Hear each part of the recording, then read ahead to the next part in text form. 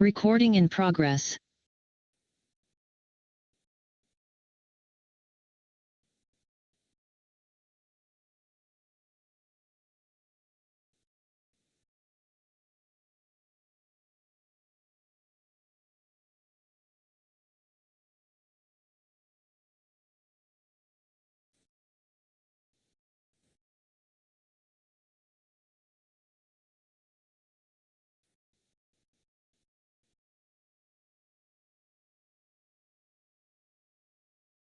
Okay, welcome everyone. We're going to start off with F5 and I'll hand the gavel off to Vice Chair Hasselber. Get us going.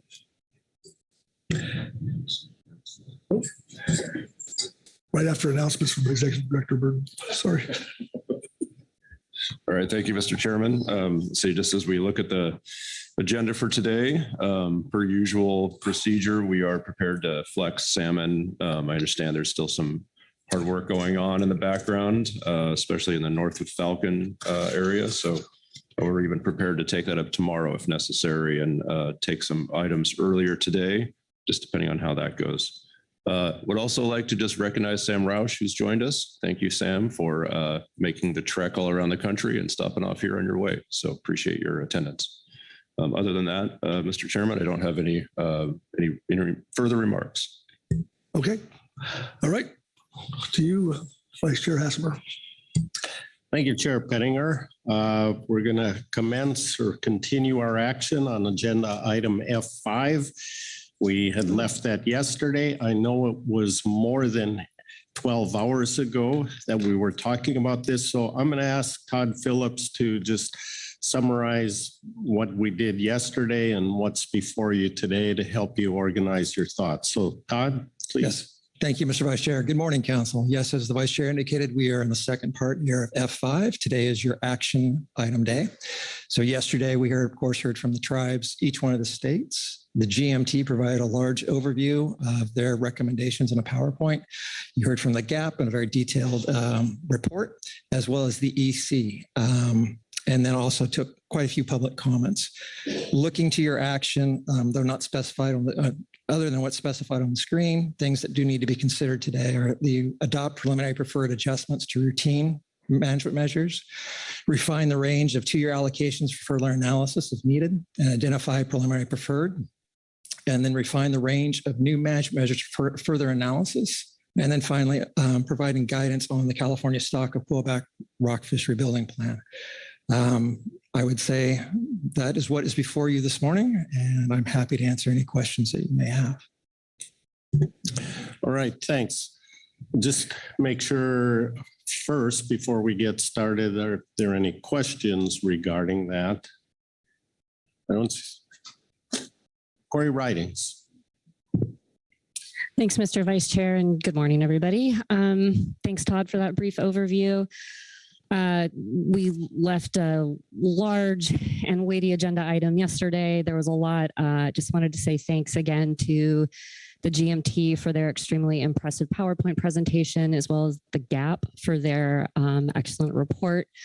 Just to get my head back in the game here, in terms of the decisions we're making today, can you refresh my memory on just the process and procedures on what's appropriate today when we're thinking about moving from the ROA towards getting to a PPA? Through the Vice Chair. Yes, Ms. Writing. So what's appropriate today is to lay out a very clear preliminary preferred alternatives for each one of the, well, for the action item checklist is generally what the council utilizes to specify your preliminary preferreds. If there's additional guidance that you would like, given any of the action items or anything else related to specs, that's what we would hope to hear today. This gives us the opportunity to go back between now, this meeting and the June meeting and provide a preliminary preferred document for the council to refer to in June for your final decision makings. Does that answer your question, Ms. Ridings? It does. Thank you. Thank you. Great question. Other questions regarding the process today? Not seeing any. What I'd like to do first is check on any discussion, any comments before we get to motions. because we haven't had our discussion on any of these reports or action items. So I just want to look around and see if there are any hands. No. Caroline McKnight. Thank you, Mr. Vice Chair. Good morning, everyone. Yeah, I just want to take a moment to reflect on yesterday's presentation and to thank both the GMT and GAP for outstanding work products and a very clear and well organized. And I understand that comes at great cost and it's very demanding to maneuver through and negotiate all these recommendations. So I wanted to say thank you to both the GAP and GMT for that time. And then I just wanted to take a moment to make some general comments specific to quillback rockfish. And I really want to thank the GAP, industry members, local government leaders, affected community members, and California tribal communities who've all taken the time and personal resources to provide this council the real impact of closing both the commercial and recreational fisheries, what that's done for them. The majority of the decision points that we're making here today and presumably for final action in June were done over winter in our normal specification process. But parallel to that, this council and also on the California regulatory front, we've been working continuously in in-season processes to pivot and adapt as quickly as possible to respond to the constraints that quillback has imposed on us. The amount of workload on our advisors has been extraordinary, and there's really not enough words to say thank you for your dedication and your personal sacrifices that you've all made and engaged to work together to make that happen. I just want to also note that we recognize the work is not done. The GMT is going to have to quickly refocus here immediately after the end of this meeting to meet a June advanced briefing book deadline for a rebuilding plan for quillback rockfish. And we know that that is going to be a strenuous lift for them as well. So thank you for that in advance. And I'm sure there's going to be some more comments or questions relative to making sure they have the support they need to do that. And that we still have a commitment on the California front to continue looking for ways we can provide relief as we move forward. So I think I'll have some other comments related to some of the other action items, but I'll hold them for now. Thank you. Thank you, Caroline. Other comments, discussion? Phil Anderson. Thank you, Mr. Vice Chair, and morning, everybody. I have some thoughts to share on the canary allocation issue that I wanted to put out there. 2 years ago, at this time, in the April meeting, I expressed my perspective that the allocation of canary that we were doing was not setting a precedent. We were dealing with a ACL in excess of 1,300 tons. We went through a process, at least as I remember it, where we were looking to the states to give us an idea what the needs of their recreational fisheries were. We were looking to the states to give us an idea what their needs were in terms of the non-trawl commercial side. We provided the set-asides that come off the top, and we allocated the balance of it to the trawl fishery.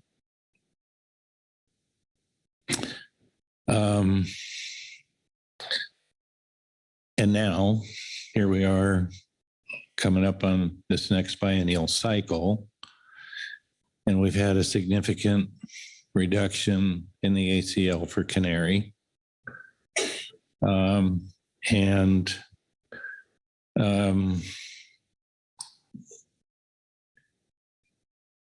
Any suggestion that any sector has put forward about deviating from a proportional cut is viewed as, by some, maybe most, as moving away from what is fair and equitable in terms of how to reduce our expected catches to stay within an ACL that's less than half of what we had last time around. And at least from my chair, I doubt that 2 years ago, if we were dealing with a ACL of 508 or whatever it is, that we would have come out with the numbers that are reflected in a kind of across the board proportional cut from where we were when we were 1,300 plus. But anyway, we had at least one person in the gap suggest that a deviation from that proportional cut should be made for the reasons put forward relative to the Washington recreational fishery, and he's been deemed to be some sort of a devil for coming up with, for putting that suggestion out there. And it's been at least suggested by some that proposing a deviation from that proportional cut at this stage of our biennial cycle is too late, or that procedurally, if not too late in terms of the process that we've used to get to this point. And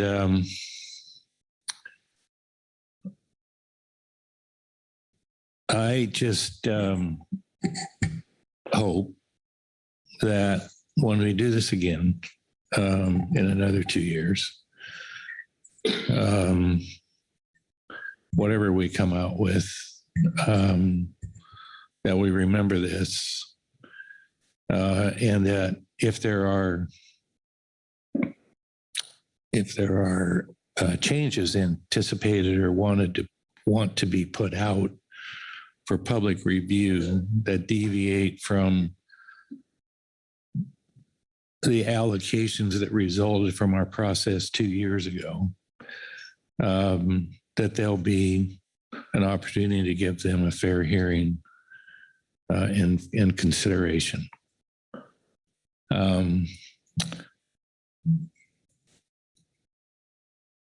So I just, again, wanted to almost repeat what I said 2 years ago, which was that during the rebuilding timeframe for Canary, everything was really tight, tighter than it's going to be this time around. During our rebuilding plan, I know we all wish we would have had even the 508 that we're talking about this time around. But we have not made, in my view, that comprehensive look at how we're allocating the Canary resource on a long-term basis. If we want to develop a long-term allocation regime, so that we're not doing this on an ad hoc basis, I'm hoping the council will undertake that.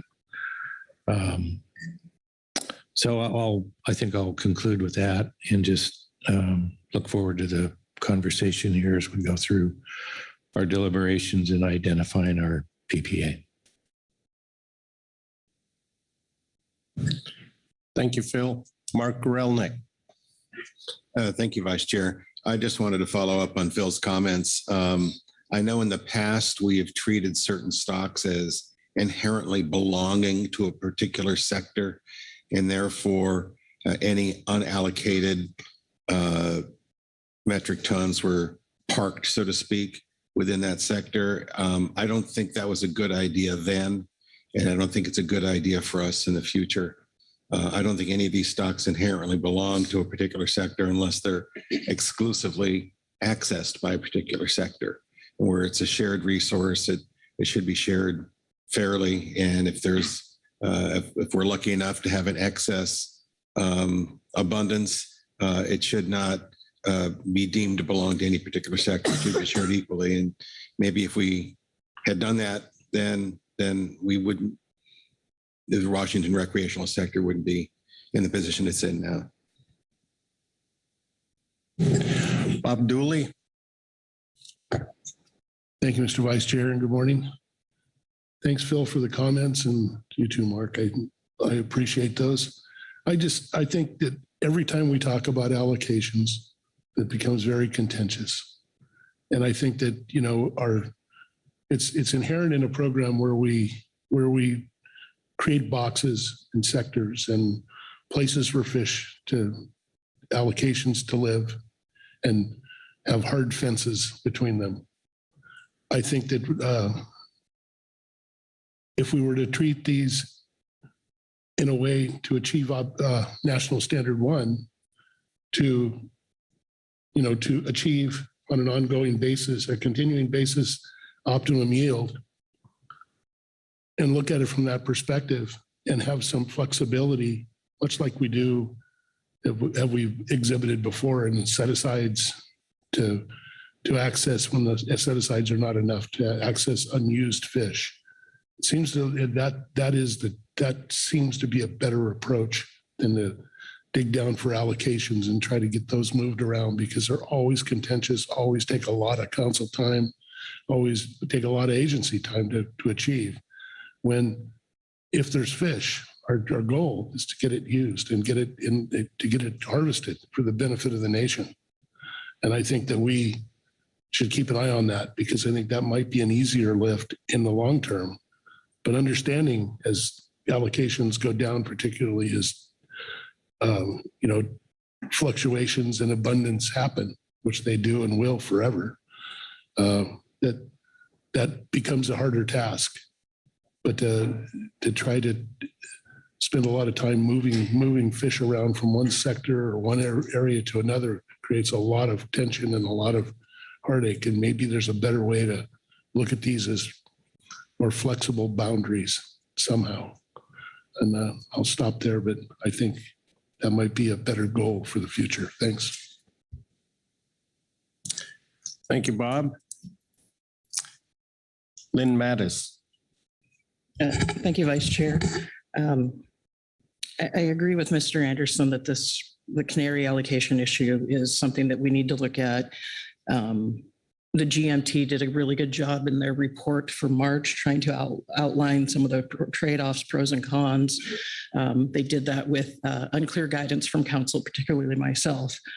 But I think it's something that we do need to look at holistically as we move forward. That being said, I don't know that right now is the time, just given the complexity. I don't think we should hold it up just on a process discussion, that this isn't the right time to bring something like this forward. The schedule we adopted back in June of last year has a footnote for the April council meeting. Additional management measures that require limited analysis can be added if necessary. However, the January start date could be compromised. A lot of analysis has already gone into this item. It would still be additional workload for the GMT to look at, but to say that it's too late in the process, things regularly come up in April. That piece of putting it totally on process too late, I don't think is appropriate.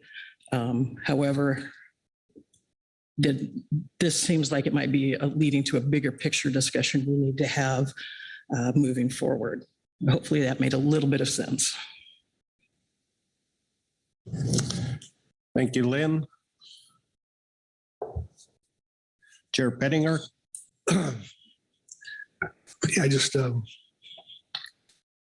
like all of you, I hate the situation we're in. That we should be here. We've talked about flexibility a lot in fisheries management, but we never seem to deliver it. I mean, we've asked for, we have a rollover from 1 year to another. And where the ACL's at right now, we can't, my understanding is we can't do that. But if we had that provision to be able to do that, it would solve a lot of these issues. A lot of them, not all of them, but a lot of them. It's kind of ironic that the fact of the matter that the assessment takes in the fact that, or the assumption that we're going to harvest all of the fish this year and sets the ACL for this year based on that number. It seems like to me, if we're basically assuming the stock assessment's going to take in, we're going to catch all the fish this year, and we don't, we should be able to roll it over. But that's going to take some bigger issue or bigger things that we can do here in this council floor. But I think that we kind of funny nationally, we talk about flexibility, but we're never, ever delivering it. I think we really need to look at that to really make this a more fair and equitable system, because we put everything in boxes for a reason. But when you put in those boxes, there's no way to move them. And I think I'm looking forward to the next council meeting where we talk about what are we going to reassess. What are we going to assess and reassess? And I know that I spoke to Phil about this a little bit last night. Is, if we want a different answer, we better have something else to offer up to get that answer. And I think we ought to be looking short term here as far as what we can do. We need to talk to some stock assessment folks. What can we interject? What can we input? How can we interface to get that information to get a different answer? Because right now, I think there's somewhat of, I'd say, a crisis of confidence, I think, in some of these assessments. And I think certainly COVID was a huge part of that. I think about nothing good came out of COVID outside of being able to have a virtual world where people may testify here to the council and save some money and time. But I hate being in the situation. Everybody's taking a hit. For the most part, the gap, for the most part, it's in status quo. The GMT didn't say status quo, but they might as well have everything but. But I hear where you're at. It sucks. But I think that we need to be working long-term, short-term and long-term to find ways to make it so we're not in this box. And I appreciate Phil's comments here earlier. And I think we ought to be doing what we can here in the next few months, in the next couple of years to make it better for everyone here. Thank you. Thank you. Caroline McKnight. Thank you, Mr. Vice Chair. I took a moment to reread the Washington report yesterday and reflected that if I were to have removed the word Washington and replaced it with California, I could have replaced the word canary and inserted vermilion, and it would have almost rang entirely the same. And so I just want to extend my sincere understanding of the position that the Washington wreck fishery is feeling right now for canary. We are feeling that for vermilion, where an assessment came back healthy, but not at a scale in which was able to continue supporting a full bag limit. And I could probably make that same statement and remove the word vermilion and insert copper. And we heard some really striking public comment yesterday about social media posts for some of our Southern California fleet saying, why would I want to pay for that trip if I can't get my vermilion or copper? Like, 2 fish isn't worth it. So I'm coming from a place of, understanding and empathy that the constraints are real and they're difficult. And I would say that right now, in the immediate future for California, if it were not for quillback rockfish constraints, we'd be having the same conversation about canary as well. And so we're feeling on multiple fronts as well. So to that end, I think that I want to honor and appreciate 2 meetings worth of robust negotiations from the GAP on this, and acknowledge that everyone is feeling pain on some level. I think that a few of the comments that I've heard about creating flexibility that isn't a hardwired allocation or a box, I think is a more friendly approach next cycle, where we can allow fisheries to operate where they need to without feeling like there has to be an allocation battle. I think maybe there's some ways to explore that. But I very much appreciate the report coming forward and having the discussion, and look forward to where it could take us maybe in the future. Thank you. Thank you, Caroline. Butch Smith.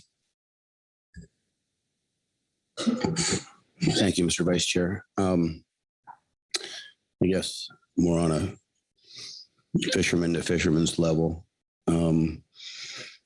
Our coastal communities are coming under attack by everywhere it can be, from recapturing water off of docks to craziness.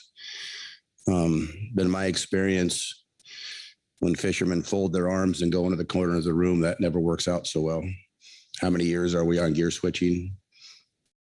And it just, I was really disappointed yesterday, and I got to say that. And I would hope there's some process that we don't get bolden and put our spikes in the ground and that's where we're going to be, because if that's where we're going to be, we'll eventually all fall together. The ocean's big, but it comes really small when each other needs a helping hand, and I hope we can better this process, because I was not happy, with what some of the stuff I heard yesterday at all. So I just want to put that out there. But I think, this process is about working together and finding solutions, and we have plenty of examples of our arm folding doesn't work, and it ends up, dividing much deeper than it has to, when there's probably a solution, pretty simple solution that can be the outcome. So thank you, Mr. Vice Chair. Thank you, Butch. Heather Hall. Thank you, Vice Chair, and good morning, everybody. I really appreciate the conversation that we're having this morning, and council members around the tables, thoughtful consideration for where we all are. I really appreciate the discussion around flexibility and our goal to achieve our ACLs, and we're all really responsible managers in this council, and what we see that is oftentimes not achieving our ACLs. And so really happy to jump in feet first to that conversation about flexibility and upcoming bienniums and how we do that. I also really want to echo Ms. Mattis's appreciation for the GMT and their exploration of cannery allocation alternatives for this cycle. I think we, thought this would be the time to look into that and understand it's really challenging to do when there's constraints on every sector. I've thought a lot about those alternatives in that report and can see a place where just a slight variation to status quo could result in moving some canary rockfish to Washington recreational, and also rockfish to the IFQ sector. Both of those two sectors, I think, are the ones that have been constrained. And I have appreciated the conversation I have had with council members and fellow managers in Oregon and California, in thinking about that option, the appetite for it at this point in time. The reason for bringing them forward or another alternative other than status quo at this time is because it responds to our public process. We met with stakeholders following the March council meeting and heard from them an idea for a canary alternative.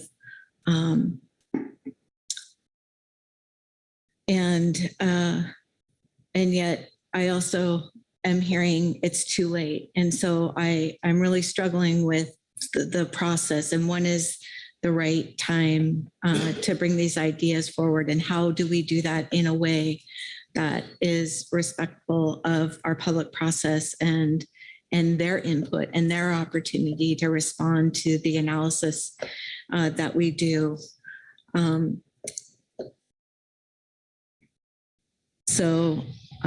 Those are the thoughts that have been going on in my mind all of this week leading up to this council meeting, and especially in the last 24 hours. Again, talking about how we're using status quo in terms of canary allocations and how that's based on these ad hoc allocations from each biennium to biennium. But it feels like the farther we go without addressing allocations, the more those status quo becomes precedent setting and set in stone, and that doesn't feel right. And so I would really like to have the conversation about allocations and dig into that. I think those are my comments for right now. Really appreciate again the thoughtful input from the GMT, the GAP, and the public.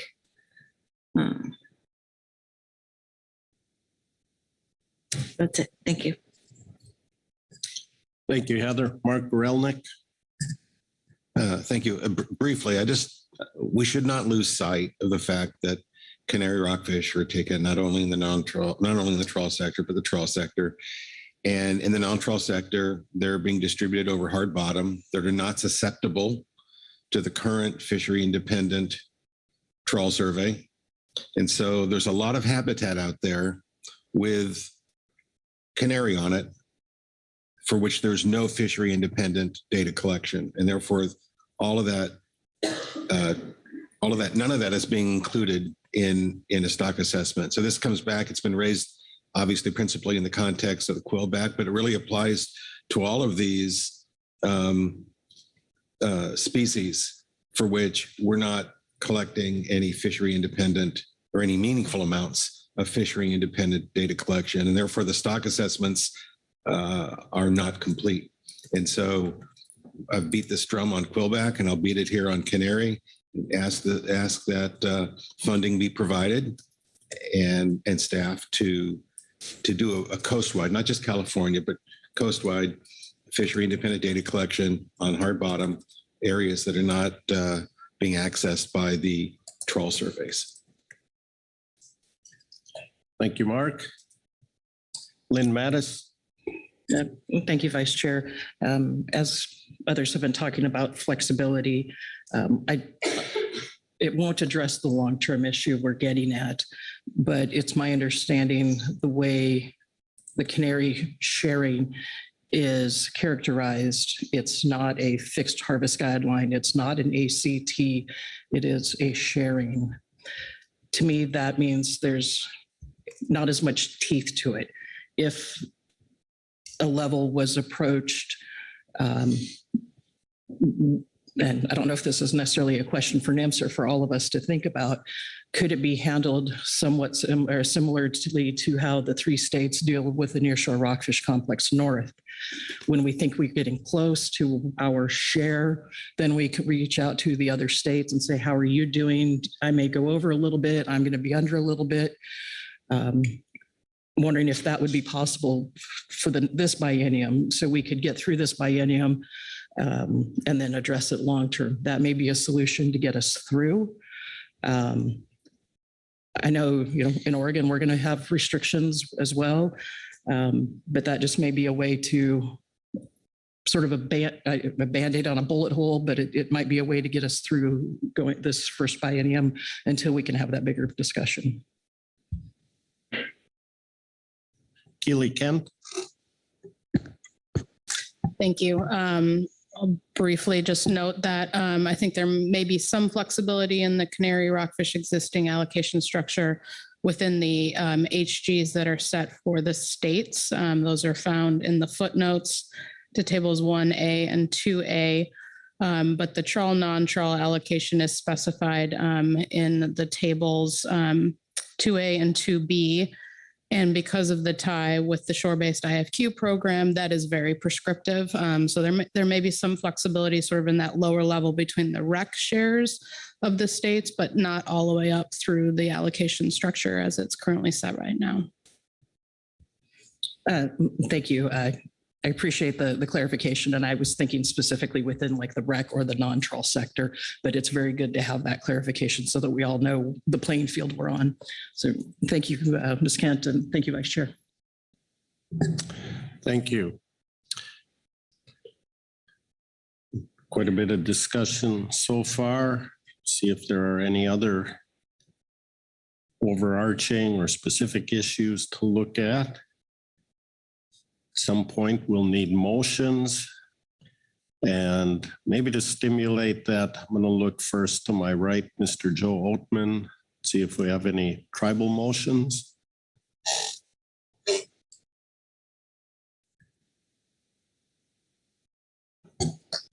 Thank you, Mr. Vice Chair. And yes, indeed, I do have a tribal motion for the council consideration.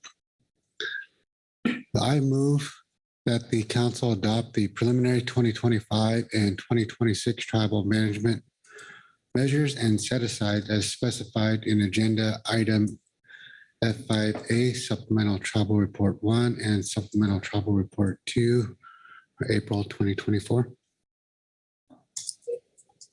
Thank you, Joe. That language looks accurate and complete. Do you agree? Yes, it does, Mr. Vice Chair. Thank you. Is there a second to the motion?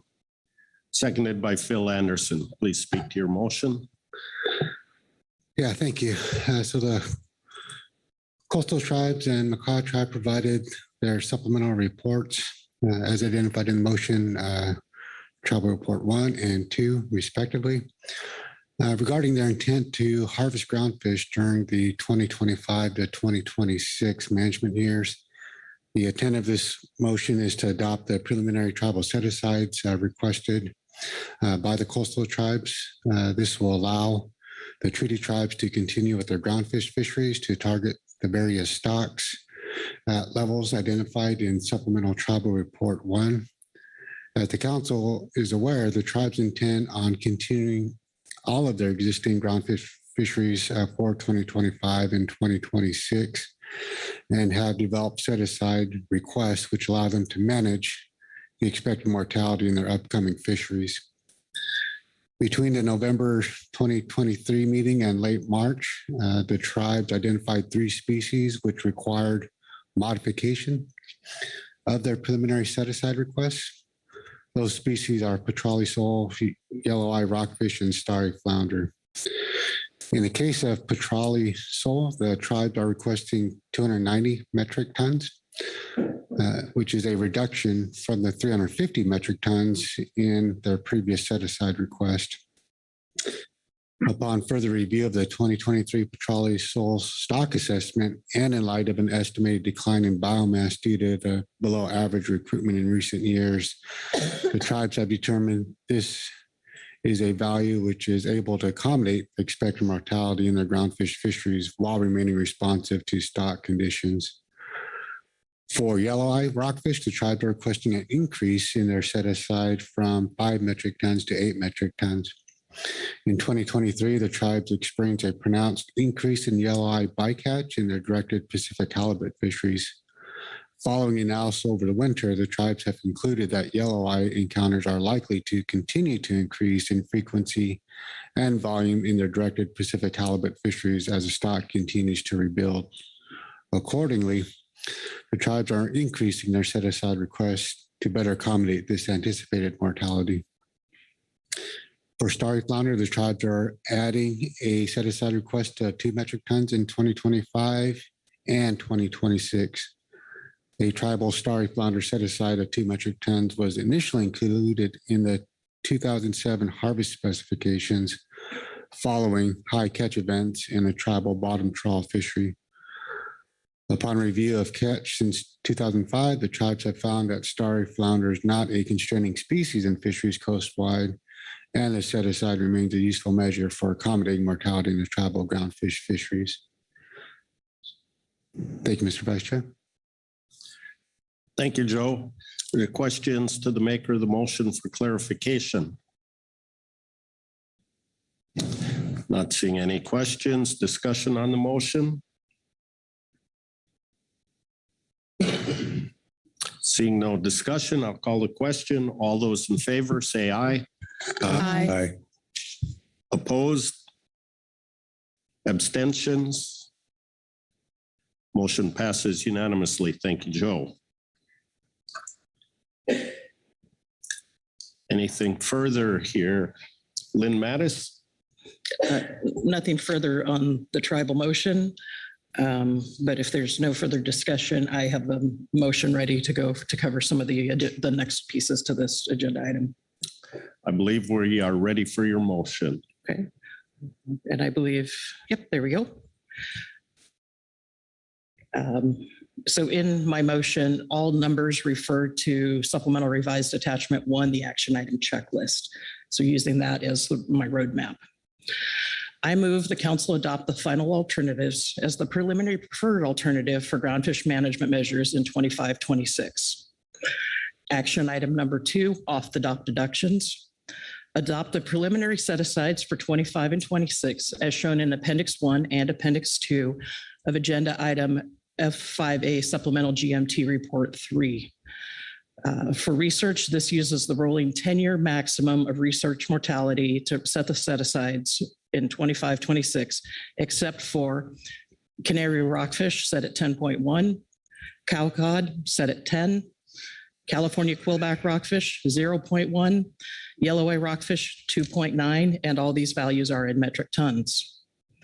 For incidental open access, use the rolling 10-year maximum methodology to set incidental open access set-asides for 25-26, except for, and again, these are all in metric tons, Boccaccio South, 2.2 metric tons, canary rockfish, 2.8, dark blotched rockfish, 10.7, long spine thorny head north of 3427, 1.3, Petrali sole, 4.4, sablefish south, 25.0, widow rockfish, 1.0, nearshore rockfish north of 4010, 1.1, slope rockfish south of 4010, 0.9, and yellow eye rockfish, 3.9. For exempted fishing permits, no set-asides for 2025 and 2026, and recreational sablefish north of 36, set of recreational off-the-top set-aside of 30 metric tons as shown in GMT Report 3, Appendix 3. On action item number 5, 2-year trawl and non-trawl allocations. Adopt status quo for 2-year allocations for all stocks except widow rockfish, 30 metric tons to non-trawl and the remainder to trawl. And canary rockfish will be addressed in a different motion. And this is as recommended by the GMT and GAP in their reports. Action item number 7, Amendment 21 allocation changes. Maintain the current Amendment 21 trawl and non-trawl allocations for all species except for short spine thorny head and reconsider allocations during intersector allocation review. Action item number 8, harvest guidelines, state shares for stocks in a complex. Adopt status quo harvest guideline for black-gilled rockfish within the slope rockfish south of 4010 complex. No species-specific harvest guidelines for Oregon black blue deacon rockfish complex, Oregon and Washington cabezon and kilt greenling complexes as recommended by the GMT and the GAP. Action item number 17, Oregon recreational fishery. Adopt the recommendations for the Oregon recreational fishery as outlined in supplemental ODFW report 1, April 2024. And on action item 19G, new management measures other, adopt the updated scientific name for Pacific sand lance to Amidites personatus and the common name for spiny dogfish to Pacific spiny dogfish in regulation. All right, thank you, Lynn. Before I ask you if it's accurate, can we scroll up to item number 5, 2-year trawl, non-trawl? You said 30, it's 300 here. What is shown on the screen of 300 metric tons is correct. I misspoke as I was reading. All right, thank you very much. The remainder can't all appear on the screen at once, but as I followed, appears accurate and complete. You agree? Yes, sir, I do. Thank you. Is there a second to the motion? Seconded by Heather Hall. Please speak to your motion. Thank you, Vice Chair. We tried to break up the action item checklist into some sort of manageable pieces, and I got to go first. On the off the top deductions for research, do want to address that the Groundfish, the GAP had a suggestion for a lower level for short spine thorny head for research. We had some discussion last night among the states and with GMT and NIMFs. We want to get some additional information on one research project. That number could change for the FPA, but for the PPA right now, we want to leave the current value there until we get some more information on a potential research project. The other set-asides are in line with what we looked at in November. A few items are pulled out for, as an example, with yellow eye rockfish for research. That accounts for some research by all 3 states, as well as the IPHC stock assessment, halibut stock assessment survey. For exempted fishing permits, I believe back in November, we approved 2 EFPs, but neither of them require set-asides, as all impacts would be covered under those, the applicant's IFQ or other sector or other manners. And then we have gotten a request to have a higher set-aside for Sablefish for the recreational fishery north. The previous set-aside was 6 metric tons.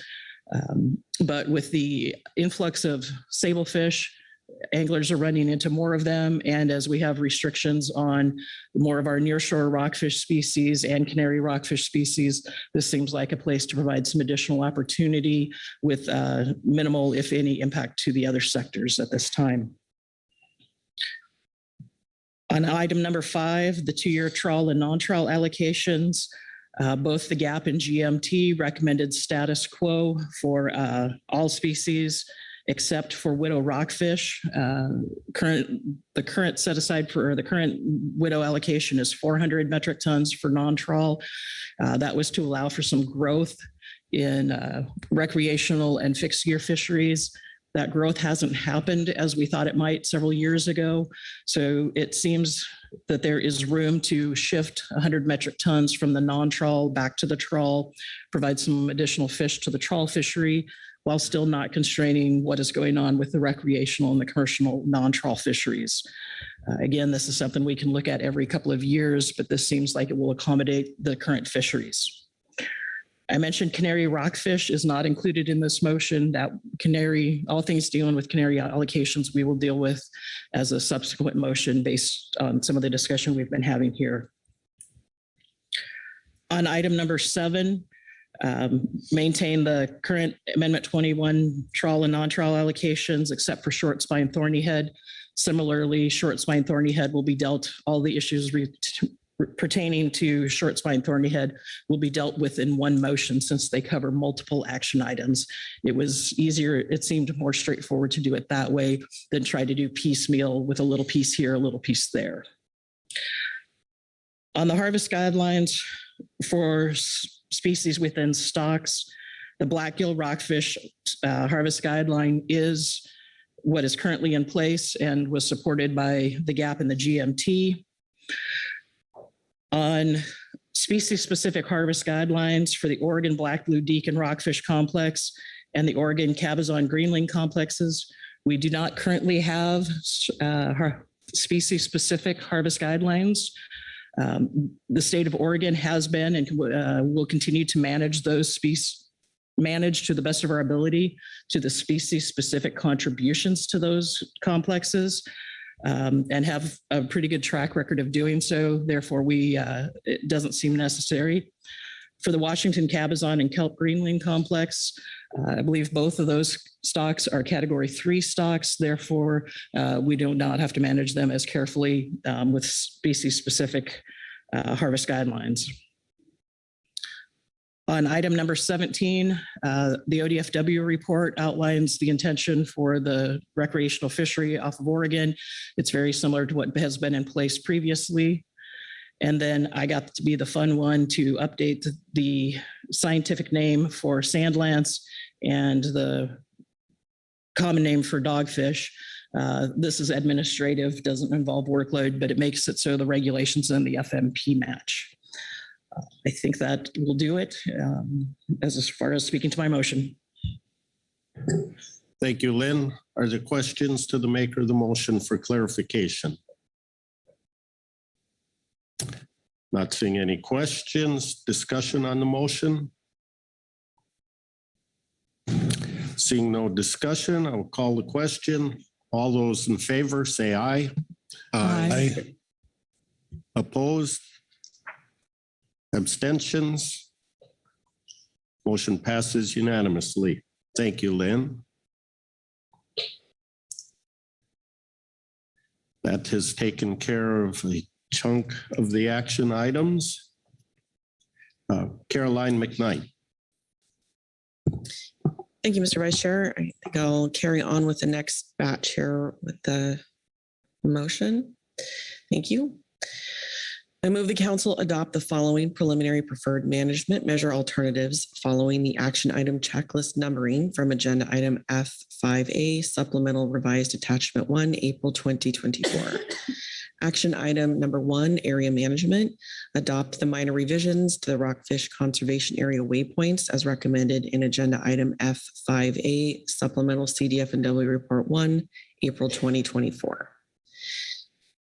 Action item number 4, ACTs. Adopt the following: yellow eye rockfish non-trawl ACT, status quo.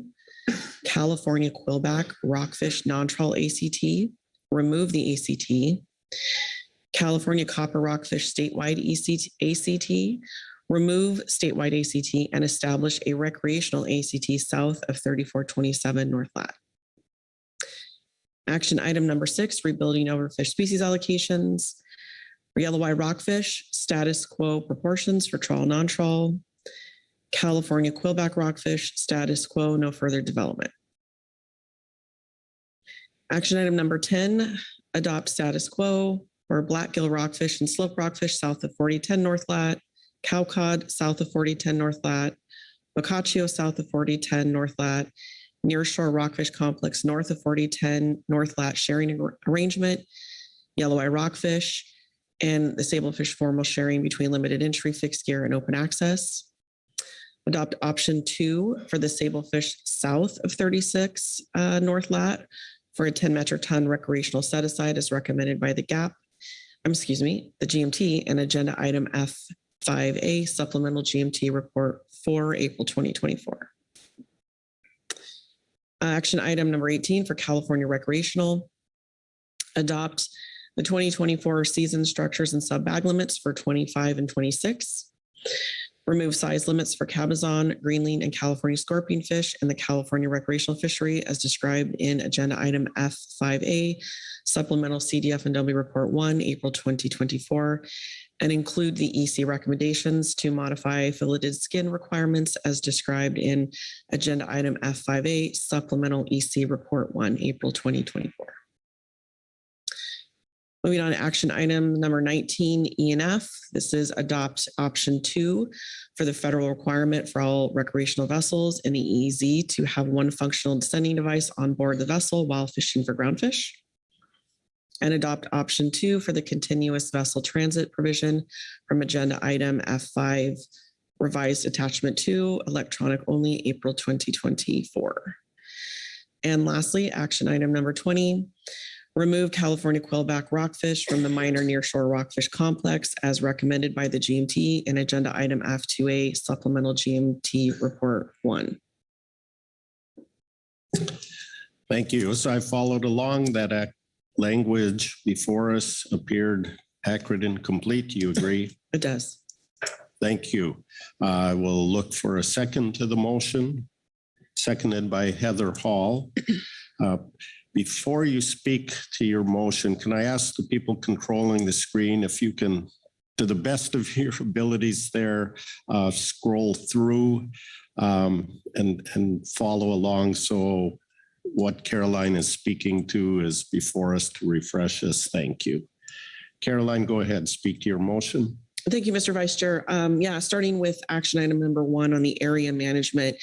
Every biennial cycle, CDF&W, we put forward these same types of minor modifications to small handful of waypoints with the intent being the RC lines approximate the best alignment with the bathymetry.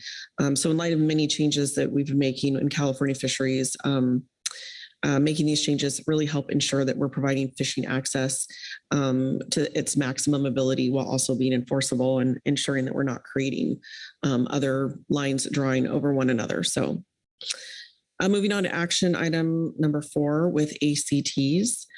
I'll start with yellow eye rockfish. I'll just, I guess, start by saying it's rare, I think, to make a recommendation here not in alignment with the GMT and GAP. I think that maintaining the backstops that ACTs are until the stock is fully rebuilt is purely out of an abundance of caution here. And I'll note that there are no changes or proposed changes to management measures that are designed to exceed the ACTs, and that would not be the intent from removing them. And I think that was the rationale for recommending them to be removed.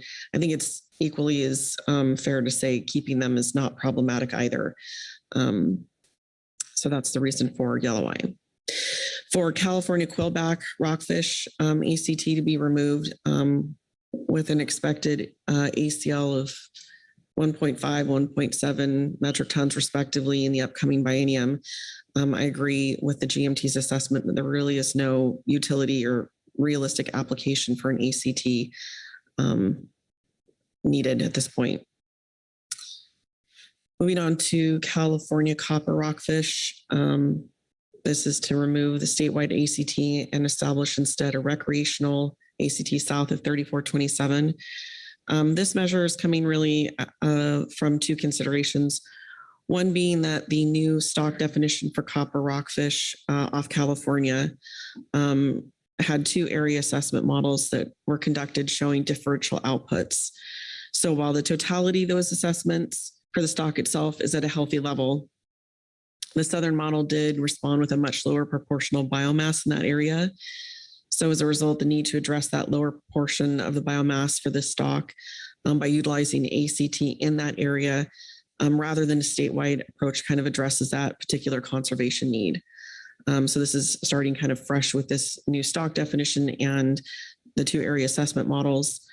It's being put forward specifically as a recreational measure, as historically the rec sector has been the primary harvester in this area. And setting an ACT allows the management measures to be developed in a manner that doesn't allow for excessive harvest in the Southern California Bight, and was supported by both the GAP and the GMT. Moving on to action item 6. For yellow eye rockfish, it's a status quo recommendation by both the GAP and the GMT based on no immediate constraints that were identified for either of these sectors. And so nothing was identified to needing modification here. For quillback rockfish, status quo recommendation here just indicates that no further development or creation of an allocation needs to be considered. Similar to the above action item, quillback remains a prohibited species in all directed fisheries, and the very low harvest limits expected for the next biennium makes this particular item kind of splitting a hair next to impossible and not a lot of utility at all. Moving on to action item number 10. Status quo was recommended by the GMT and GAP for the top portion of those species.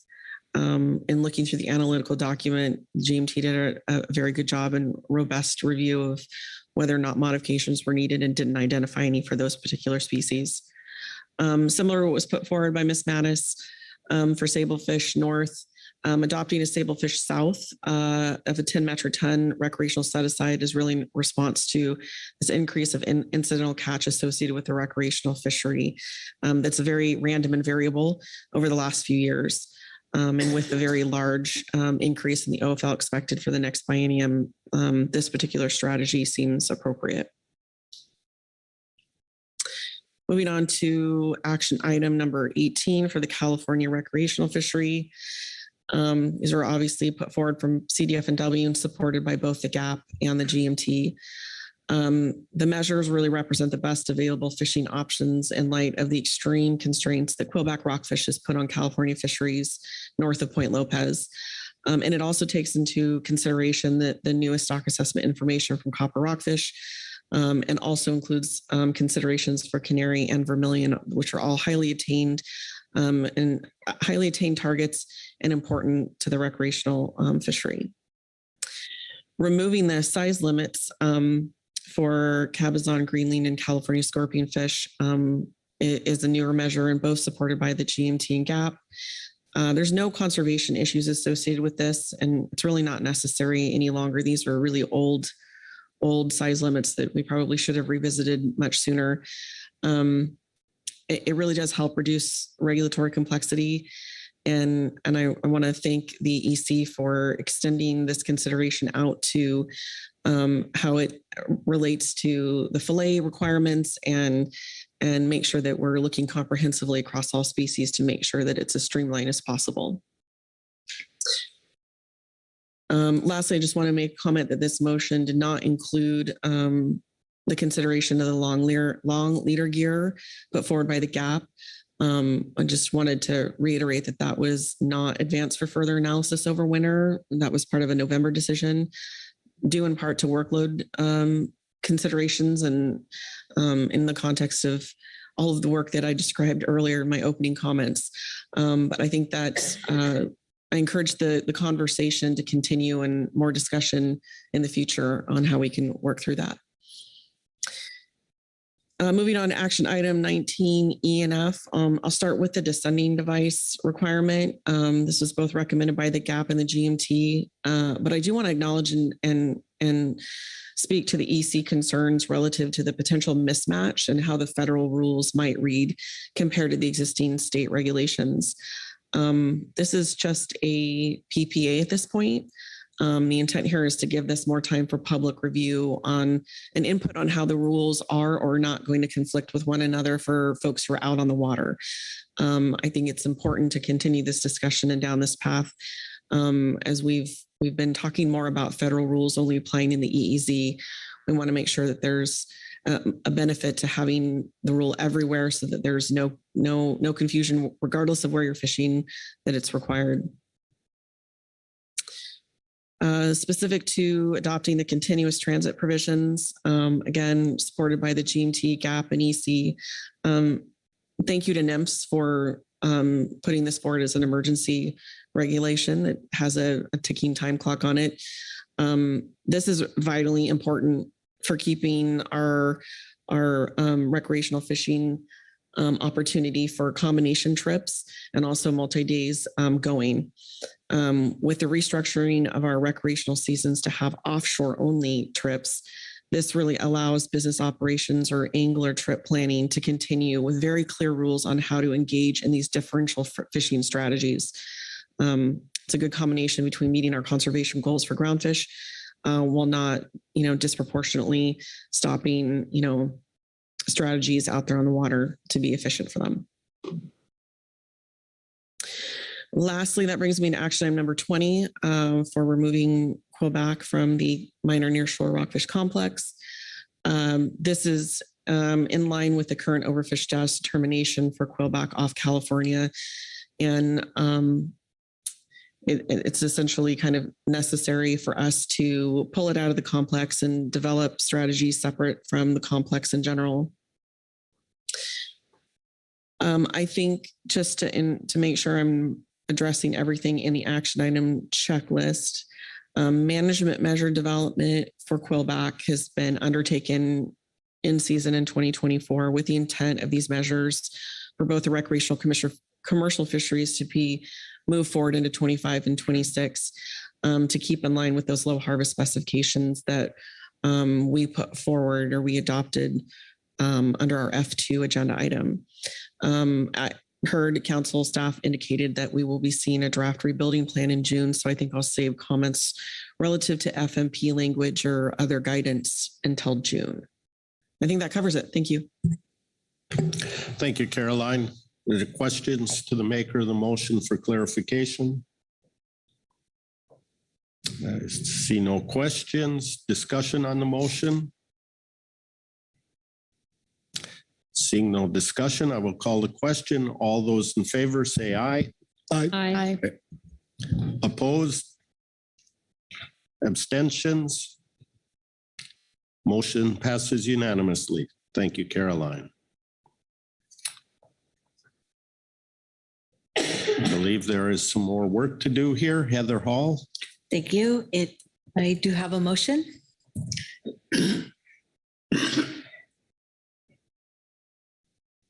That's it. Thank you.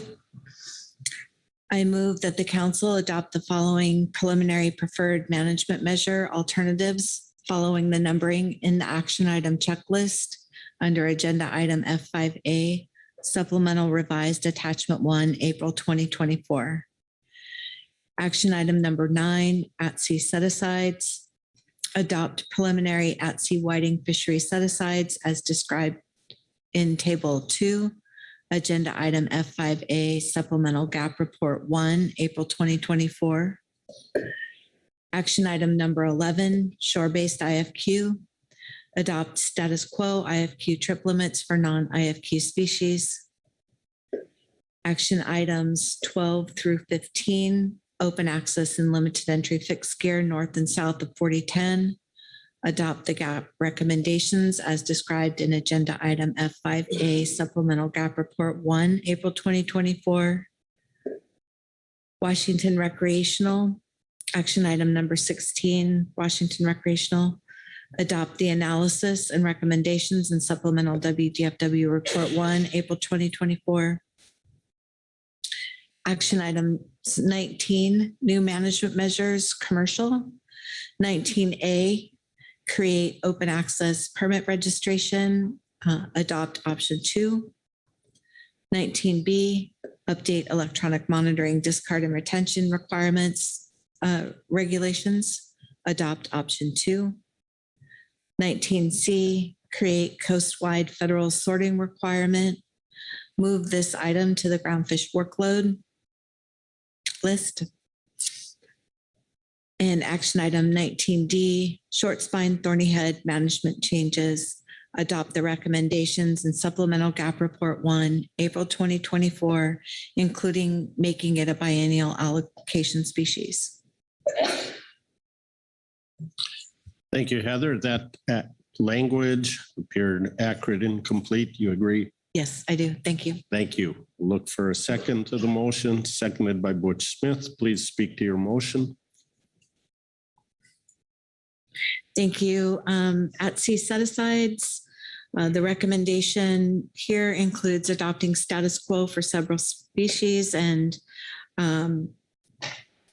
PPAs for other species that are different from status quo and reflect thoughtful discussions relative to the 2025 catch limits and recent historical attainment by both the GAP and the GMT. The GMT also did a good job analyzing the risk of exceeding these set-aside amounts using the historical at-sea mortality going back to 2002. Shore-based IFQ, the recommendations here aren't changed from what was recommended by the GAP and the GMT in November. For action items 12 through 15, the PPA includes the GMT and the GAP's recommendations to adopt option 2, which aligns trip limits to be bi-monthly as described in the GMT's appendix to their report under this agenda item. It includes option 3 for lingcod north of 42, which is 9,000 pounds for 2 months. And the option for Sablefish north of 36 is also described in the GAP report. Action item number 16, which is adopting the analysis and recommendations in our WDFW report. I think that's pretty straightforward. We really did put a lot of work into having a good suite of alternatives to look at to bring back FPA in June. For the new management measures, 19A, which is creating the open access permit registration. This is option 2, which is to move forward with that rather than option 1, which is status quo. Similarly, in updating the electronic monitoring, discard and retention requirements, option 2 moves that forward and as PPA rather than status quo. Creating the coastwide federal sorting requirement, the recommendation here is just to not include this in the 25-26 specs package and instead move it to the Groundfish workload list. That will, our WDFW report spoke to that. The GMT did a great job looking at that and providing their recommendation that it's also a heavy lift for the specs analysis, but also could use some more work by the 3 states, and appreciated ODFW's input on that as well.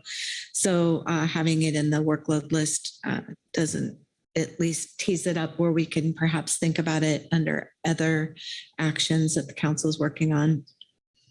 For short spine thorny head management changes, the GAP and the GMT just did a tremendous amount of work on this and seems to have found a path forward in a very challenging situation.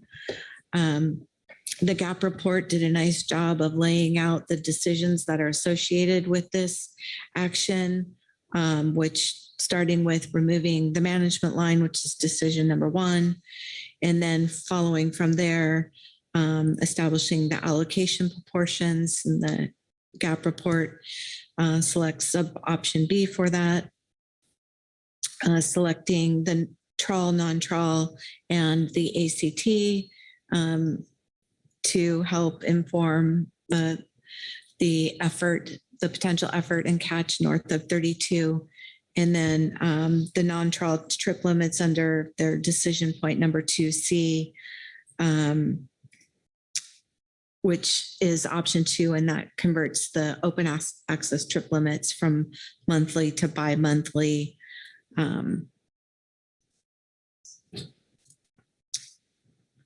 And that covers it. Thank you, Heather. Was there any questions to the maker of the motion for clarification? Not seeing any questions. Discussion on the motion? Seeing no discussion, I'll call a question. All those in favor say aye. Aye. Opposed? Abstentions? Motion passes unanimously. Thank you, Heather.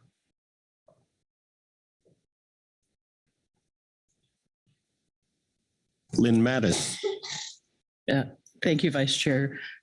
Based on how things have gone here this morning, we do have one final motion that I think help wraps everything up. If they could pull up ODFW motion number 2. Chris is on it and said just one moment. As we penciled things out, I'll just give a little preamble. As we penciled things out last night, who would make these motions, there was some uncertainty on how this canary discussion would go this morning. So we had a couple of alternatives or a couple of options, and it seemed the easiest, cleanest way was to pull the canary pieces out of the action item checklist, depending on how we would go. So this next motion will specifically address the canary allocations, since they weren't contained within the other pieces and parts, to try to help close that book. Thank you, Chris. So I move the council adopt as the preliminary preferred alternative the status quo trawl and non-trawl canary rockfish allocations which are 72.3% to trawl, 27.7% to non-trawl. And the status quo 2-year within non-trawl sharing of Canary rockfish, 36% to the commercial nearshore, non-nearshore, 12.3% to Washington Rec, 18.5% to Oregon Rec, and 33.2% to California Rec. Thank you, Lynn. That looks accurate and complete. Is that correct? Yes, sir, it is. Thank you. I'll look for a second to the motion.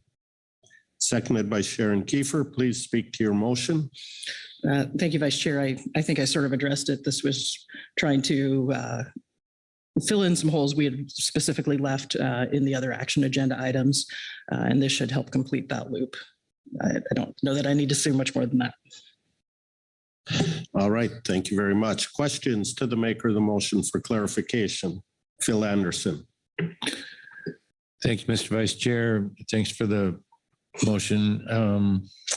Ms. Mattis, I'm wondering if this motion pertains to this, the coming 25-26 biennial specs, or whether this motion is for a long-term setting of Canary rockfish allocations consistent with what's being presented in the motion. Lynn? Through the Vice Chair, thank you, Mr. Anderson. I knew I would miss something. The intent is for this to be for the 25-26 biennium. So do we need an amendment to the motion, or how would we address that, getting 25-26 added to this? Well, I'm not sure if I need to look to the parliamentarian, but our action here before us is specific to the 2025-2026 specs, and you identified that as your intent. So I interpret that as being good. Okay. Apologies for not making that clear while I was frantically working on this. Sharon Kiefer. Thank you, Mr. Chairman. And certainly my seconding of the motion was with that understanding that it was specific to 2025-2026 specs. Thank you. Phil Anderson. And I would also add that when we get to final action in June, we'll have an opportunity to make that abundantly clear if this stands through the FBA. Thank you. Further questions for clarification? Todd Phillips. Yes, thank you, Mr. Vice Chair. And to add more into this discussion, I would note that this is a biennial species, meaning in terms of the 2-year allocation. So that would also indicate that it is not a long-term setup. Thank you. Thank you. Further questions? Not seeing any questions. Discussion on the motion? Not Bob Dooley. Thank you, Mr. Vice Chair. I just wanted to comment on the extraordinary job our state representatives from the various states here have done in putting this complicated motion together and speaking to it so eloquently. And it's a whole bunch of work, and I know they stayed up late doing it, and a lot of effort. So just want to recognize that and thank them. Thank you. Additional discussion? Not seeing any, I will call the question. Those in favor say aye. Aye. Opposed? Abstentions? Motion passes unanimously. Thank you, Lynn. There was a note that could be the last item we need. Let me look to Todd Phillips and see how we've done with that long checklist. Yes, thank you, Mr. Vice Chair. I corresponded here with my partner in crime, and it appears that the council has addressed all 20 items and all the multiple items within each one of those on the action item checklist. Yes, so I would say the council has addressed this particular item in completion. All right, that appears to have completed our work, but I'm going to look around. Yes, I do. And Lynn Mattis. Thank you, Vice Chair. Before we leave this item, I just want to follow up on Mr. Dooley's thanks to us. Really want to thank the state GMT reps, Todd, Marlene, and Jesse from council staff, and Keely from NIMS, who stayed late last night and worked with us to help us walk through this. We couldn't have gotten through this as quickly and easily as we did without the assistance of all those folks. So we really appreciate you giving up your evening to help us through this process. And I know the GMT has done a lot of work over the winter. They unfortunately have a little more work to do, but hopefully it's manageable. And all the coordination and the work that the GAP has done at this meeting in March and November to try to come through on some very complicated issues. We may not be in the room with you, but we know how hard you all are working and want to acknowledge it. So just wanted to end with some thanks for everybody with the process through this. Thank you. I'm going to look around, see if there are any other points, comments for discussion before we close it out. Seeing none, I will add my thanks to everybody for a tremendous amount of work to get us to this point. And with that, we will close agenda item F5, and I will turn the gavel back to our chair. Thank you, Vice Chair Asper. Great work there, everyone. We're going to take a 15-minute break. Some people need to check out, I believe. So we'll be back here at 9:40.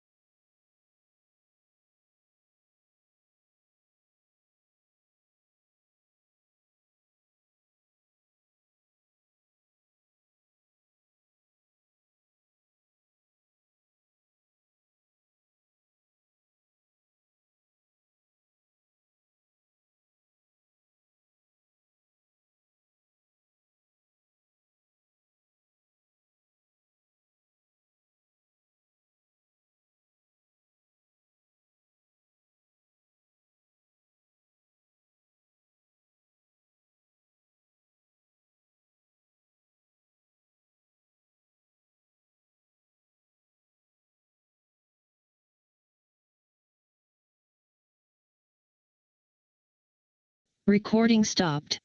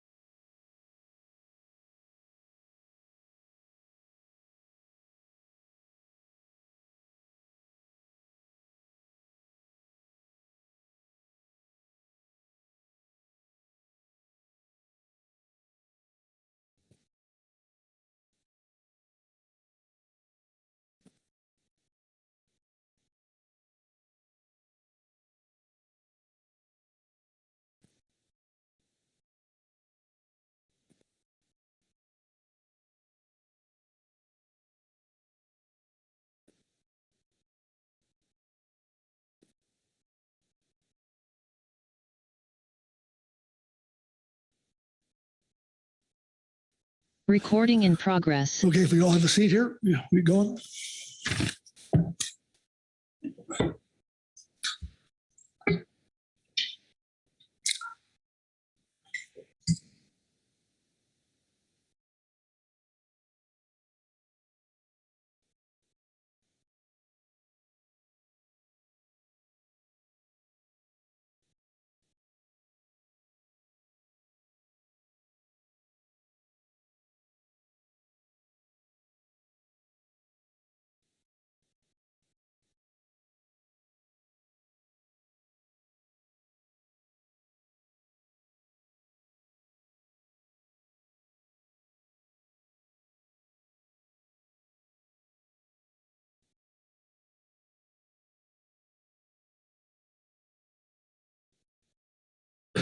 Okay. All right. Welcome back under F4. With that, I'll turn to Jim Seeger for his final summation of where we're at here. And, thank you, Jim. Mr. Chairman. We're back here for part 2 on your final action on Sablefish gear switching. We were with you on Monday morning. We did the presentation.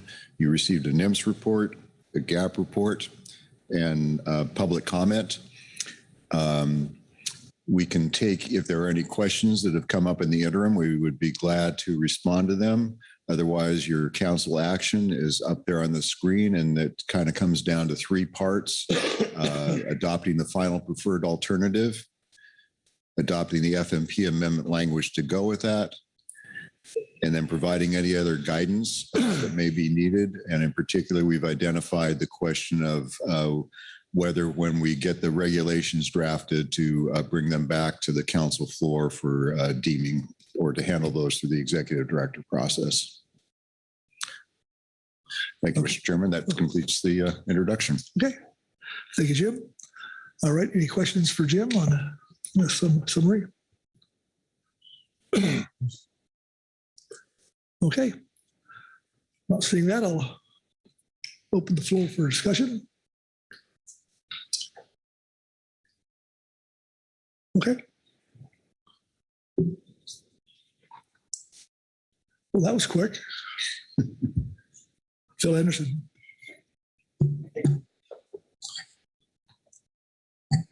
Well, I'm not real sure what to say to start this out, given the 8 years we've been at this. There's been an incredible amount of work that's gone into trying to address the issue that was brought to us 8 years ago, and since then. I think we've explored. There's always a new option and always a new way to skin the cat, I suppose, but we have explored a lot of them along the way. And I appreciate how people have approached it, both in the public and the CAB and the SAMTAC and here, and all the public testimony, and the GAP has made some extraordinary efforts to look for places for agreement and consensus. And everybody has been very, I think, respectful of each other along the way, despite it being a pretty divisive issue. But I do think it's time for the council to make a decision one way or the other on this, and move forward from there in managing our trawl fishery to make sure that from a regulatory perspective, we're giving it every chance we can to be successful and to realize optimum yield and to maximize the benefits to the nation from our fishery. So those are just some initial thoughts. I do have a motion to put forward for consideration when you are ready for that. Okay, thank you, Phil. Anyone else?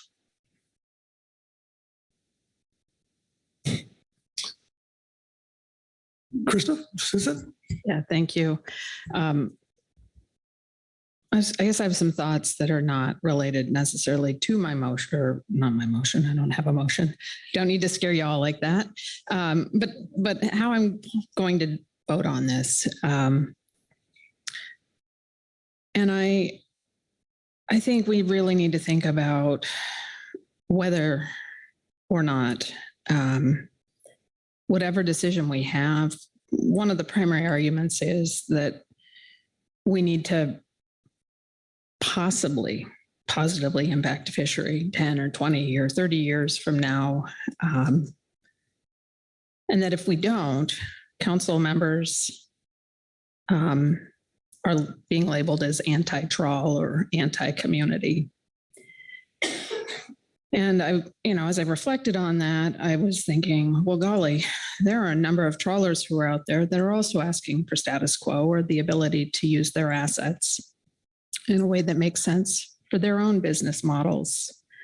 And does that make them somehow anti-trawl, despite being active participants of our fisheries?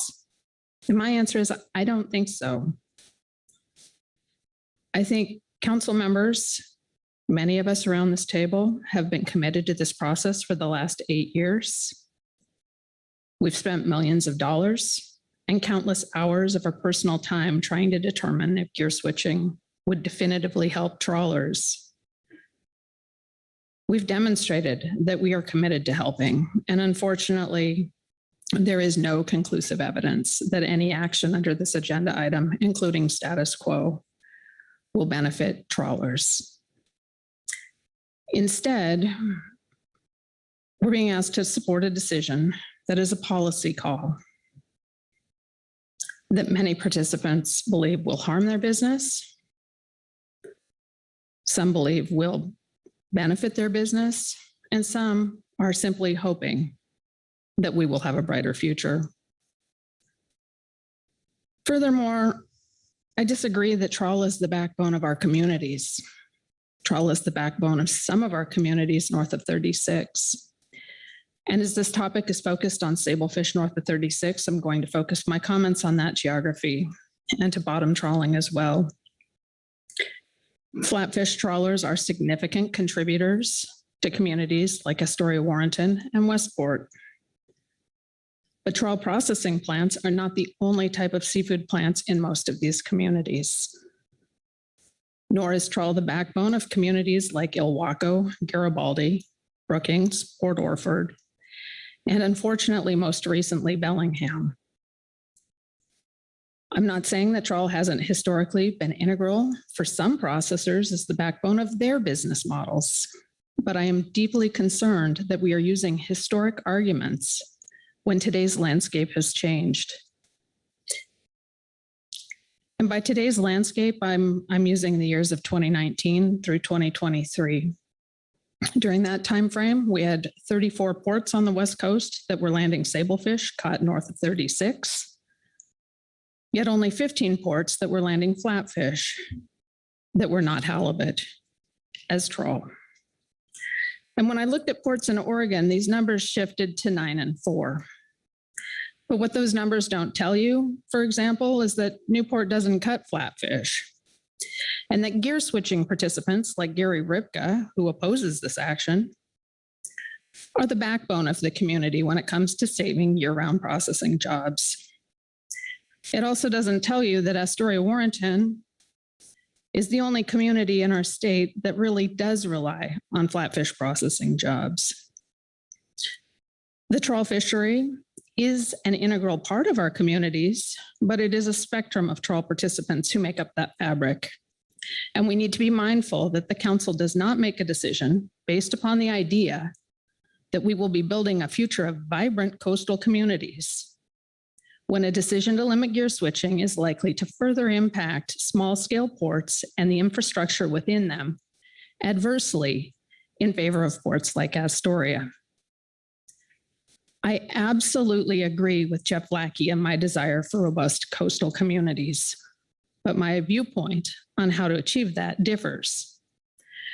which doesn't make either of us right or wrong, but should encourage us both, once this topic is over, to work together on achieving that objective.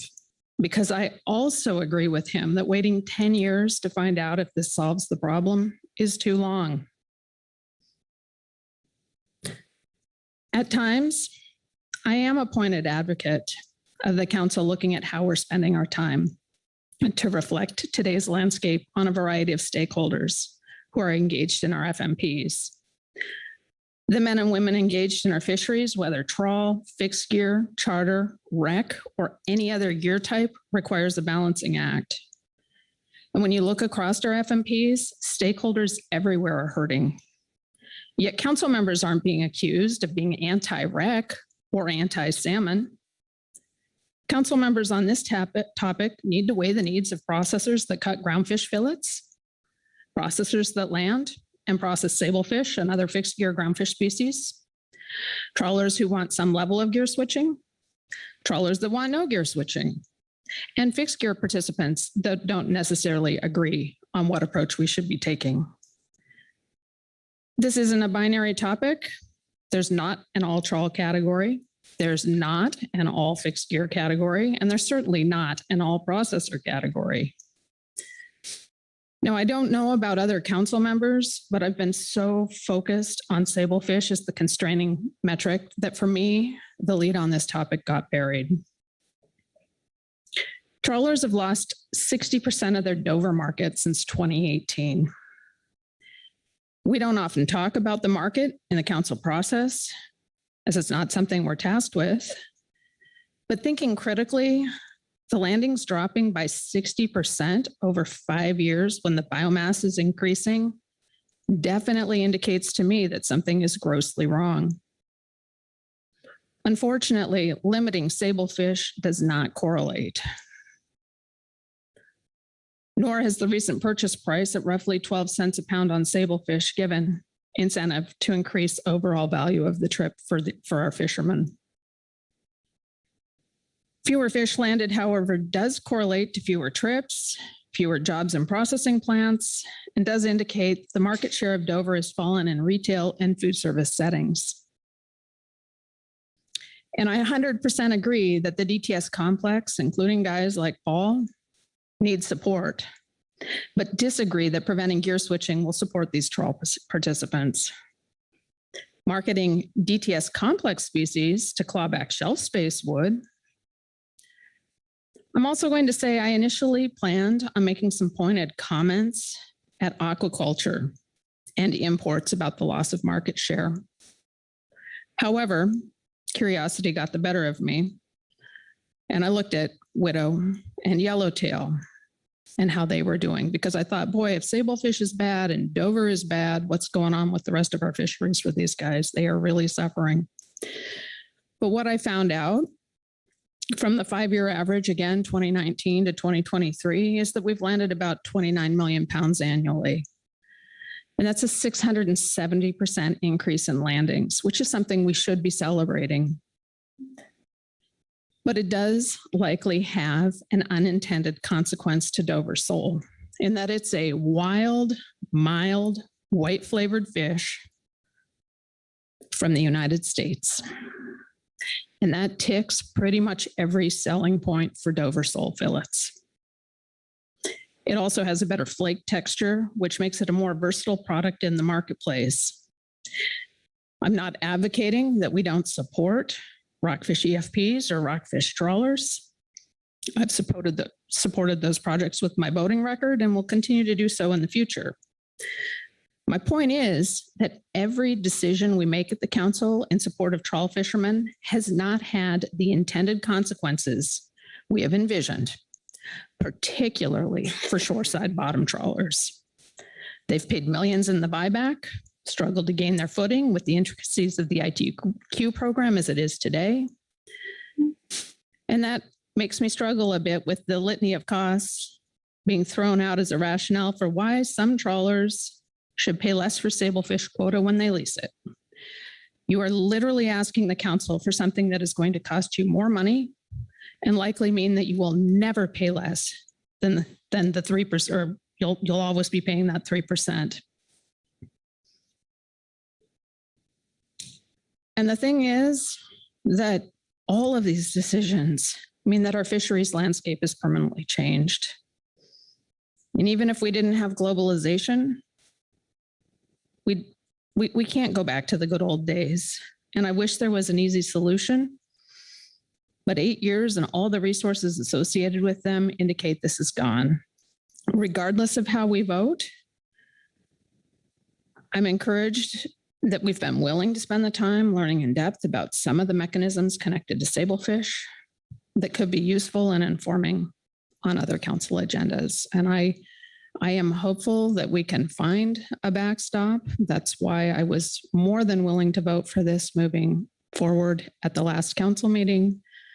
But I definitely have some reservations, which is why I wanted to get this on the record before it came time to looking at a motion or calling a vote. So, thank you. Thank you, Krista. Anyone else?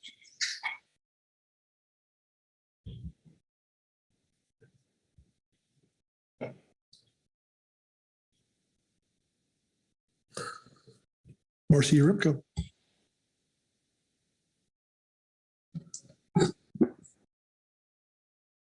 Thank you, Mr. Chair. The proponents of this action have worked tirelessly over several years to try to satisfy those who've come forward and explained to us how this plan to reduce gear switching will hurt them. In response, we've seen the proposal morph and change throughout the scoping process and in developing the range of alternatives. And then we saw more changes emerge as we moved into the IPPA and PPA stages. But fundamentally, all that was changing in each of these steps was who would be included and who would lose or be left out of a program that would limit future gear switching for sablefish allocated to the trawl sector north of 36 degrees. And today we're still hearing the same things, only that today's issue seems to be if a legacy is defined as an heir actively working in the fishery or a distant cousin, and what happens with the estate of a decedent depending on how the asset is held. These are major issues that will need resolution should the action proceed. These are the details that prompt litigation. Once the dust has settled and participants begin to learn who has won and who has lost, since right now it's just not clear. What a downer that is for all of us. And I think, as Krista rightfully noted, that results in an overall net loss in the value of the fishery. And as I've said before, you don't bring yourself up by bringing others down. I hear what Jeff and Travis and others in the non-gear switching perspective are trying to tell us. The IQ program is not bringing the flexibility and prosperity the original analyses may have suggested. The council is right in wanting to do something to help fix this and to help them. I want to help them. These are integral stakeholders in our process, and we value and rely on their advice. The markets aren't there, circumstances have changed for the worse, and the profit isn't there. The proponents recollect of times when there was plenty of physical infrastructure in our fishing ports, and fillet lines were ready and waiting to process the catch to get it into the stream of commerce. And I think we'd all love to find a way to get back to those days. But times have changed and will continue to change. The current future seems to include drones, self-service kiosks, and DoorDash, and Flippy the robot in the mall across the street that flips burgers and moves French fries and fish in and out of an oil vat. I really appreciated visiting a state-of-the-art catcher processor vessel this week and seeing how fillet lines work at sea. And now I have to wonder how much large volume shoreside filleting we'll see in our future, given efficiencies that we saw this week. Our fisheries are and will continue to adapt to change, and we need to help them do it. I recall Paul Coela reminding us that no one can predict what this industry will look like. And he's wanting the flexibility to be able to adapt to changing environments. And what that might require isn't known right now, since there's really not any evidence of what's actually causing the problem. I've heard a lot of hallway discussion about the need to do something. And on that, I'm not hearing disagreement.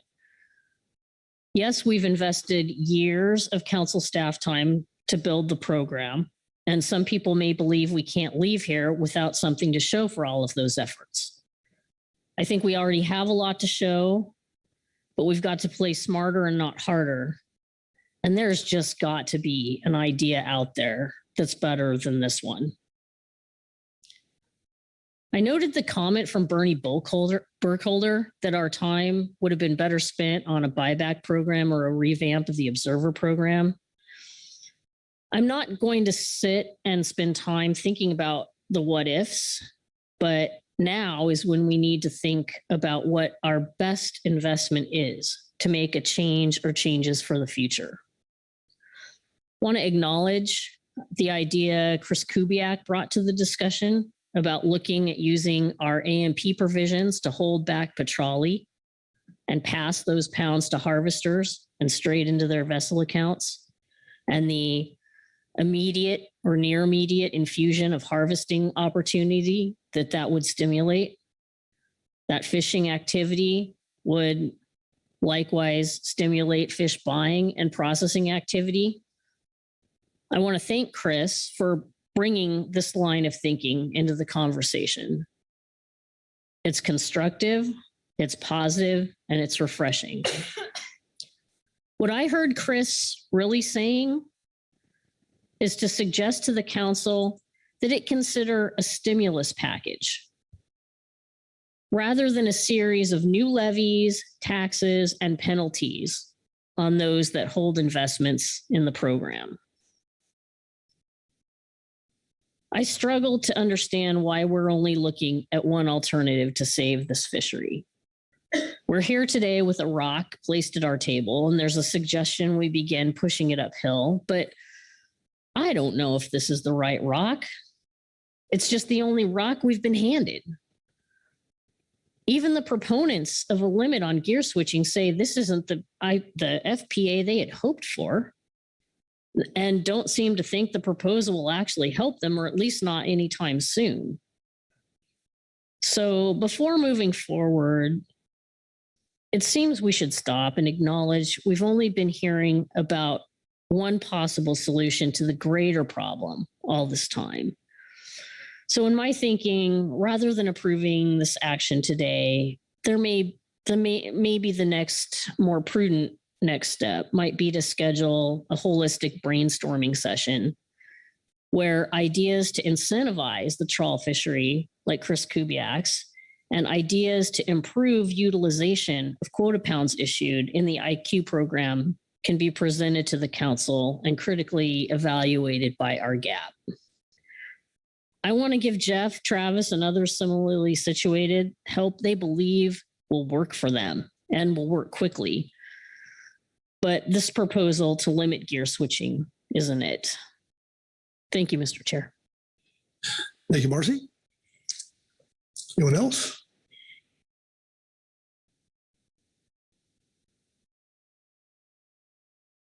Ben Mattis. Thank you, Chair Pettinger. Just wanted to share some of the things that are going through my head as we're thinking about this. This has been a lengthy and robust process, so lengthy that I'm the third ODFW council member covering this item.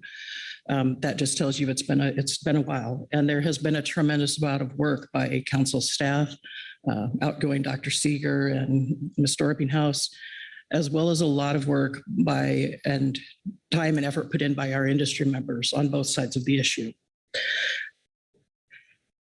Gear switching was an intentional part of the TIQ program. However, how it's being utilized is a different manner than was anticipated when this program was implemented. The folks who have been in gear switching legally invested in the fishery, buying permits, leasing quota, purchasing gear, hiring crews, etc. I do have some concerns about taking away or limiting opportunity that was acquired legally. Has this council or any council previously revoked fishing access or opportunity such as this for another sector? It's a rhetorical question, not something I'm expecting an answer from anybody, but it's one that's been going through my head. Next, and I think a couple of the others have hit on this, we're in uncertain times with ocean conditions, environmental conditions, global economy, global conflicts. And do we really want to be limiting flexibility for our fishery participants? Limiting gear switching could constrain individual business plans and flexibility. All those things being said, I do understand why the trawl sector wants to maintain the sablefish quota with vessels using trawl gear. It allows them to bring other species with the sablefish and bring in larger volumes of fish, which can help support port infrastructure, processors, and the economics of local communities.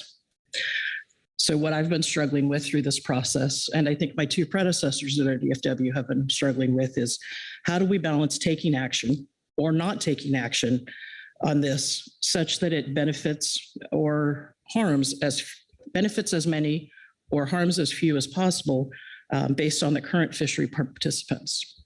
Again, a lot of rhetorical questions, but just some of the things that I've been thinking about as we've been going through this. Just felt it was appropriate to share. Thank you. Thank you, Lynn.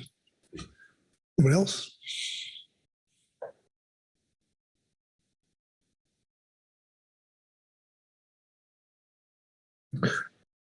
Mark Relnick. Thanks. I'll just add a few words. I'm not sure what I'm going to do here. I want to hear what the motions are. But I think that what we're dealing with now are perhaps some unintended consequences of past action. And I worry about unintended consequences of any action we may take here. The trawl sector is hurting, and we need to help solve that problem. What I have heard, at least for the last few years, when the sablefish, there hasn't been much of a constraint. We're still not landing Dover, as Krista indicated. And I don't think sablefish, the use of gear switching has necessarily been a contributor to that problem. Maybe I'm wrong, and maybe we'll hear more during council discussion. But we're losing infrastructure up and down the coast. There are a lot of challenges out there, and this may be one of them, but it's not clear right now. Thank you, Mark.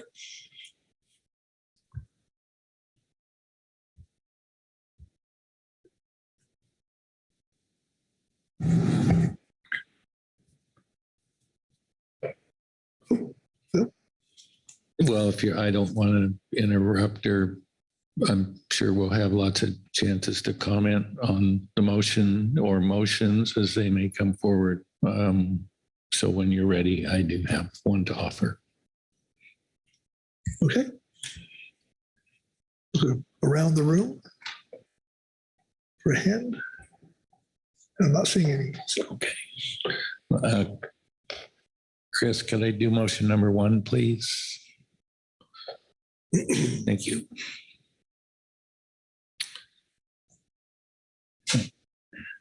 I move that the council adopt the preferred preliminary alternative as its final preferred alternative as identified in agenda item F4 including the following modifications and clarifications.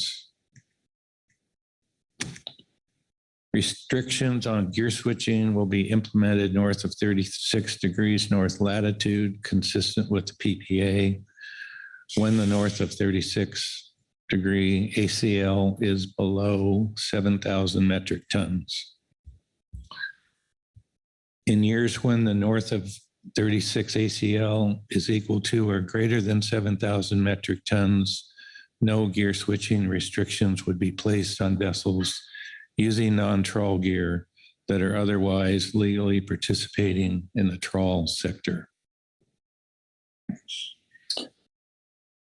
Under the heading of description of the restrictions placed on vessel engaged in gear switching when the northern sablefish ACL is less than 7,000 metric tons. Gear switching control, trawl only and any gear or unrestricted quota pounds. Northern sablefish quota pounds will be issued as trawl only quota pounds and any gear quota pounds.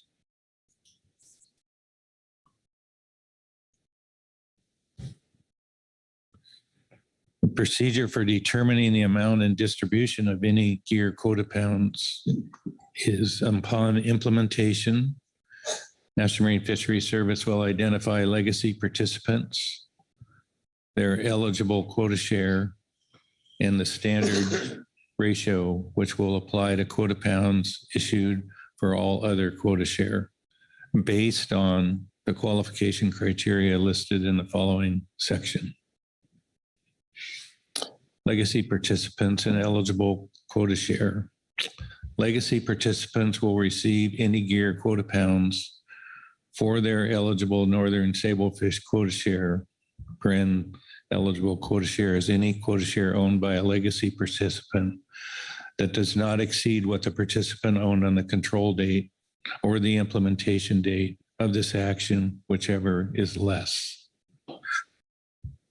For situations in which more than one individual owns a quota share account, a legacy participant's quota share ownership is determined based on their share of the ownership as reported to National Marine Fisheries Service.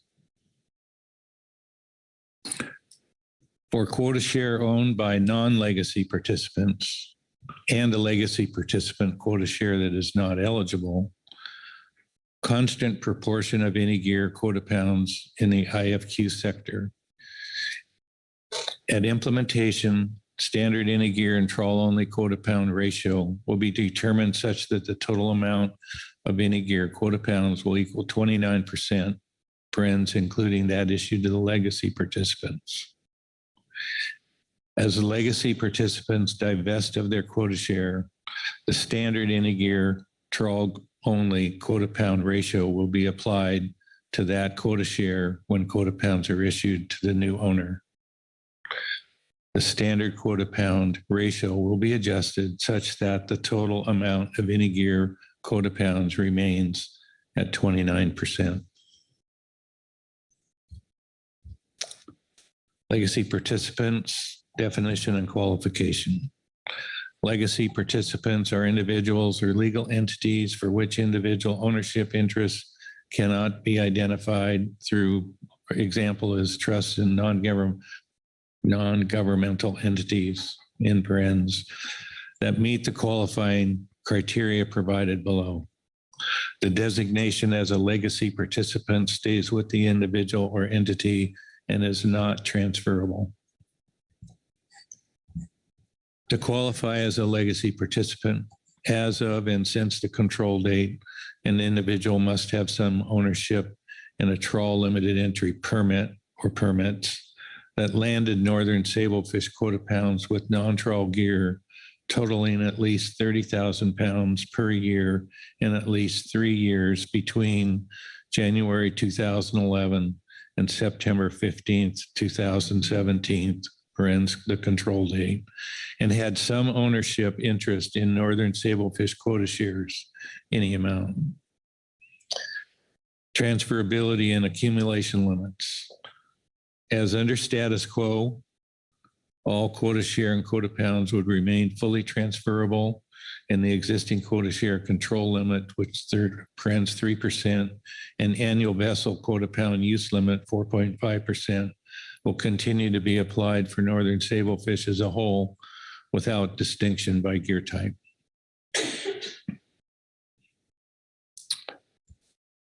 Legacy participant status holder terms and conditions. Legacy status cannot be transferred to another individual or entity, for example, a trust or estate or corporation. The legacy status for an individual or entity will not extend beyond the lifetime of the individual or 15 years after implementation date, whichever comes first. Any new quota share acquisition by a legacy participant over their eligible quota share level will be treated as non-eligible quota share. After implementation, as legacy participants divest themselves of quota share, the total legacy participant holdings of eligible quota share will decline. Any new quota share acquisition by a legacy participant will be treated as non-eligible quota share. If a legacy participant divests all their northern sablefish quota share, their legacy status would expire. If an estate or trust is established for an individual who dies between a control date and implementation, then that estate or trust would be treated as a continuation of the individual for the purpose of determining the trust qualification as a legacy or non-legacy participant. If an individual passes away and their trawl, limited entry permit, and quota share are passed to another person prior to implementation, the person receiving those assets will retain the status of the deceased individual and quota share ownership with respect to ownership as of and since the control date. An individual who inherits northern sablefish quota share and or qualified trawl limited entry permit from an individual that passed away between the control date and implementation will be treated as if they owned that limited entry permit and quota share as of and since the control date. For purposes of keeping family-owned corporations whole, any ownership interest in quota share or a limited entry or a trawl limited entry permit as of the control date that is transferred to another family member by the time of council action will be considered to have been owned by the family member as of the control date. Mr. Chairman, that concludes my motion. Thank you, Phil. Is the language on the screen accurate? It is. Okay, for a second. Second by Bob Dooley. Thank you, Bob. Please speak to your motion, Phil. Thank you, Mr. Chairman. Well, first, I want to thank Jim and Jesse for the excellent support they have provided to council as we have wrestled with this issue, and other staff members, both from the council and the states and National Marine Fisheries Service. I also want to thank the GAP and all the people from industry who have advised us and committed hundreds of hours and incurred expense to themselves in assisting us. And to my colleagues around the table, thanks for the professional manner in which we have been able to discuss this issue. I, like many involved in this issue, have struggled with determining what the right action to suggest on this topic, given in part the fluid nature of the circumstances associated with sablefish abundance, markets, and ex-vessel value. And after hearing the public comment on Monday and hearing from Jim and Jesse relative to their analysis, I have reconsidered some of my previous thinking.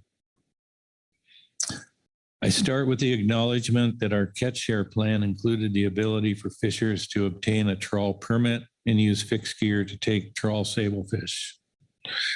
At that time, I didn't see the degree to which gear switching would become a significant part of the trawl fishery. And when I reference the trawl fishery, I mean trawl fishery as a whole, including the processing sector.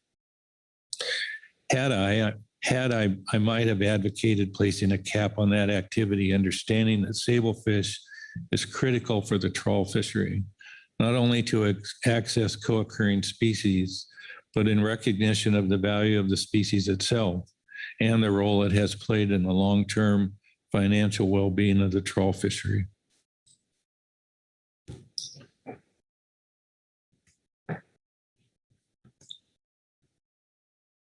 Sorry.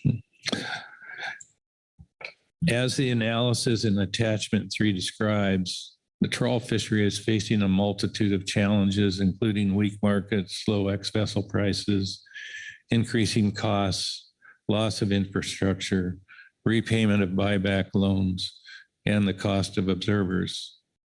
And while gear switching may have exacerbated some of the problems, I do not believe it is the sole or primary cause the difficulty the trawl fishery is having.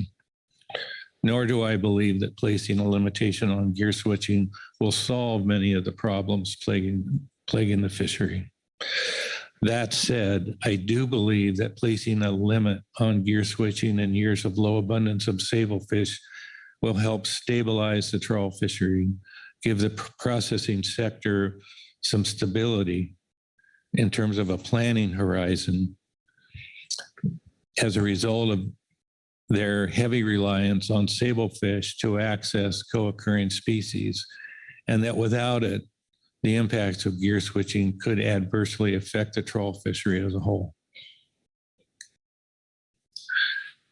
The provisions of this motion are to place a backstop on the amount of trawl sablefish taken by gear switching or gear switchers in years of low sablefish abundance and are relaxed in years of mid to high abundance. Some might view the trigger as too low. However, when looking at the table on page 202 of the analysis, I think the only thing that's clear is that when ACLs are below 7,000, that gear switching can be a factor that causes harm to the trawl fishery.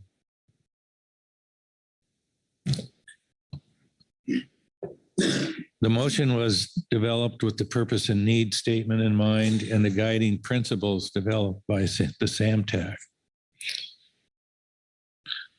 The purpose and need in part states that the underattainment for some northern stocks may be due to the allowance to use fixed gear to harvest shore-based IFQ, declining trawl vessel participation, and the lack of market and infrastructure. Specifically, participants engaging in gear switching are using northern sablefish that may be otherwise used by trawl gears. This may lead to uncertainty in trawl access to sablefish, thereby affecting the development of markets and infrastructure. Although not adopted by the council, I think the principles that were developed through the SAMTAC process continue to provide us with a solid set of parameters for this action. I won't go through them all, but I will mention several. We want to ensure there is affordable trawl access to sablefish. We believe that unlimited catch of sablefish through gear switching is not desirable. We want to consider impacts on existing operation investments. We want to maintain the gear switching option for trawl operations. The motion includes a trigger whereby provisions of this motion that restrict the amount of trawl sablefish that can be taken by gear switching becomes active. The trigger is controlled by the annual catch limit, whereby the restrictive provisions of the motion on gear switching are activated in years when the ACL is less than 7,000 metric tons. The selection of the trigger at 7,000 metric tons, again, was informed by the analysis and the figure that you see on page 202 of attachment 3. This figure allows us to see that the percentage of the trawl sablefish taken by gear switchers associated with multiple ACL levels. The selection of the 7,000 metric ton for the trigger considers when the need for control on the maximum allowance of gear switching is needed.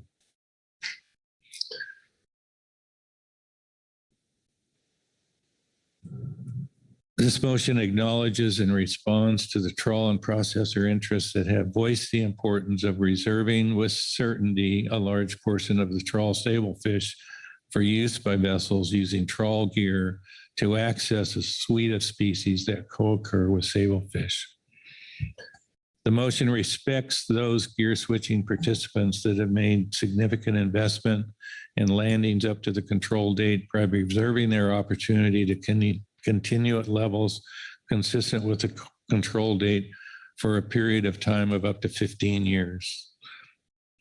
The 15-year time frame was selected and informed by, as you will see in a footnote 14 and 15 in attachment 2, whereby which is the Revenue Reconciliation Act of 1993, whereby licenses, permits, and other right granted by the government can have depreciation schedule of up to 25 years or up to 15 years. The motion preserves an opportunity for quota shareholders of trawl sablefish to catch or sell a portion of their quota pounds to gear switchers to meet their business plan objectives. The motion provides an opportunity for gear switch participants to harvest up to 29% of the trawl allocation of sablefish consistent with the average amount taken during the 2011 through 2022 when the restrictions are in place. Since it creates annually issued gear specific quota pounds rather than permanently issued specific quota share, there would be no opportunity to further accumulate long-term gear switching opportunity. At the same time, it allows annual decisions to be made by quota pound holders to retain or sell any quota pounds to either trawl or gear switching vessels. Legacy participants who don't receive a sufficient annual issuance of any gear quota pounds to cover their typical or desired harvest levels will be able to go onto the market and acquire more. In addition to recognizing legacy participant historic fishing practices and dependence on the fishery, the motion takes into account current and new participants. While there is a fleet limit of 29% during the years when the restriction is in place, current participants and new entrants will have the opportunity to accumulate gear switching opportunity to the same levels as legacy participants through annual quota pound acquisition. Over time, as legacy quota share owners leave the fishery, all participants would be on an equal footing and competing for the available any gear quota pounds. I'm mindful of the financial and staff time needed to implement this action. I suspect some are questioning if the benefits are worth the investment of limited resources. My response to that is to state that I believe that making such an investment to ensure that the trawl fishery will have access to a sufficient amount of trawl sablefish allocation to more fully utilize the wide range of other co-occurring species in years of low sablefish abundance is a wise investment. Regarding national standards, there is a robust discussion of the consistency with each national standards that are touched by this action in attachment 3. With respect to National 4 concerning allocation and their requirement to be fair and equitable, the evaluation uses 3 different scenarios found in Appendix 7 of Attachment 3. At low to mid ACL levels, when the restrictions are implemented, this motion is intended to improve overall benefits to the nation by increasing utilization rates over what might be expected under a no action alternative. And that's demonstrated looking in Attachment 3, Table 31, page 130, that are depicting the results of Scenario 1. I'm almost done. Relative to the groundfish FMP, the analysis, Attachment 3 walks through an evaluation of the PPA measured against the FMP goals and associated objectives. In particular, there is an opportunity to increase the economic benefits to the trawl fishery, as well as increasing utilization of co-occurring species and realizing optimum yield. Looking forward, it's helpful to my thinking that once a limitation system is created, triggers in any gear quota pound levels can be modified with much more ease than it took to get these deliberations to this point. Sure, you're all looking forward to that. So the council could start with a policy of maintaining 29%, but based on future years' experience to take other action based on what we learn in the coming years, or change the trigger point. Finally, there will be a need to develop a definition for the term family. I suggest we look at that issue during the deeming process, which I suggest involve a thorough review by the full council. Thanks for sticking with me or allowing me the opportunity in this amount of time to speak to my motion. Okay.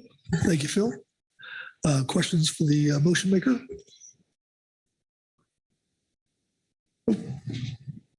Lynn first and then Krista. Thank you, Mr. Anderson. Appreciate the motion and all of this speaking to it.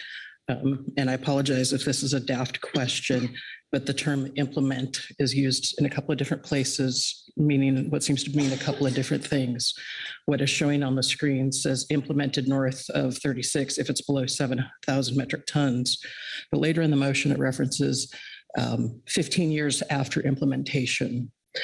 I'm assuming after implementation means when the regulation is deemed and put into the Federal Register, but want to make sure it's not 15 years after the first time that this would be triggered. I would just appreciate a little clarification to make sure I'm not reading that wrong. Thank you. Thanks for the question, Ms. Madison, through the chair. That's correct. The term implementation is upon the regulation becoming effective. Thank you, Lynn. Krista? Thank you, Mr. Chair. I just want to make sure that I have this clear in my head because I had the question earlier this week for NEMS regarding the 29%. The intention, I guess, on both parties, meaning your intention in making this motion, but the understanding moving forward would be that if this were to pass, we would retain a 29%. It would not move to 20% or thereabouts moving forward. So just making sure I'm clear in terms of voting. Thank you. Thanks for the question, Ms. Svensson, and through the chair. No, there have been several different variations. One which was going to have there was an option where, as the legacy people divested, all of their quota pounds would go into trawl only. And so over time, as that divestiture occurred, or when we get to 15 years out, it would drop. It would essentially take all that percentage that was held by the legacy participants and take it away from the 29. The structure of this motion does not allow that. The structure of this motion is that those quota pounds get divided up in the same proportion so that we maintain the 71-29 during the years that the restrictions are in place. Okay. Thank you, Krista. Thank you, Phil. What else? Corey. Yeah, excuse me. Thanks, Mr. Chair. Thank you, Phil, for the motion. And as always, the very impressive way you lay out your thoughts and rationale on. I'm trying to just understand a little bit more about your rationale, which I heard you and on why you picked 7,000 metric tons. And I hear you to say, and I may be mishearing you to say that you would think if the ACL were below 7,000 metric tons at this current moment in time, you think implementation of alternative 2 is what you would do and is justified under national standard 4 is what one part of it. But I think it's a little more, that you're not saying it's so clear cut that you don't feel the same at 7,001 metric tons. So just asking if you could elaborate on your thinking. I know you have to, is it you just have to pick a number and it's not super bright line, clear cut change from is needed versus not needed with such small changes. But yeah, I was just hoping if you did speak to it, but just hoping you could elaborate a little more on your thinking there. So, yeah, thanks, Mr. Niles, and through the chair. Well, I'm looking at the graphic that I referenced twice. We've been below 7,000 from 2011 through 2022, and then in 23 and 24 we've been above that. My reasoning was there's a lot of different factors that go into the results of those seasons and what proportion of the catch was taken by gear switchers. The later years in the time series, when we had the pandemic and all of the influences it had on the ability of our folks to fish and process fish,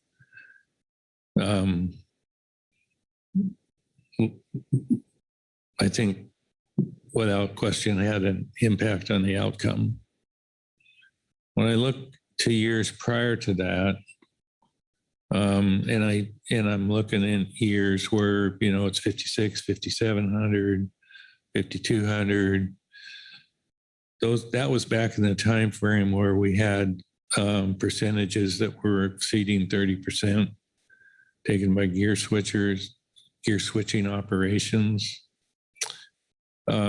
And so I was looking to have a number that covered those years when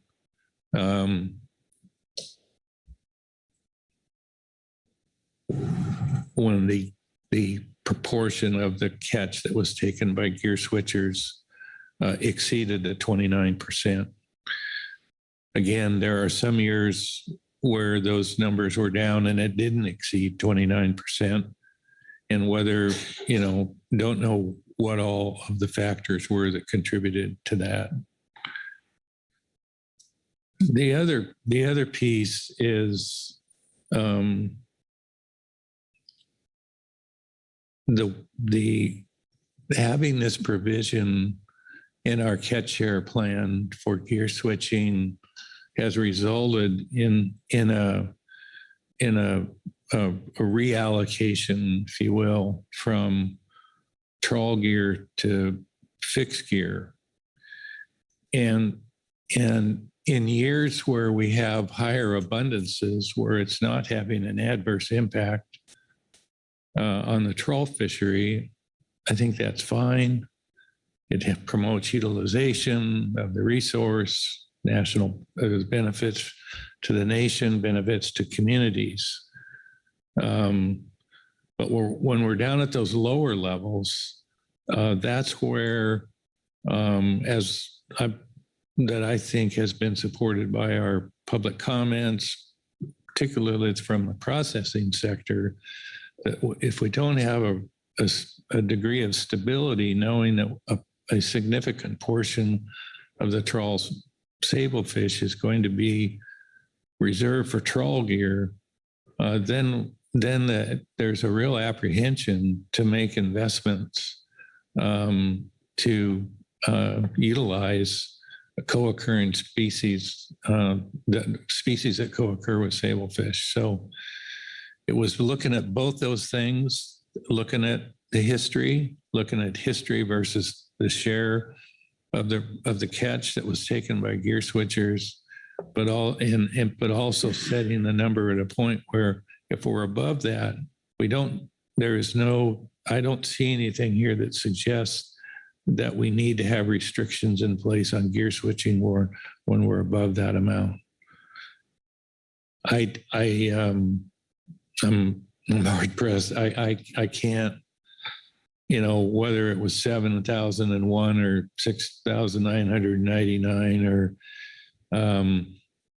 I doubt that. I'm sure there wouldn't be a difference in either one of those. But I think as you go down, as you start getting down below that number, that's where, and those looking at the history, that's when those percentages began to rise and potentially causing difficulty for the trawl fishery to acquire sablefish pounds to prosecute their business operations. Corey? Yeah, I think so. A follow-up. Thank you for that, Phil. That's helpful. So I guess the other one more angle at it is in the current stock assessment forecast, 10-year forecast, the stock doesn't get there to this level for 10 years. And who knows, so maybe it's 15 years it would get there. So I'm trying to understand that aspect of your rationale versus, I know you know better than anyone how much our stock assessments change, and with the next assessment in 2025 coming up, and if that said that the ACL was going to be 7,000 metric tons 3 years from now, does that, if this 7,000 metric ton ACL were to happen in 2028, would that change your rationale behind your motion at all? I guess is the simple way to ask it.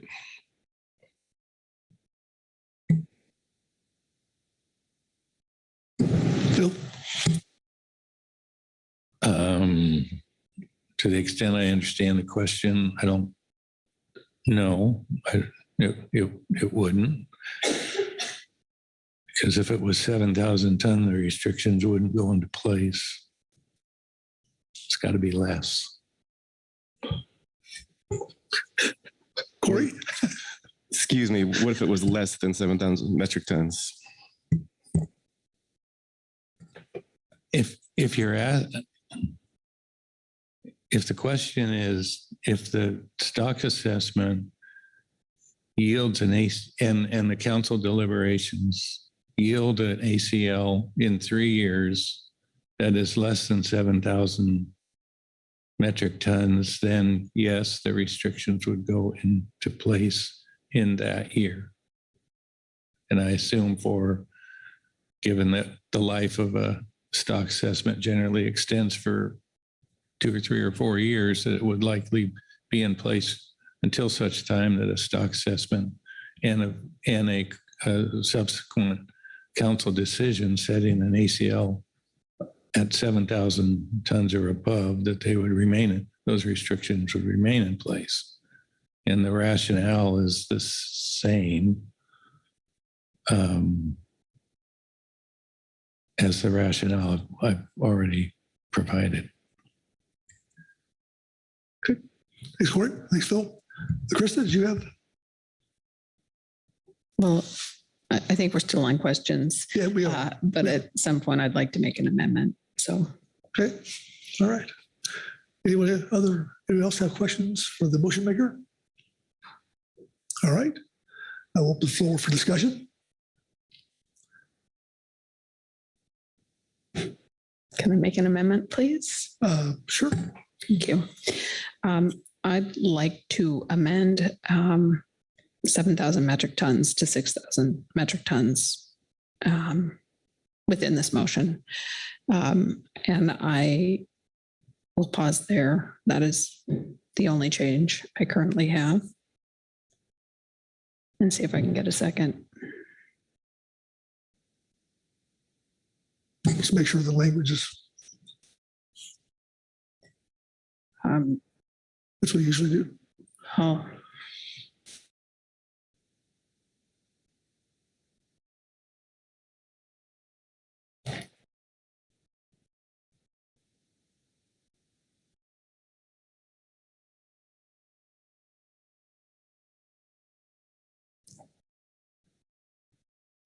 Okay. That's good. All That right. is correct. Look for a second. Corey Niles, Thank you. please speak your motion. Thank you. And thank you for the motion and the thought that has gone into it. Many of the concerns I've had over the week, including the, hey, are we moving from 29 to 20, have been addressed. And I am extremely appreciative. I'm also extremely appreciative of everybody's effort to get this to a place where we can successfully find a path forward for trawlers. And I am fully willing to recognize the need for a backstop in case times are difficult.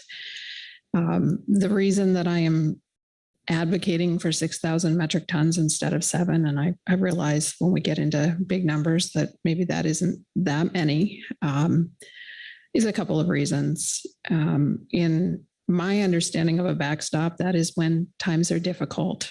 And at looking at 7,000 metric tons on that same graph, that would have occurred since inception of this program, all but 2 years, which to me, that isn't when times are difficult. And I recognize that we probably will see a lot more fish than this moving forward.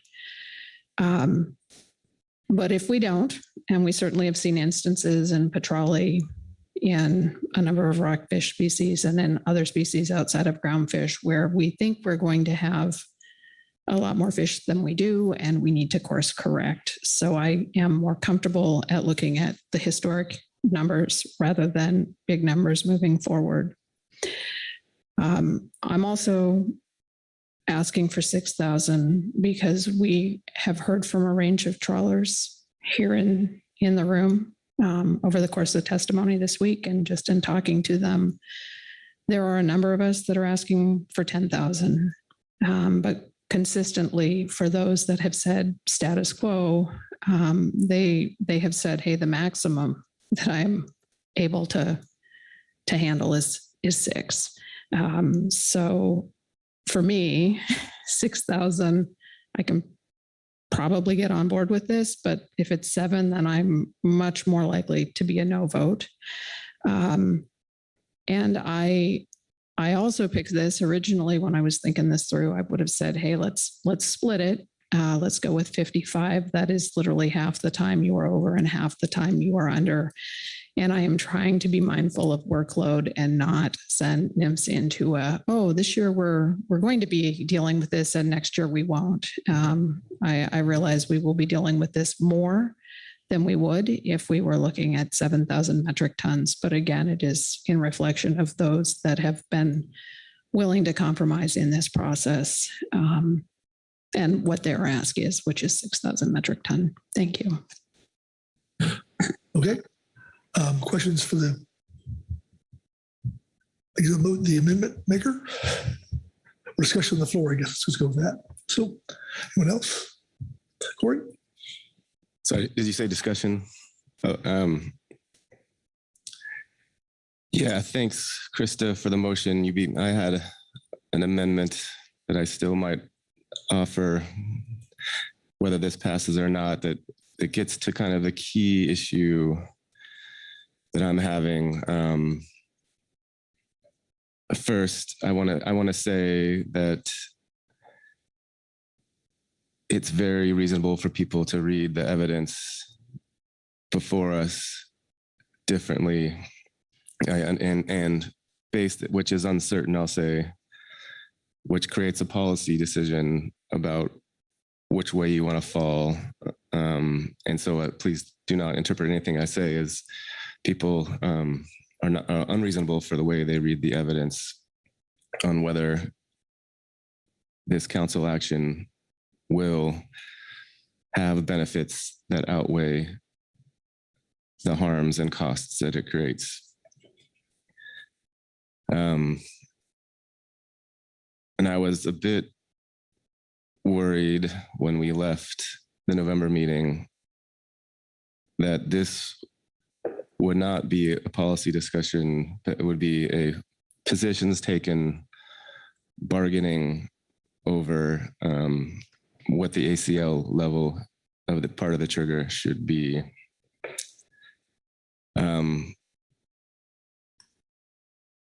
I've had the privilege of being part of this process since the beginning. Before we had an IFQ program, and in responding to lawsuits, helping the council help NIMS address lawsuits that came out of that, and working with Mr. Anderson on the Pacific Dawn case was one of my big memories. And getting accused of the council being accused of being purely political with allocations, which we fully, of course, disagreed with, that there was reasons why we use different window periods for processors versus the catcher of vessels for whiting and non-whiting.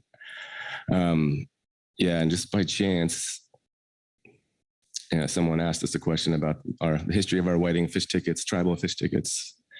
And so I went back and read the case that decided what the tribal share would be, and I'm going to read a brief excerpt from that lawsuit,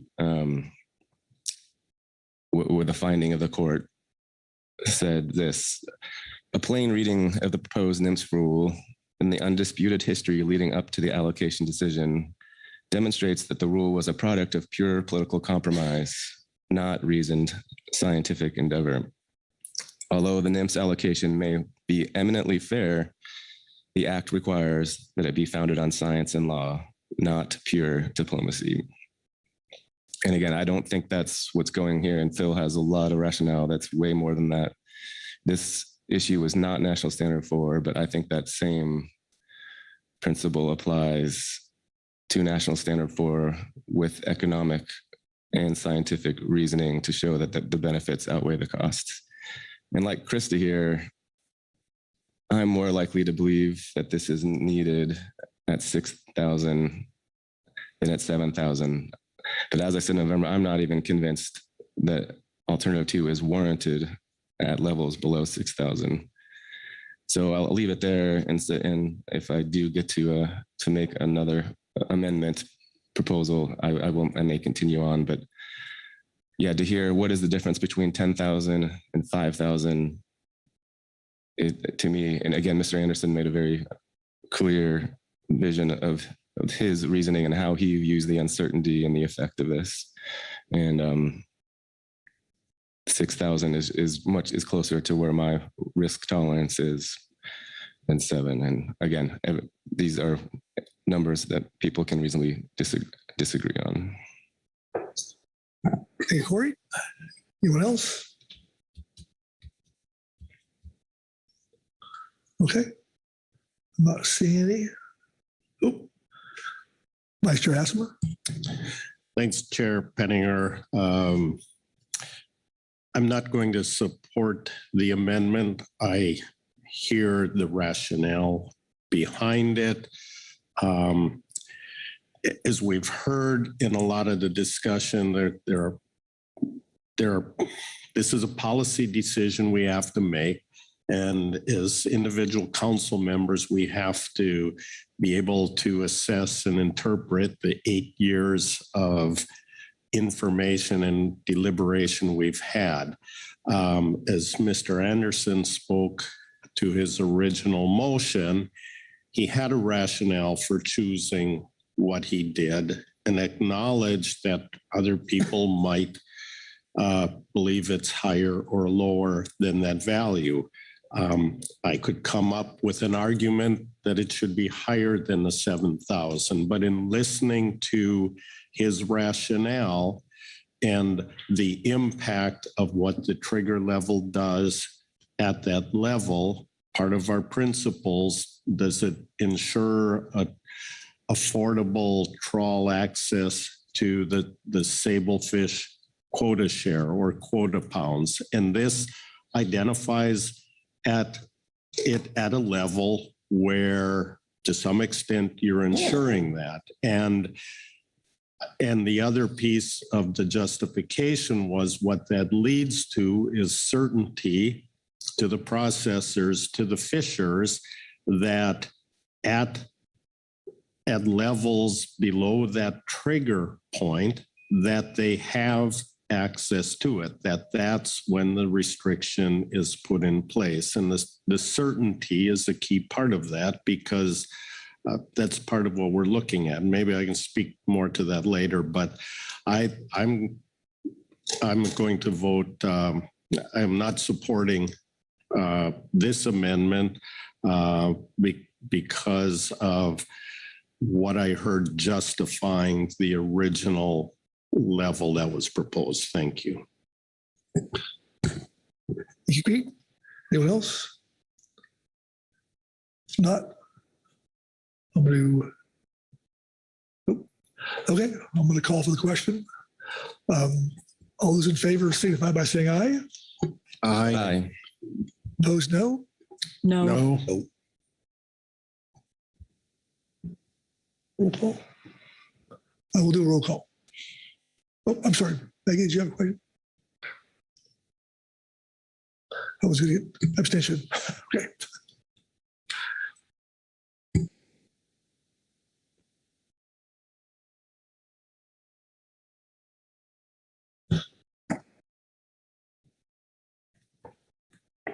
Okay, so Mr. Chairman, I am working off voting sheet number 2. I've referred to this as F4 amendment offered by Ms. Krista Svensson. So let's see, starting from the top, Lynn Mattis, Yes. Sharon Kiefer, No. Butch Smith, No. Corey Ridings, No. Marcy Yaremko, Abstain. Joe Oatman, Yes. Krista Svensson, Yes. Phil Anderson, Yes. Pete Hassemer, No. Corey Niles, Yes. Mark Gorelnik, Yes. Robert Dooley, No. Maggie Summer, Abstain.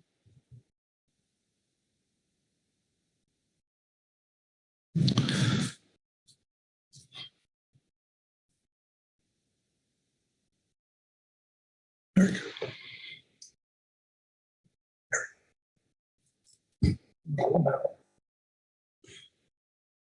Okay, right now the vote is 6-5, and you are free to vote, Mr. Chairman, if you so choose. Chair votes no.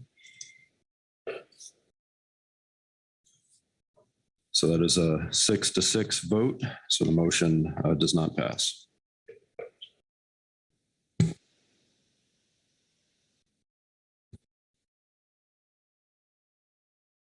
Okay, that takes us to the original motion.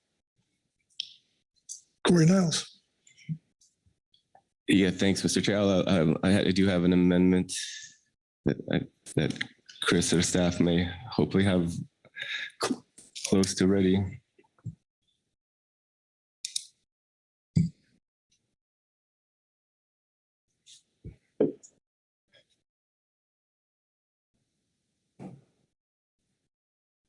When you're ready, Corey.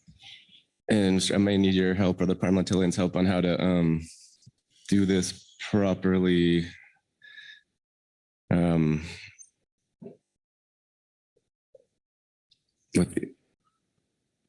Yeah, I would move to amend the original motion to read.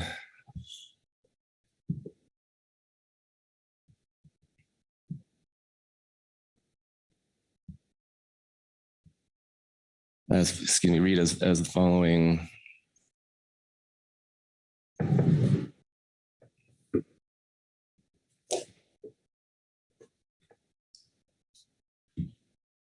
And so could you say this portion of the original motion? I move that this portion of the original motion be amended to read as following.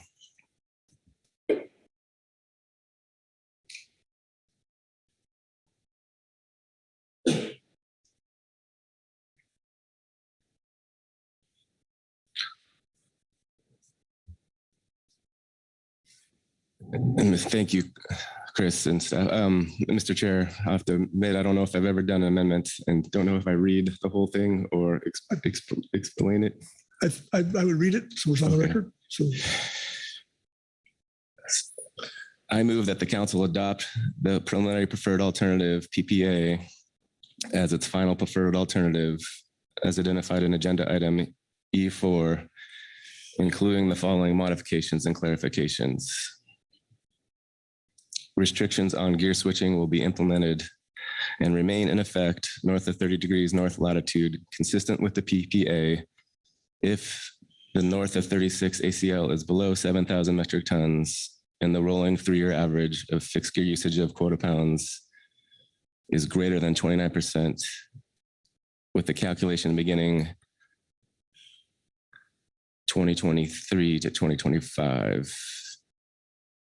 Evaluation of the ACL component must be evaluated based on a new assessment or catch-only update. okay, Corey, is the language on the screen accurate? Oh, excuse me. Maggie Summer. Thank you, Mr. Chair. Corey, I think it's agenda item F4. Oh, excuse me. Thank you. Please. If I'm able to make corrections, could I, before a second, could I say with the calculation, where it says with the calculation, can I say of the average? So, I mean, 29% with the, sorry, that sentence, that's, and the rolling 3-year average of fixed gear usage of quota pounds is greater than 29% with the calculation of the average beginning 2020. Yes, thank you. okay. So now is it accurate? Oh, Maggie? Thank you, Mr. Chair. One more question. Is the strikeout at the end of this intended to be replacing language from the original motion? And if so, since the last amendment did not pass, I think that 6,000 should be 7,000. Thank you. Yes, correct. That was my mistake. I'd like to confess that your thanks go to Jesse. Okay. Are we good now? Okay. Looking for a second? Second by Krista Svensson. Thank you, Krista. Please speak to your motion.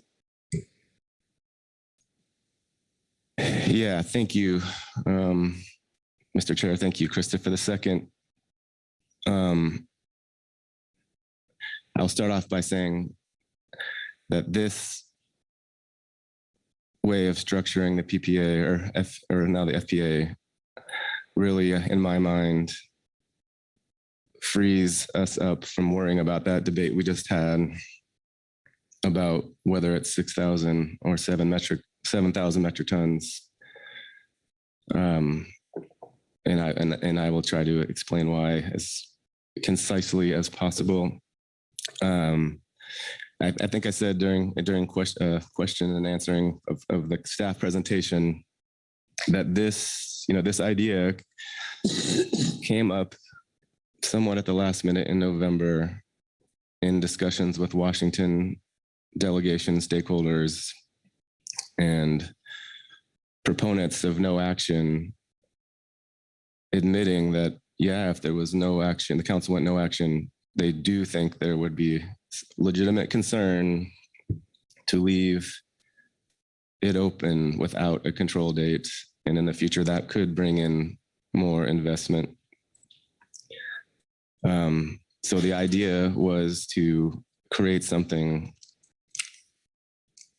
that was, people interpret it differently, was no action in my mind, but with a really strong control type effect.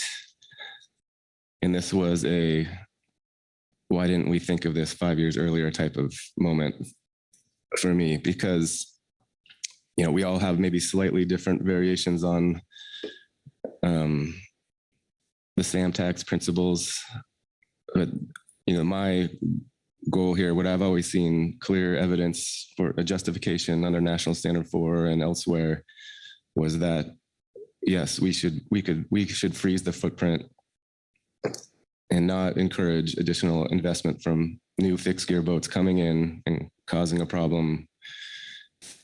And we could fix the footprint, freeze the footprint, and then work on other ways to really do what we're after here, which is grow markets for groundfish.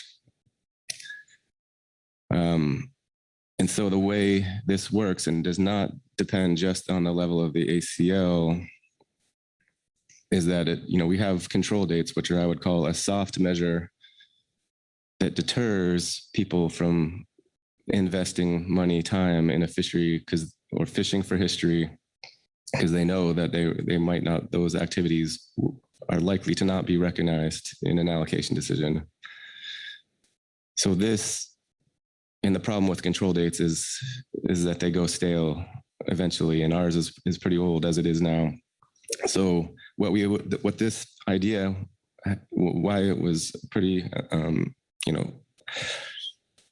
amazing, an amazing idea coming up at the last minute, was that there is that soft deterrent that people who from a fixed gear boat, we hear about all boats coming up down here from Alaska. Before, if they're going to buy quota share, which I don't know what the going price is, but it's been about $1 million per percentage point of quota share. If they're going to make that amount of investment with the risk that they're not going to be able to use it, all of it, with their preferred gear type, that to me is that would be a pretty big risk to take. And to me, and the same thing about leasing quota pounds, you're not going to qualify for those legacy provisions because they're in regulation. And so you can't fish for history, so to speak. So in my mind, that soft deterrent is going to work, and to have this goal of keeping us below 29%. And then if it doesn't, then there's indisputable evidence that it did not work to freeze the footprint and usage is above 29%. And then the hard measures of alternative 2 kick in to make it a hard limit. And if that's not a rock solid rationale under National Standard 4, I don't know what is. And just on National Standard 4, I'll say, again, it tells us we have the benefits of our action have to outweigh the costs and the hardships that we impose. And this would impose some new, I won't call them hardships, but some new changes in behavior on our the people who have invested in a fixed gear. And we've heard from our Washington stakeholders that they're willing to do that. They're willing to do their best. They don't have all the tools you'd want, but they want to cooperate in a manner that they stick with the council's intent. They don't agree that anything is needed, but they're willing to work to stick to this 29%. And I think they can do it. And if they don't, again, then alternative 2 kicks in and it works. I have several concerns with alternative 2 that I don't need to go into now. Much would have preferred alternative 1 and its components. But again, I think I don't even like the 29% and how we came up with it. But again, I think, so there's some ways I think that WDFW or myself are trying to compromise here to find a solution that we can get the most consensus around. And I guess I would say I'm not a good poker player, as you probably could tell, but I would go higher than 7,000 metric tons in this, because I don't think it matters as much what the ACL level is under this approach, because it's this deterrent, soft deterrent, that doesn't work. Hard measures. And just to explain some of this more detailed piece. Well, before I do that, I guess, again, the difference here is, as I got to the other day, there's no flipping back and forth in this model. And that's how it was originally in my mind, which I'm, again, not blaming council staff or anyone for not reading my mind. I've been told people can't do that for many years. But the yeah, so I don't see, and then this is not Phil's intent by any means, but I don't, why would we, if, and just in law school, they teach you to come up with ridiculous hypothetical examples and to test your logic. And so why would we flip back? If we get an assessment that's at 7,001 and then goes down to 7,000 the next year, what does that add to the deterrent here of freezing the footprint? I don't see much, I don't see that adding to the turn. I see that kind of even violating National 7.7 of creating more uncertainty and cost than you need to achieve your purpose. But on the smaller picture, the 2023, 2025 is just clarity about when the 3-year average would start. That last sentence in underscore about how to evaluate whether the trigger is met or not. I would go back to, and yes, I'm obsessed with this Dover sole thing, but the Dover sole example we just spoke about in Groundfish, of where we are having a 50,000 metric ton ACL become untenable based on assumptions about catch that we know are way too low. So the intent there would be to confirm that the trigger is met by not making assumptions about what catches are, but to do the best to update most recent information before the trigger goes in place. And so that's kind of a small implementation detail that I wanted to put out there. I guess last thing, I know not perceived this way, but we've really wanted to help the bottom trawl sector. And as Phil said, when we say that, we mean the processors as well. And I think, Mark, it was you in the last agenda item about saying allocations, people are not entitled to allocations. And I fully agree. And that's what National Standard 4 says. And I will say, if the evidence was clear that getting rid of gear switching altogether with much certainty would lead to net benefits to the nation and to fishing communities, it would hurt me to do it, but I would vote for that and say, we don't want gear switching in this fishery. But that's not what I see in the evidence. I start with the fact that we're talking about an allocation of 58% that was from the mid-90s, when there was at least twice as many bottom trawl boats in the vessel landing, in the fishery landing Dover sole. So how does that 58% have any standing anymore? I really wonder. And I know it's hard to advocate for these things, understand these things, but a lot of what I hear now from folks wanting us to act is that they want us to restore that allocation. And I just don't think that is good policy, or I don't think that's consistent with National Standard 4. But again, I see this is the way to create what we heard and really appreciated the testimony about needing stability and consistency. And it's not a 3-year thing. It's a next decade thing. And yeah, that's what Miko was saying 10 years ago. And what he convinced me that that freezing the footprint was something we should do and not totally dismiss.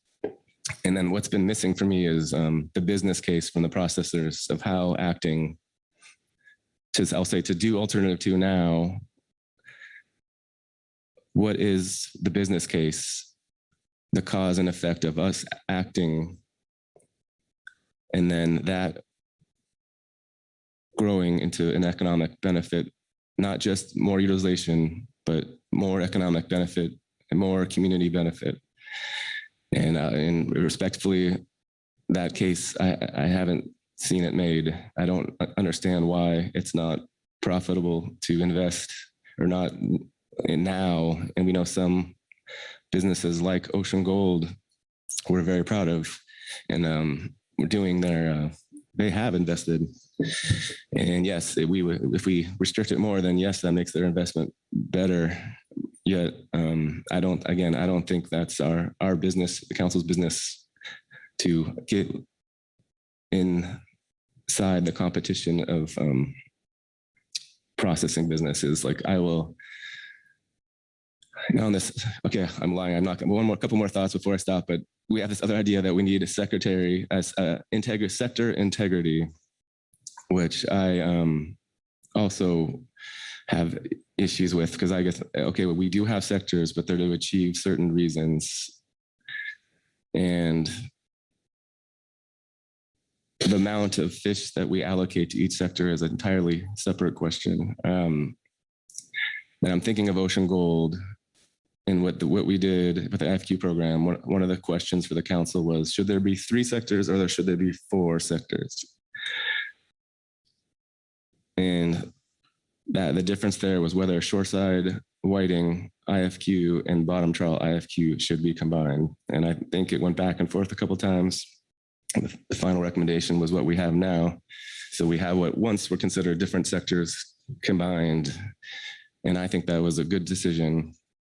We don't have to decide how much dark blotched, how much widow, how much canary goes between whiting and bottom trawl. Businesses do that themselves. Yeah, and thinking about Ocean Gold, which has been mostly a whiting focused in terms of groundfish business, throughout even the early years and development of the IFQ program, I can't see the council's role, WDFO's role, as telling them that they should now be using their sablefish for bottom trawl instead of whiting. Unless there's a clear fairness or economic benefit issue, that is not the council's role.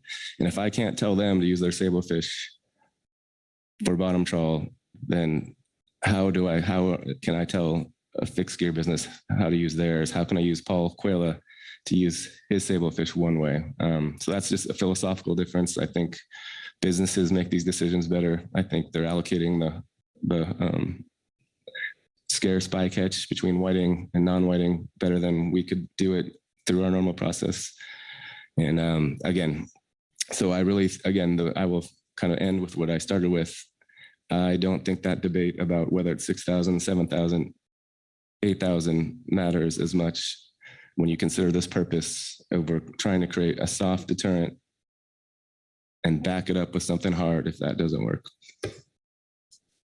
Okay, thank you, Corey. Questions for the motion maker? Discussion? Chris Oliver. Yeah, I apologize if I'm the only one that's not getting the nuance here, but I want to make sure I understand or that you understand that are voting on this, what the intent and effect is of a couple of aspects of your amendment. The deletion of the last sentence, is that because it's sort of the automatic default if the other conditions aren't met? Or what's the intent of deleting the last sentence? Yeah, thanks, Chris. Well, not that it meets my intent, but the intent was to it would just be a one-time change to alternative 2, and not flip back and forth as the ACO moved up and down above 7,000. Okay, so that may answer my second question, which was the effect of the added words "and remain in effect." So it would if those conditions are ever met, the restrictions remain in effect forever. Correct, with the caveat that nothing's forever and the council could change it, through its normal 3-meeting or 2-meeting process, whatever. Imagine this one would be a 3-meeting process. Okay, now I understand. Thank you, Chris. Thank you, Corey. Sharon Kiefer. Thank you, Mr. Chairman. I guess I am interpreting this a little differently because of the clause. The evaluation of the ACL component must be evaluated based on a new assessment or catch-only update. So let's say it's 2028 and there's a new assessment for Sablefish, and it's 20,000 metric tons. So my impression here is that then the restriction of the rolling 3-year average for fixed gear, that just no longer applies. Am I interpreting this correctly? Court? I'm sorry, can you repeat that last part? Well, I'm just, if there's a new assessment, it's 20,000 metric tons. I'm assuming then there would not be any sort of restriction on gear switching, not somewhat similar to Phil's original motion that for ACLs above equal to or above 7,000 metric tons, there's no restriction. But it's got to be based. So you're saying it's in effect until there's a new assessment or catch update that is higher, equal to or higher than 7,000 metric tons. Okay, thank you. I think I understand the question. Well, I would, and if I go on too long, interrupt me if I'm not answering your question, but there are two conditions under this model. The ACL has to be below 7,000 metric tons, and the 3-year average has to be above 29%.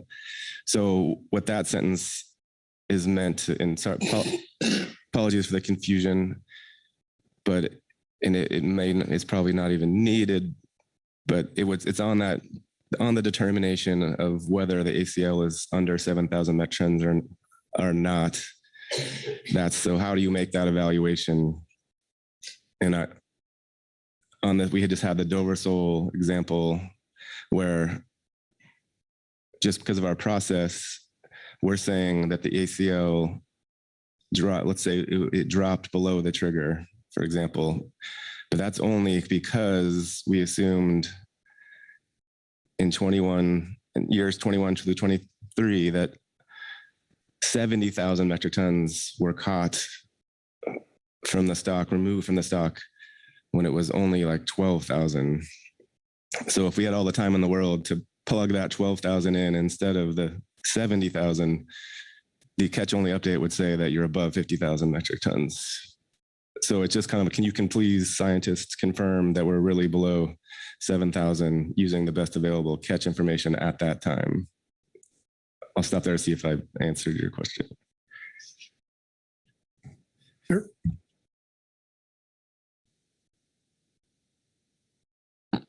I'll cogitate on it. Thank you. Okay. Yeah, Jesse? Thank you, Mr. Chair. Mr. Niles, in your motion, I just wanted to get some clarity of the term fixed gear. That obviously has a very specific connotation to it. It is pot and longline gear, but in the shore-based IFQ fishery, you're technically able to use any legal non-trawl gear. And so is the intent to be able that this applies to non-trawl gear usage? I know that's like a really minor nuance points, but I just want it to be clear so that it matches up with the IFQ regulations. Thank you. Yeah, thanks, Jesse. It would be, I'm probably going to mess that up, but yeah, I would have used gear switching if I could have made it grammatically correct, please. Okay. Any other discussion, questions? Lynn Mattis. Thank you, Chair. Mine, I think, is on the same vein as what Ms. Kiefer was trying to get at. I'm reading this, that once it kicks in, it's in. Even if we get a new assessment that says the Sablefish stock is 200% of what it was when it kicked in, is that the correct interpretation? Okay, I think I wasn't getting that. If I'm understanding your hypothetical, no, because then it would confirm that it really wasn't under 7,000. The best available science said it's not under 7,000. Is that what, am I getting your question wrong? Sorry, hit the button too many times. Thank you, Chair. No, you got the question wrong. I'm still struggling to understand it a little bit. That once it's on, but then we get a new assessment. We get a new assessment that shows us a very different world. Would we have to do new regulations to turn it back off? Okay, yeah, I thought you meant to do assessment to confirm whether it was under 7 or not. But yeah, like let's say 5 years or 2 years, you confirm that it was crossed, and then 2 years later you do another assessment and says you were twice as high. Then yeah, you'd have to act to change it. Okay, Maggie, did you? Thank you, Mr. Chair. I think I was more confused than enlightened by your response, Mr. Niles, to Ms. Kiefer's question. Was that, I don't think you may have intended to imply that there would now be an expectation for an assessment or a catch-only update for northern sablefish on any schedule other than what the council would normally determine otherwise under its stock assessment prioritization. But I'd love some clarification on that. Would this include an expectation that we do more frequent catch-only updates or assessments? Corey?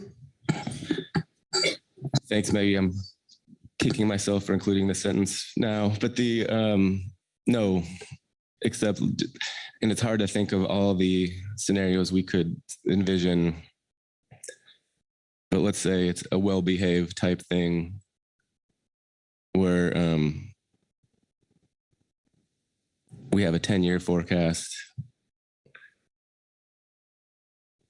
and you see you're in year 1 and you see that in year 5 that you're going to drop below 7,000 based on the forecast.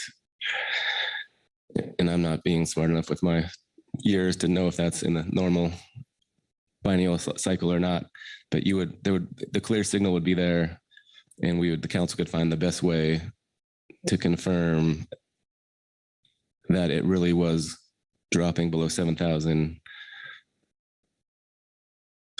within the normal process. So for example, and maybe this is a non-worry, but we are going to be seeing ACLs next year, or I think they're ACLs of over 26,000 metric tons.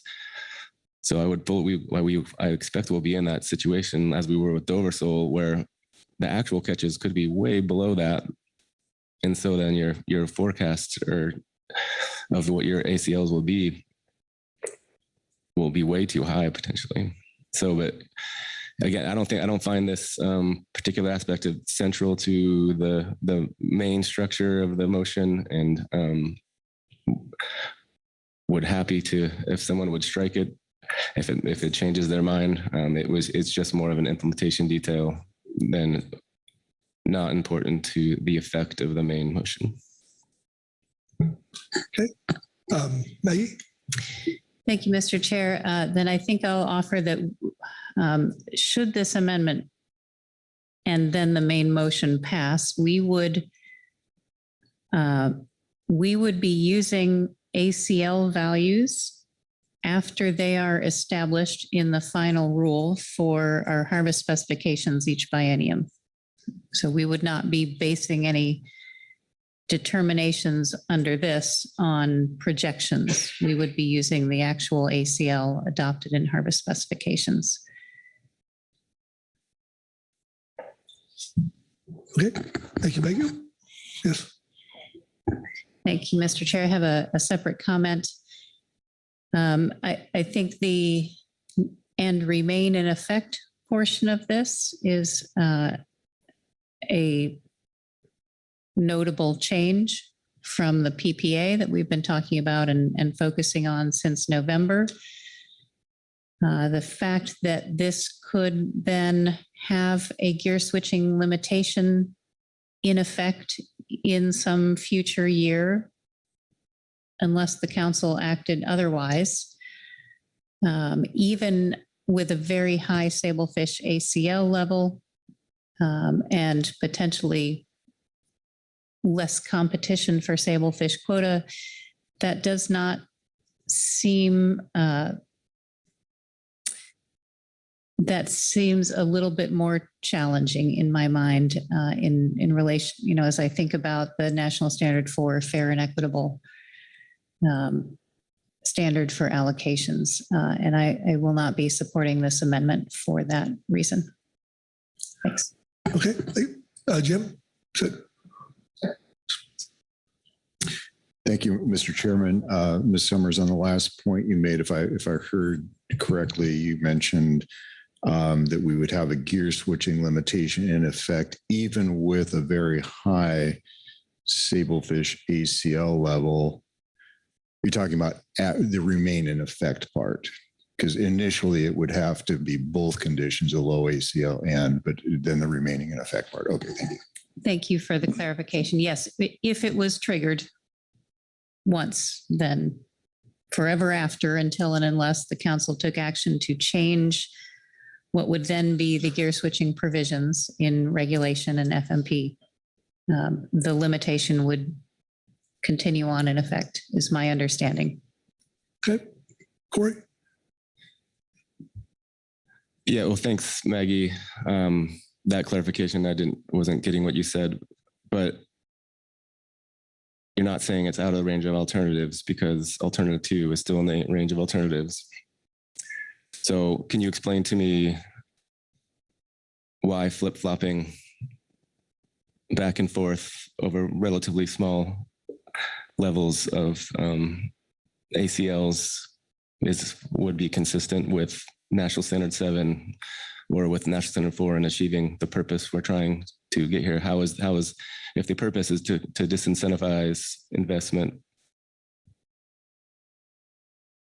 and Phil's ultimate motion is based on it being justified, alternative 2 under National Standard 4 at 7,000, and Phil didn't say this, but I would take what you just said to say that it's justified at 7,000. Not, it's justified at 6,999, but not 7,001.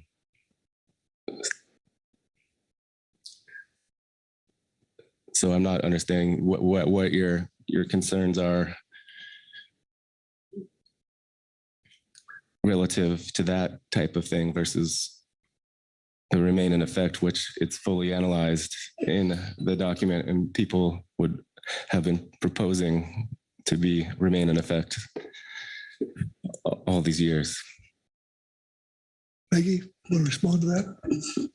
Yes, thank you, Mr. Chair, and thank you, Mr. Niles. Correct, I am not, I don't mean to say that this is outside of the range of alternatives. And with simply that this provision seems like if the trigger was hit, then potentially in the future, this could potentially be imposing an allocation in years when there would be, when a benefit from that allocation would be less likely. Great. Okay, thank you for articulating. That is my problem with the main motion, but much more intensively. How do you prove that there is any benefit if this doesn't go into effect for more than 10 years without the 29%? How do you know there's a benefit?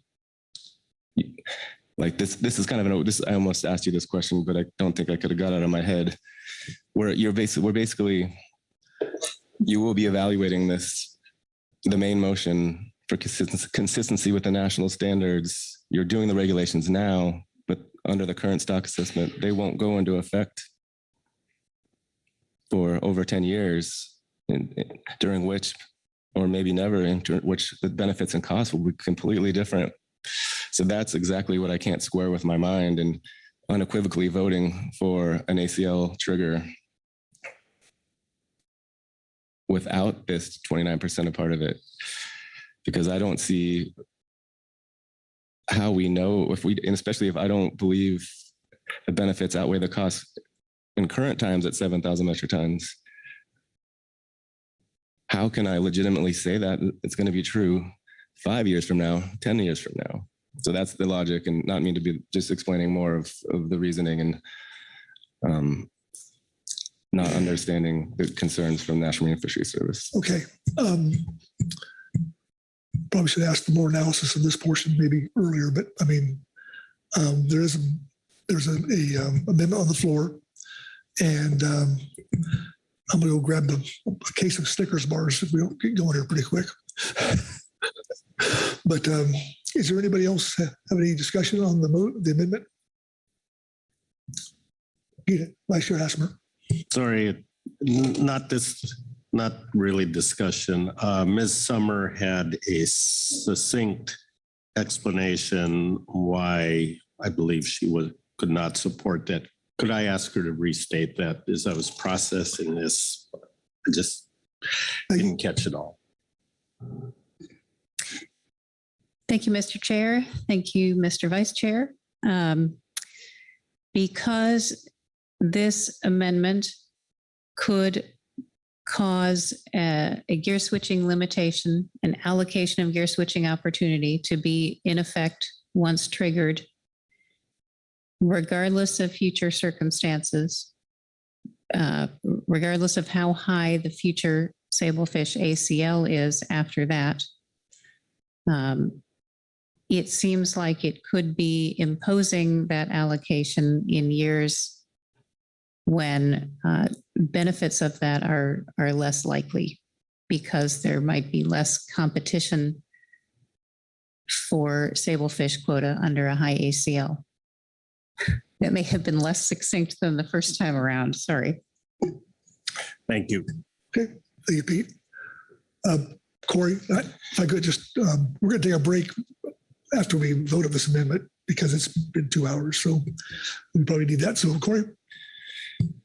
In my succinct response was that you could know that with more certainty what the benefits and costs were 10 years from now by looking at the actual facts closer in time, like we usually do through this council process.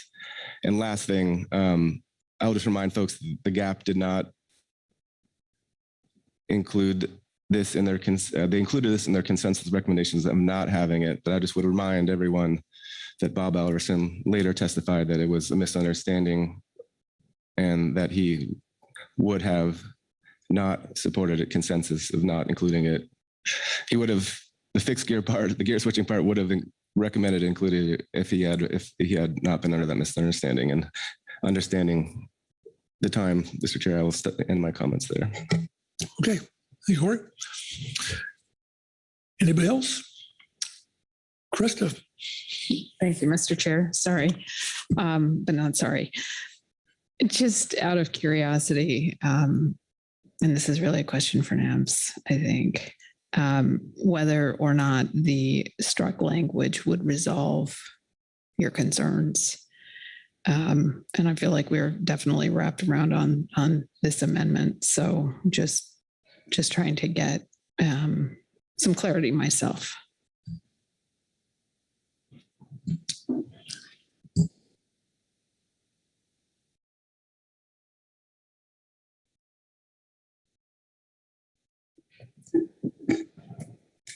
Maggie.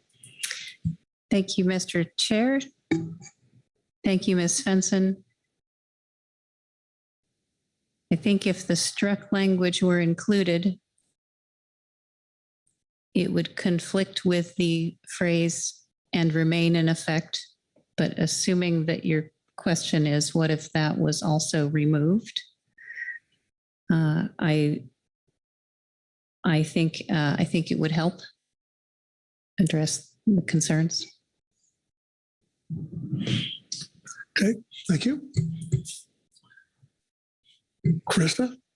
Thank you. I may pause because I saw a hand go up there. I was going to propose an amendment that might help us out here. And thank you, Mr. Chair. Thank you, Ms. Fenton. I didn't have an amendment. I was just going to add that I think with those changes I just mentioned, with the struck out language included and the phrase "and remain in effect" excluded, doesn't that put us back at the main motion? I'm sorry. Chris? Of course. Not quite, I think, because you still have the addition of the phrase and the rolling 3-year average. So that would be the difference. Understood. Thanks. Okay. What's that?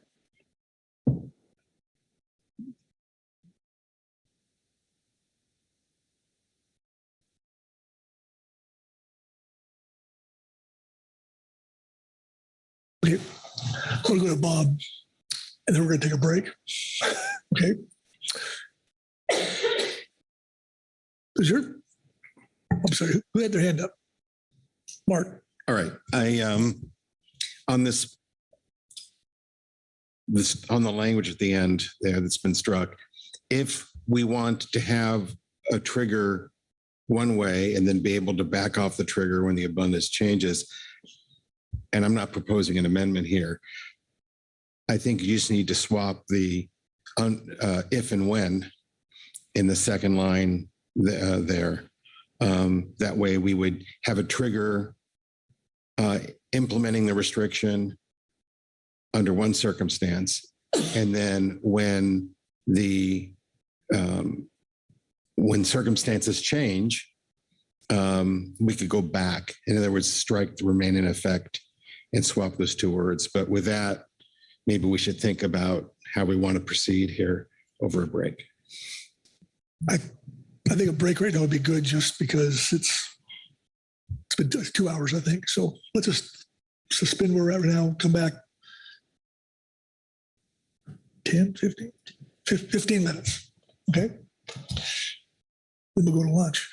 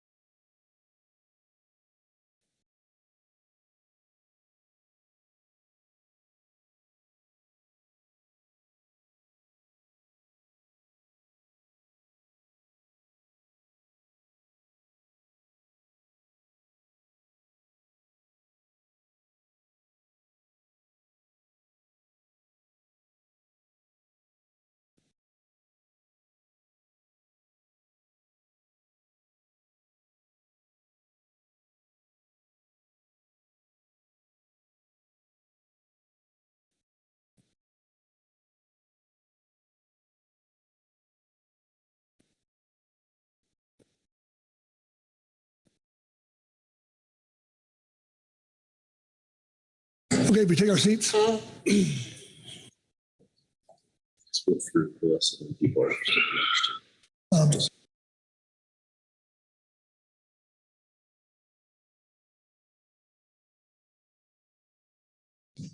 the plan. Oh, hot. Okay. All right. Further discussion on the amendment? Okay. Seeing that, I'll call. I would like to make an amendment to the amendment. Otherwise, if we're going to call the vote on this, then I do not have the ability to make an amendment to the amendment, and I do think it is important to have this language voted on should we pass this without it, to have a bit of conversation. So please bear with me here with my amendment, which is just to change the word if to when, which is currently struck in the second line. And I believe that, as was spoken to earlier, alleviates a lot of the conversation we had with regard to nymphs, et cetera.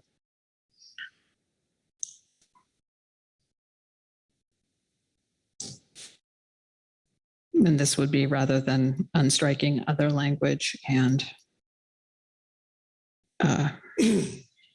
adding, I've lost my favorite word, and remain in effect. Chris, you have a question?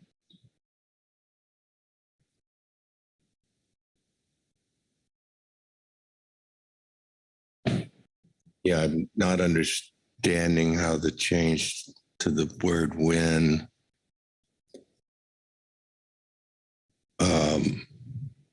changes the basic intent of the amendment. Because it would, you still have the words remain in effect and you've still stricken the last line. So I'm sorry if I'm That's okay. the only one confused. I don't understand how it changes it. I may need a little bit of help on this one from the person that originally suggested this language, but the intent would be to have comparable language to unstriking all of the verbiage at the end of this paragraph, along with the and remain in effect language. So the intention is to accomplish that same goal by giving us flexibility by removing if and adding when. That is the intention. And if I've misunderstood and I see a hand over there, which looks like it may be the cavalry coming to help me, I would be more than happy to have some help. I was trying to simplify things in terms of this amendment rather than complicate them. Mark Rolnick. Yeah, I think that it's a temporal change. It's rather than it being if, and then we have a one-way change, it means when is meant to indicate when we have the following conditions, and in which case the remain in effect is sort of surplusage. And so if we, as I interpret that language, when we're below 7,000 metric tons and when the rolling 3-year average meets those requirements, then we would have the restrictions on gear switching. And when those conditions are not met, we would not have those restrictions on gear switching. That's how I interpret it. So under that interpretation, the effect would be to remove the words and remain in effect and reinstate the stricken language would be the effect.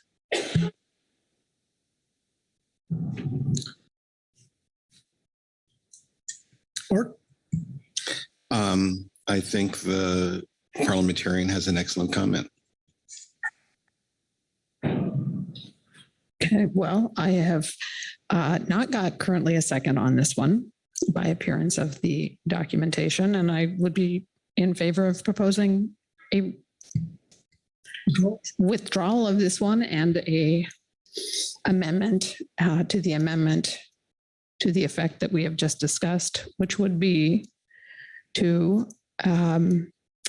unstrike in years when, so the last sentence there, in years when the north of 36 ACL is equal to or greater than 7,000 metric tons, no additional restrictions, will be placed on vessels using non-trawl gear that are otherwise legally participating in the trawl sector. And I believe I also need to strike the and remain in effect within this amendment.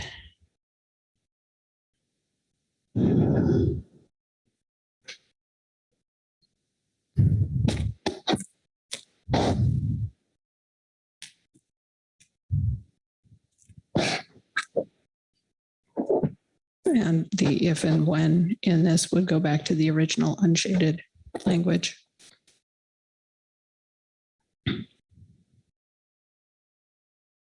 Okay.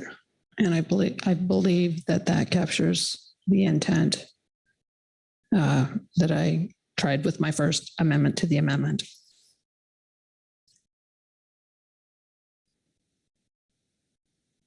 Can we get a clean?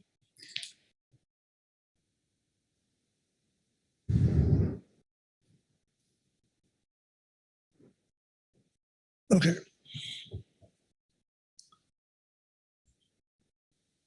Do I want to read? Okay. Then I'll ask you to read the amended motion into the record.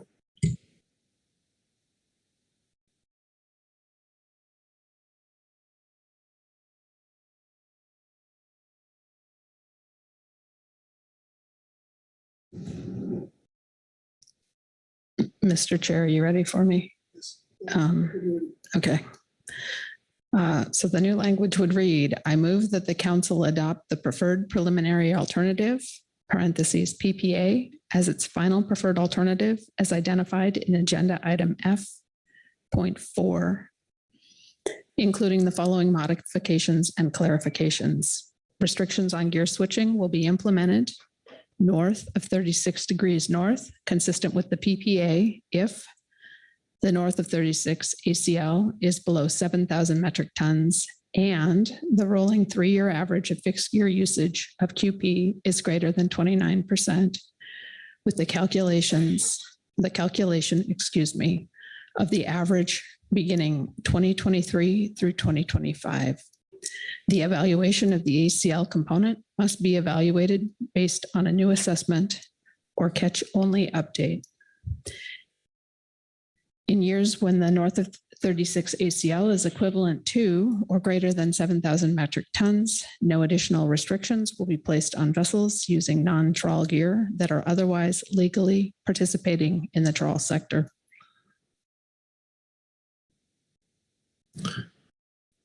Okay. Language on the screen accurate? Yes, thank you. Looking for a second. Second by Mark Grelnick. Thank you, Mark. Okay, please speak to your motion as appropriate. Thank you. I think we've had a lot of conversation around this amendment to the amendment already, and I will leave it as stands. Thanks. Questions for the motion maker to the amendment? Or discussion on the motion? Okay, thank you for the donuts for next time. All right, okay. I'm going to call for the question. All those in favor signify by saying aye. Aye. Aye. Opposed, no. No. No. No. Okay. I think it passes, but I'm not sure. We'll do a roll call. We'll do a roll call.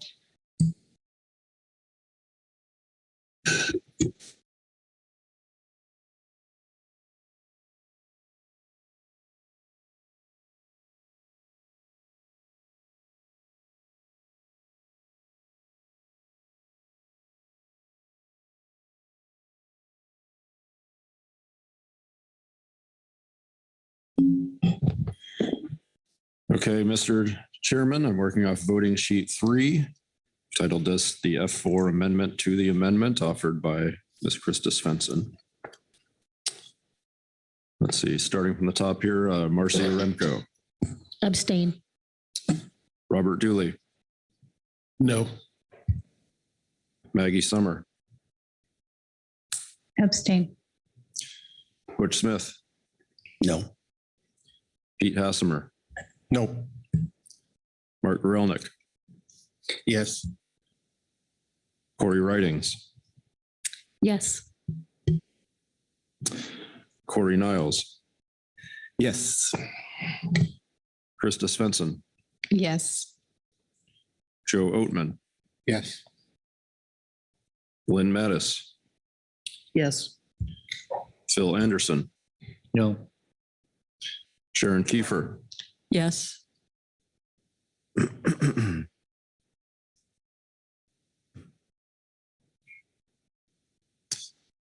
That's 7 yes, 4 no. The amendment to the amendment passes.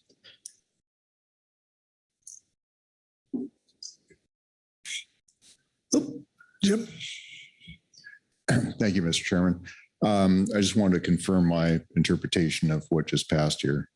In the middle section here, you have under the conditions in which both you are below 7,000 metric tons and the rolling 3-year average is greater than 29%.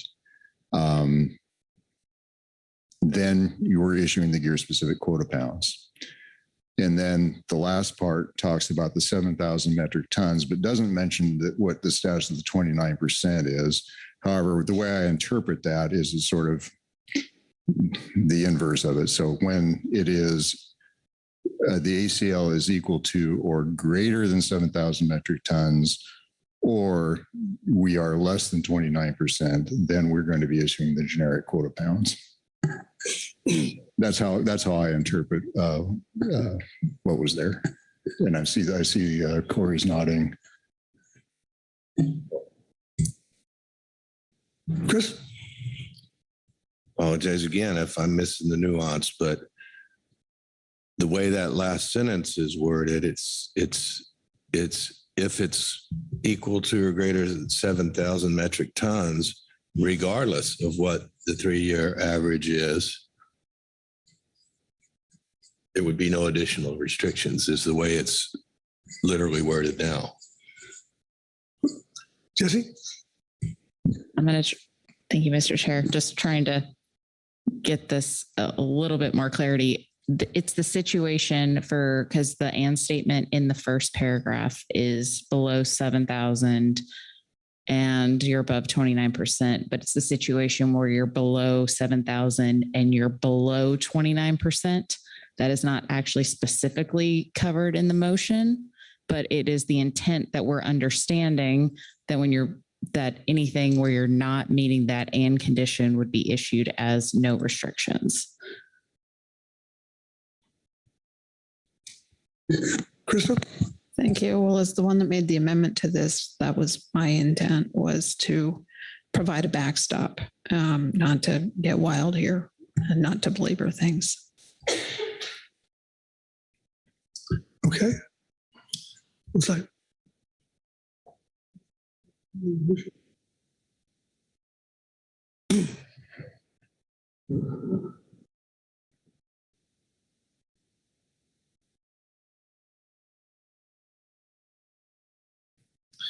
All right, so we've got an amendment to the amendment, and so which is passed, and now we're going to go to the Chris. Back to the main motion. We're back to the Corey's amendment.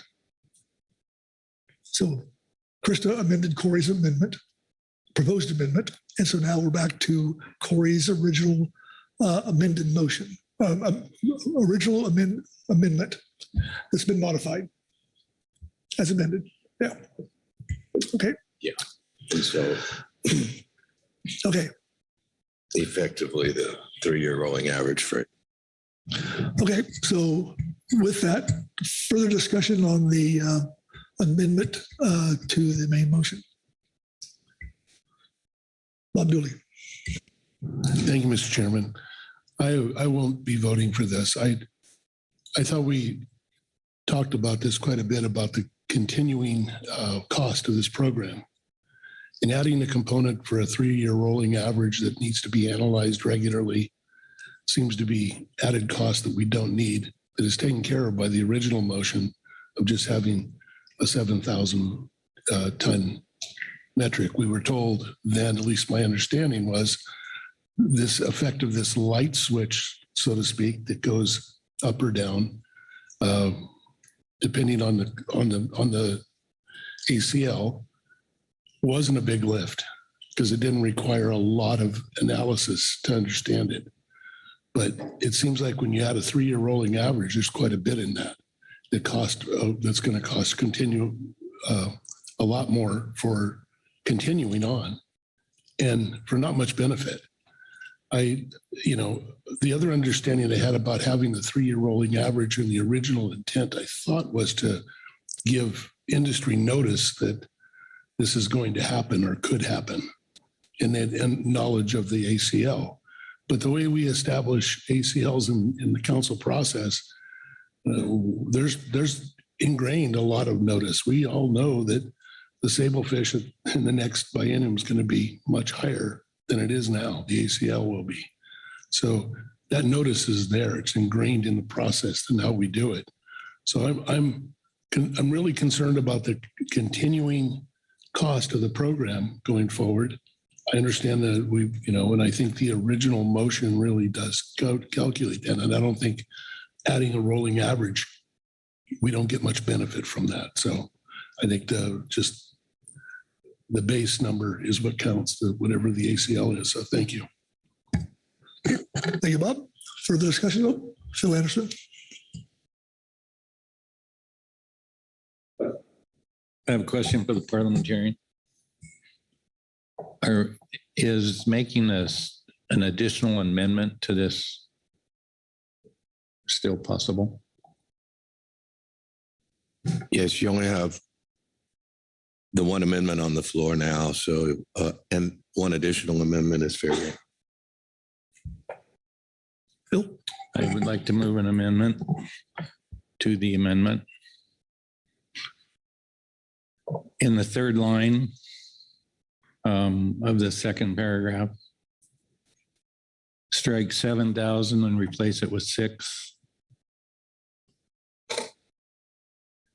And strike from the evaluation of the ACL component, strike the rest of it.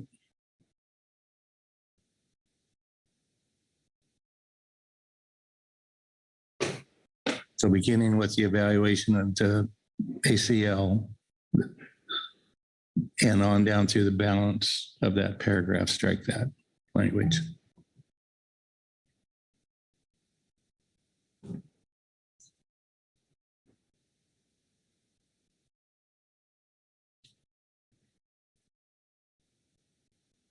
All the way to the end.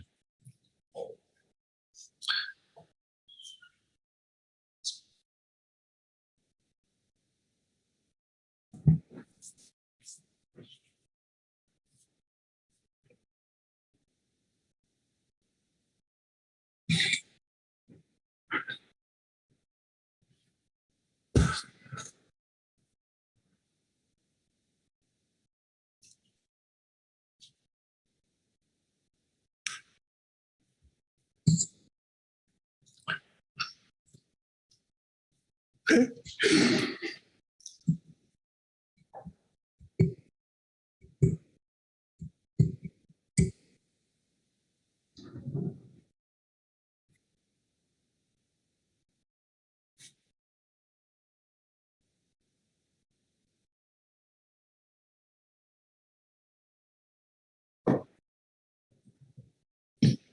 Chris, you have a question? Yes. So is the effect of that it does remain in effect even if the ACL goes above 6,000 indefinitely? So, although I'm reading this, maybe I've missed something. Is it restrictions on gear switching will be implemented north of 36 degrees north latitude consistent with PPA if the north of 36 degree ACL is below 6,000 metric tons and the rolling 3-year average of fixed gear usage of quota pounds is greater than 29% with the calculation of the average beginning 23 through 25. So it takes 2 conditions to implement the restrictions. Got to have an ACL that's less than 6,000, and you got to have fixed gear usage of the quota pounds greater than 29% over that 3-year rolling average. So what happens when the converse occurs? If the converse occurs and at some point it goes above 6,000 and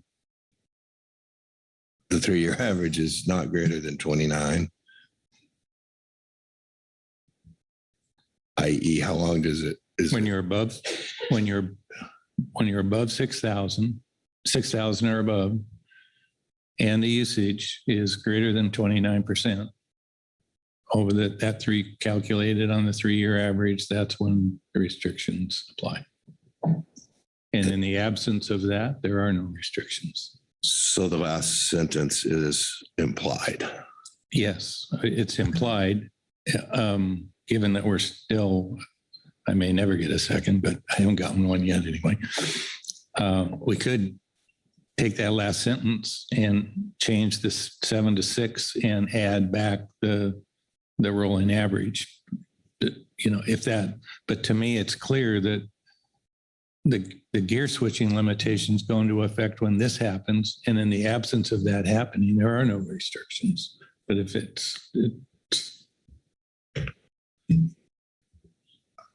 and I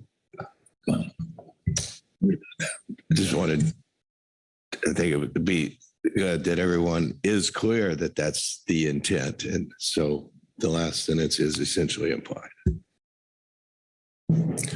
Okay. So I guess I have to have you, did you read that in? I don't know that I did, but I'm happy to do that. If you could, please.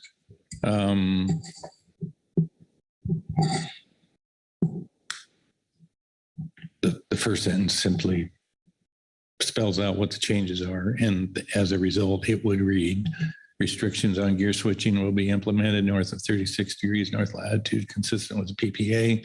If the north of 36 degree ACL is below 6,000 metric tons and the 3-year average of the fixed gear usage of quota pounds is greater than 29% with the calculation of the average beginning 2023 through 2025.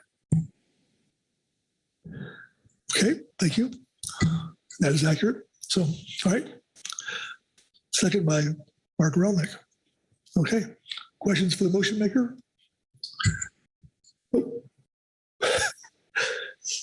Okay, discussion on the amendment to the motion, to the amendment? Well, let me just speak to the amendment. In our deliberations here, what I've heard come out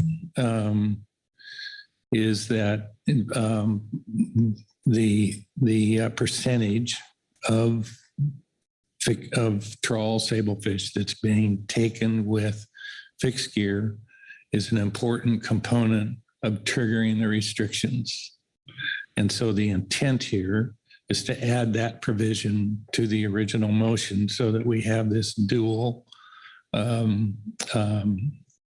these dual triggers that need to be met in order to have the restrictions that are spelled out later in the motion implemented.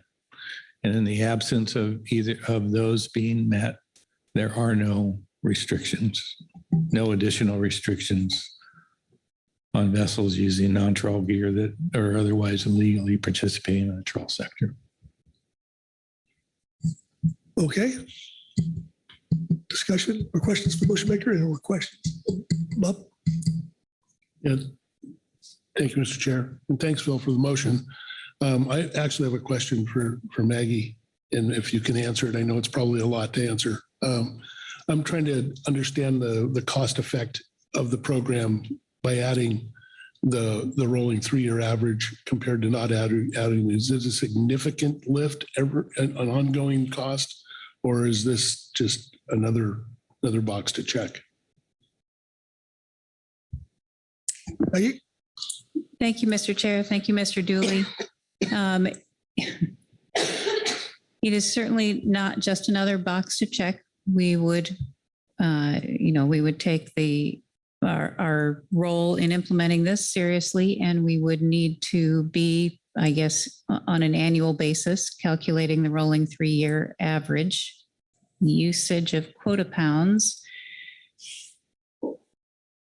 If that is intended to be total usage of quota pounds, then, that I guess without getting into a lot of discussion, I would just remind us all that our data on discards and discard mortality from the observer program is not final until late in a year. That we need to factor that into the timeline.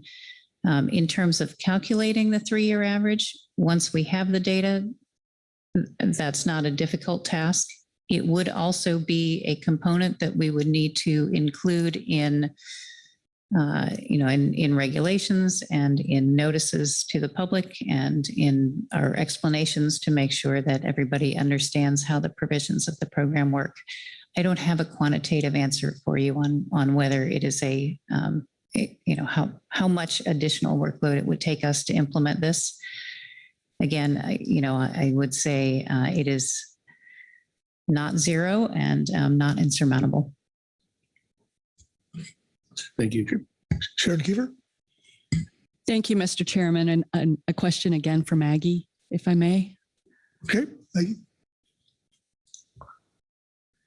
So is the data relative to, the percentages in gear switch, like in figure 34, where council staff showed it annually for several years, is the data collected such that someone could actually, if indeed it looked like we were going to be coming up with the 6,000 metric tons ACL, rather than doing that rolling 3-year average every single, recalculating every year, that actually they could just go back and do the retrospective analysis when it appeared that we were going to be hitting that ACL?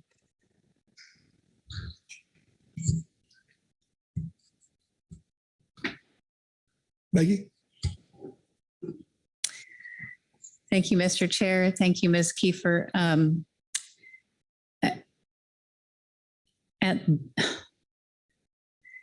The short answer is that we would, having not done this yet, that we don't currently have those data existing and available to the public. We do have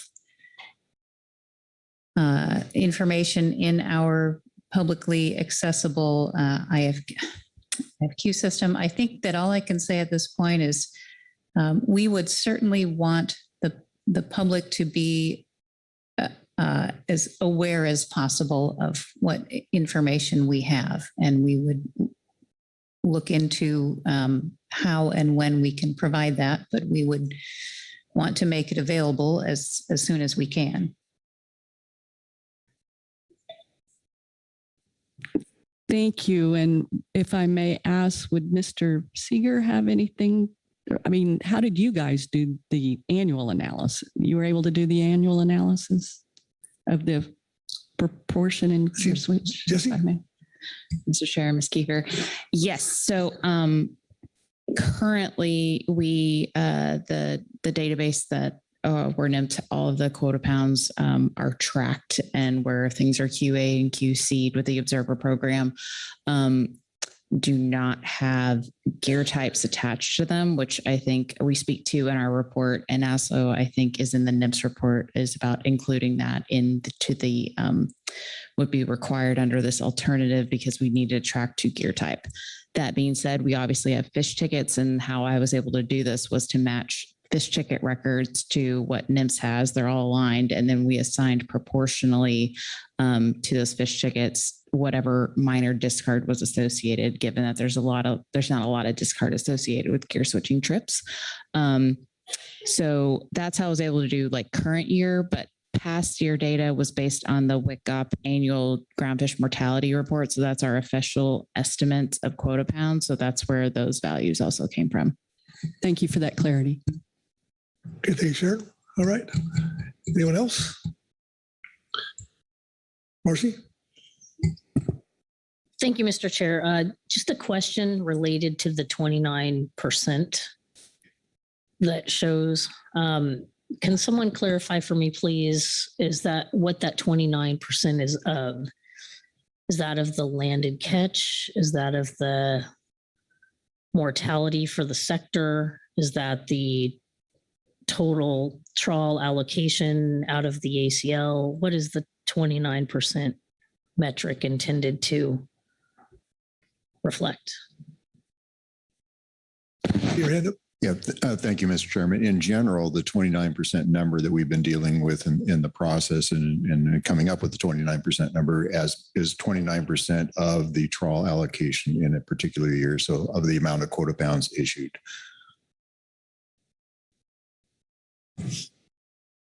And I would assume that that's what's meant here as well. Okay. Phil? Just confirming that is correct.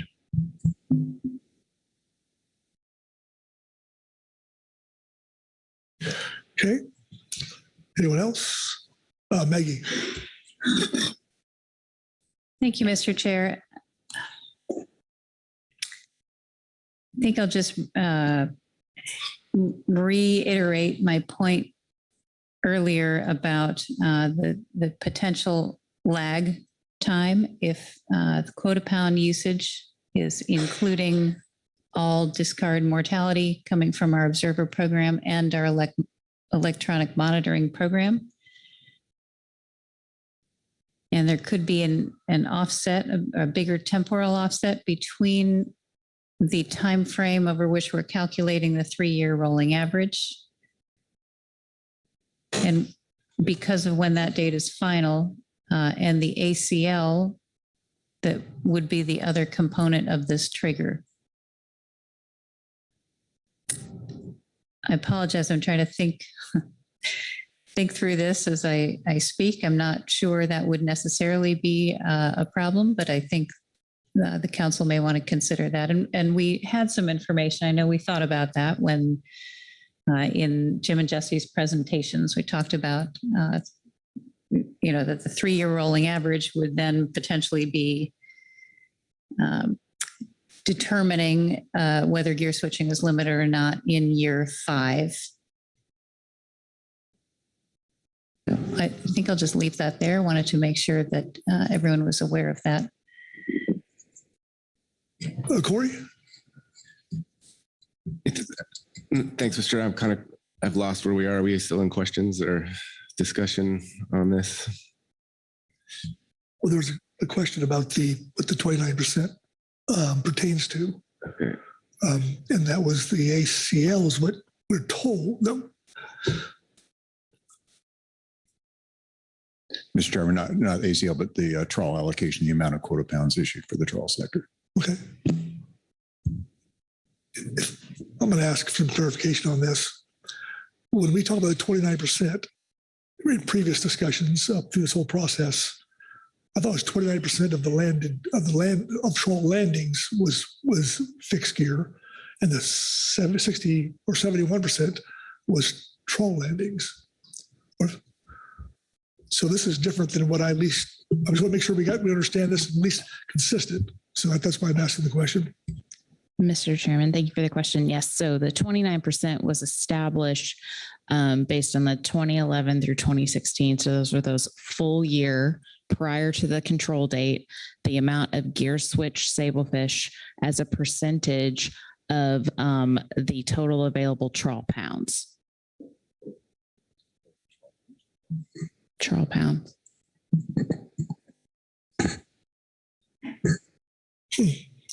It was total quota pound usage. Sorry, I'm getting clear. Yeah.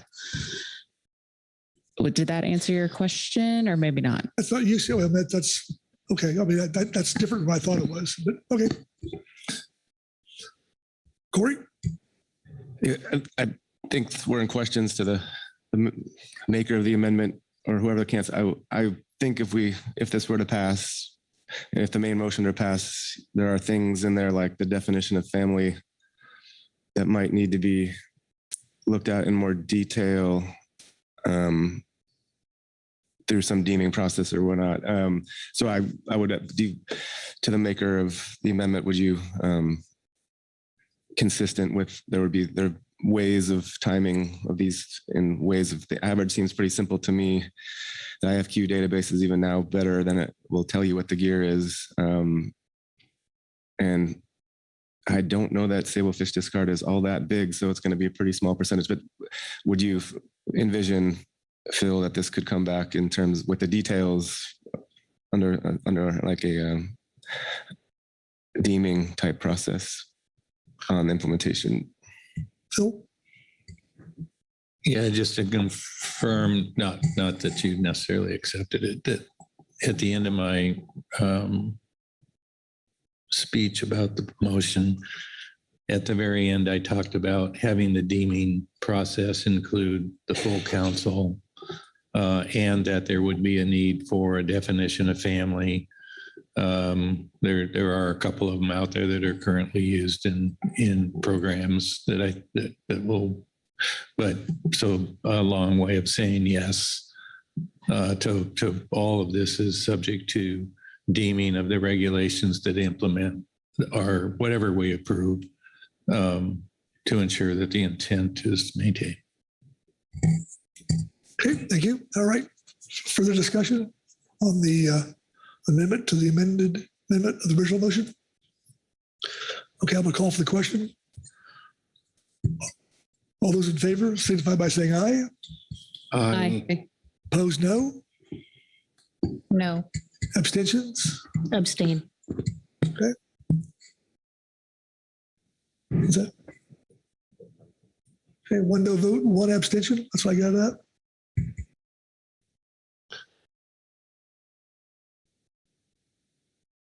Okay, so motion, the amendment to the original motion passes.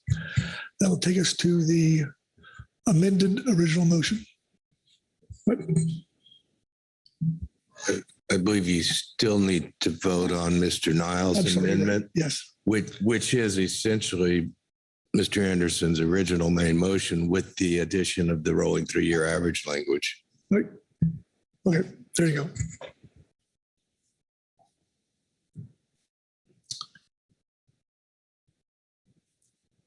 One second. We're voting on Mr. Niles. All right. So now we're going to Corey's amendment that's been amended a couple of times.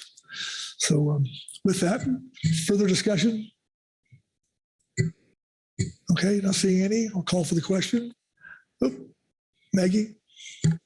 Thank you, Mr. Chair. Could we just pause for a minute? There have been a lot of moving pieces, and I would like to collect my thoughts and focus on what the actual motion in front of us is. I'm not asking for long. I just would like a couple moments to read through it again. Okay.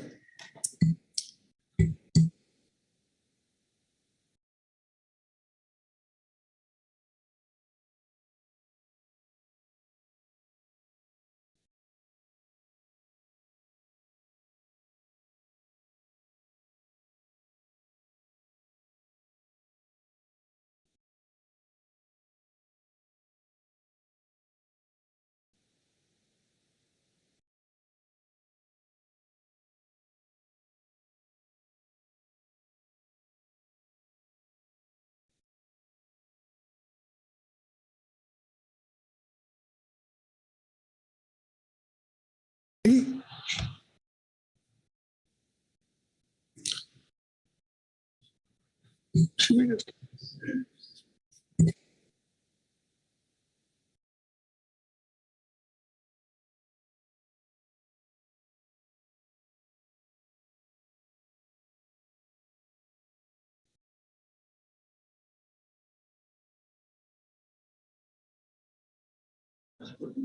Okay.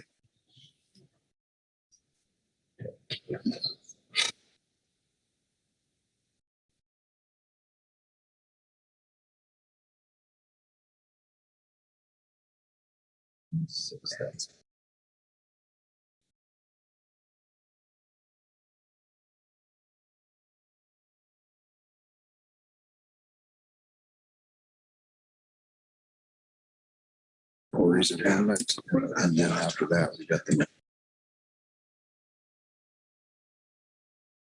Okay. Should take a little bit here to get the right one up. So stand by. Failed.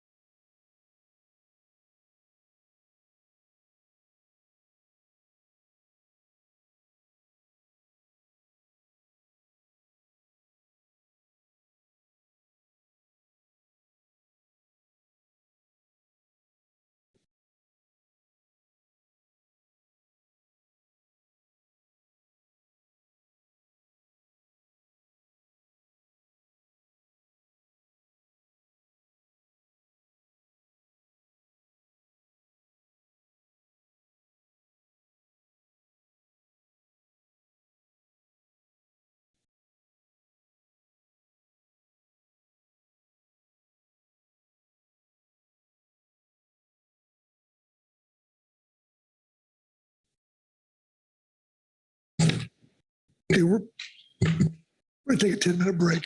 Just come back and.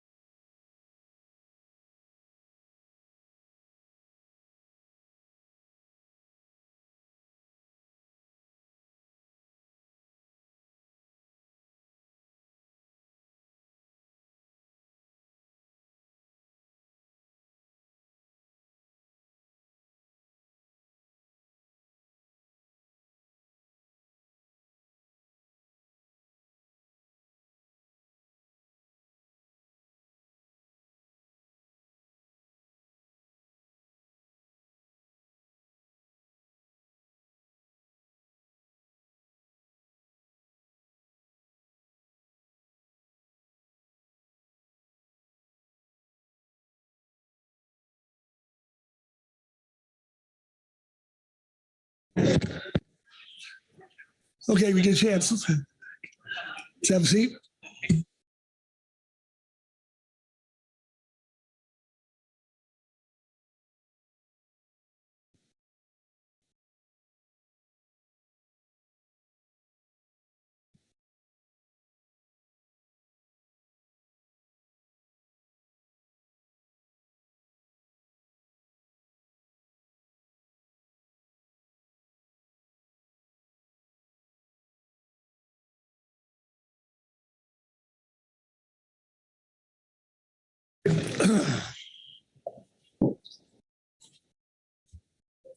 Okay, so I believe we have the amendment to the original motion as amended is on the screen. Oh. Oh.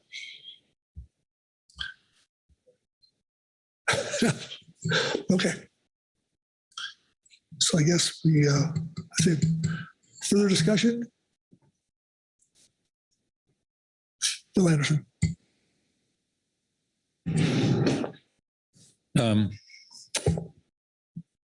I don't want to mischaracterize this and make anybody, well, never mind.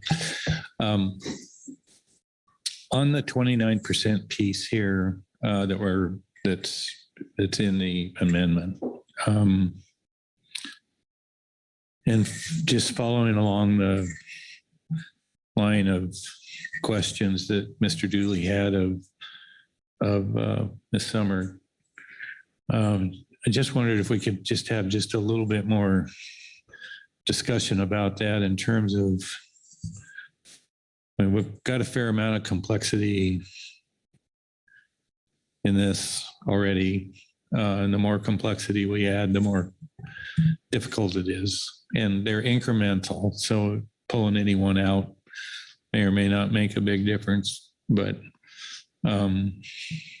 just wanted to just pause here for a moment. Maybe ask Maggie if just to articulate a little bit more after she's had a chance to think about this, about the addition of the 29% as being part of the trigger mechanism and the potential additional workload or difficulty in implementing this action as a whole, if that piece is in there. Okay. Maggie? Thank you, Mr. Chair. Thank you, Mr. Anderson. I don't have anything new to add on workload. It does seem logical that a low ACL level, a smaller amount of sablefish quota to go around is a more, maybe a more obvious indicator that there could be competition for sablefish quota pounds that could be adversely affecting trawlers needing it. The other aspect of this is not really the mechanics of implementing it, but Mr. Dooley's comments earlier about an ACL, a trigger that was just the ACL level would be, would provide more clear and probably earlier notice to the public about whether gear switching would be limited by issuing gear-specific quota pounds in upcoming years. Okay, thank you, Maggie. Bill? Okay. All right, further discussion? Okay, I'll call for the question.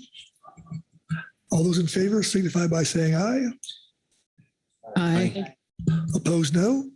No. No. No. Abstentions? Abstain. Okay, thank you, Marcia. All right, we'll probably do a roll call here.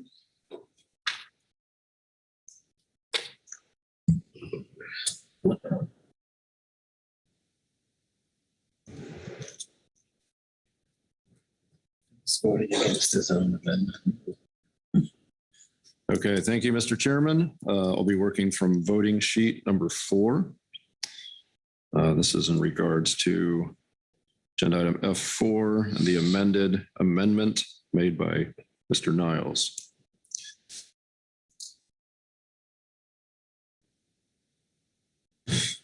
Okay, starting from the top, Robert Dooley, No. Corey Ridings, Aye. Krista Svensson, Yes. Joe Oatman, Yes. Corey Niles, Yes. Sharon Kiefer, No. Maggie Summer, No. Lynn Mattis, Yes. Phil Anderson, No. Butch Smith, No. Pete Hassemer, No. Marcy Yaremko, Abstain. Mark Gorelnik, Yes.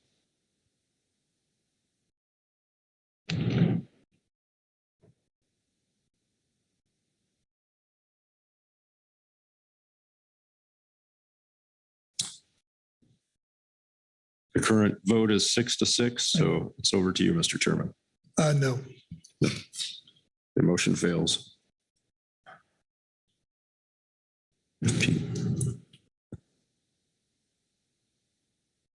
Vice Chair Hasselman? Please bear with me. Have patience, Mr. Chair. And if I need to be corrected on the language, I would happily try to do that. But I would like to make a motion to reconsider a prior motion to amend. In the sake of brevity, if there's a second, I will explain that. Second. Okay, thank you, Sheriff, please. Thank you. The reconsideration of a prior motion to amend, I'm going back to the very first motion to amend offered by Ms. Svensson to simply change the 7,000 trigger to 6,000 metric tons. We had a lot of deliberation on this, and with what we've gone through, in my mind, I considered that in the context of 3-year rolling averages and was able to look back at some prior history. I know that the figure in the analysis that a lot of people have been looking at shows ACLs back to 2011. I was able to dig up information that shows the ACLs or its equivalent value back to 1995, how that might operate. And in effect, on that original motion to amend, I had voted no. What I've learned here through this process, and it's been so long today that there might have been another benchmark assessment completed already, but in the intent of Mr. Anderson's motion and what that amendment would do, I would be willing to vote yes on that. And so that changes my vote and vote yes on that. That is why I'm asking for reconsideration of that motion to amend. Thank you. Okay, thank you, Pete. Questions for Pete on his motion to reconsider? Floor discussion. Oh, Corey? Procedural question. How many, excuse my ignorance, but is it just the majority vote on this? Yes. Chris? Yep. So you first vote on whether to reconsider, and then you have a subsequent vote on the 6 versus 7. Yep. Okay. So, all right. Okay. Well, I'll call for the vote. Oh, more, Corey? Yeah, I'm going to have some thoughts on the main motion.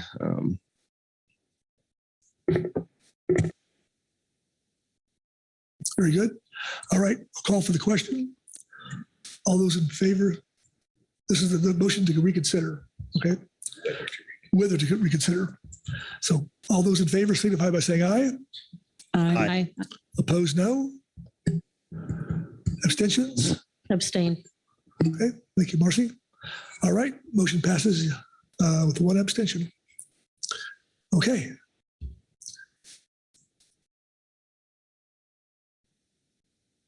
So I believe that takes us to the original motion. So no. Now we're voting on 6 versus. Sorry, Mr. Chair. Now you have to vote on whether to replace 6 or 7 with 6. As it stands now, it's 7,000. So Okay. Okay. So this is an amendment to adjust it to 6,000 metric tons. Okay. So discussion?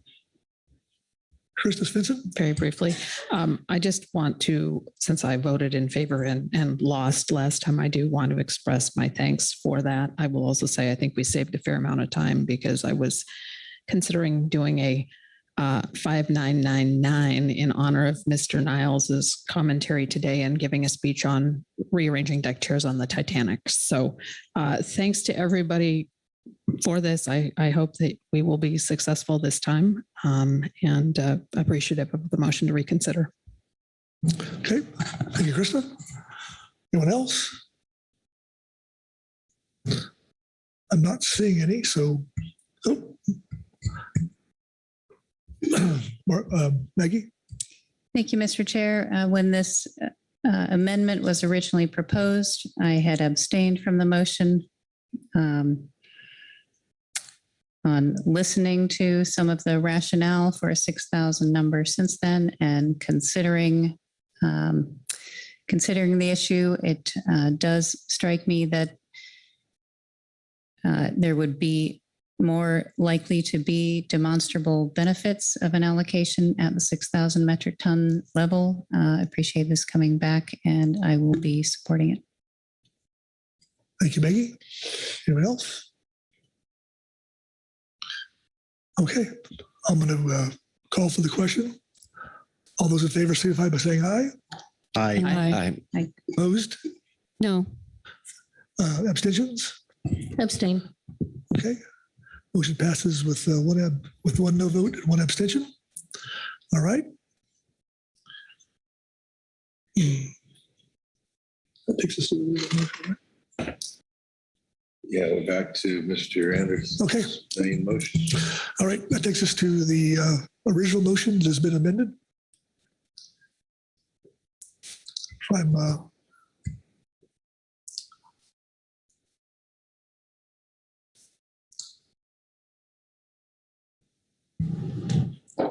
which is right before us, I guess, right? Whatever's that here. There you go.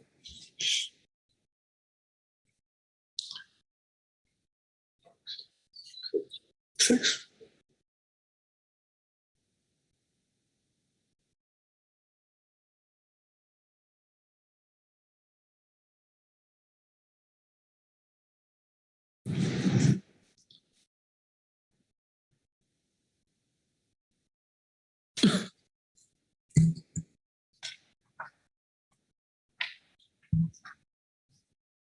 There's a 7,000 below there too, Chris.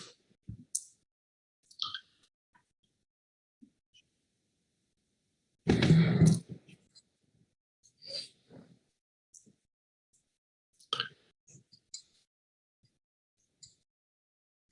think that was the only changes, right?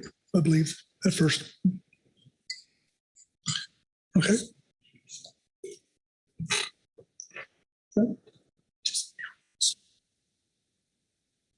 If you could scroll through just to make sure we see everything here.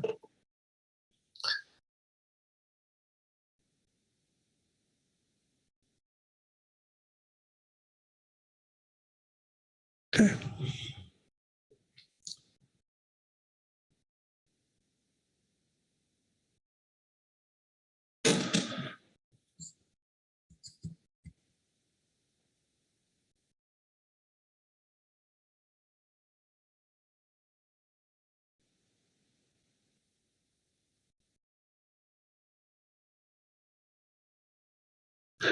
Okay.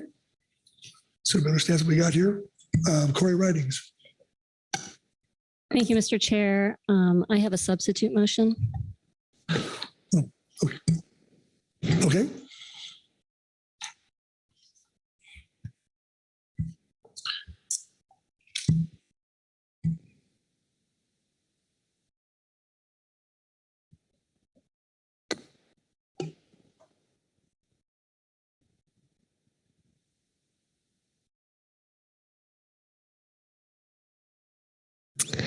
I move that the council adopt no action as the final preferred alternative.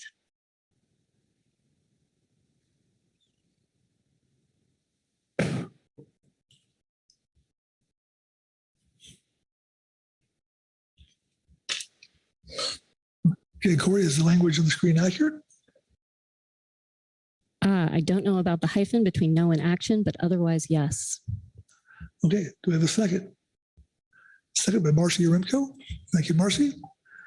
Please speak to your motion, Corey. Before I start, I just wanted to thank everyone who has put their time, energy, and thoughts into this. I've talked to so many people who have had a large divergence of viewpoints and experiences, and I'm just grateful for the willingness of folks to engage the council and with me personally, and especially all of the work that the council staff has put into this. Jim, we are going to miss you.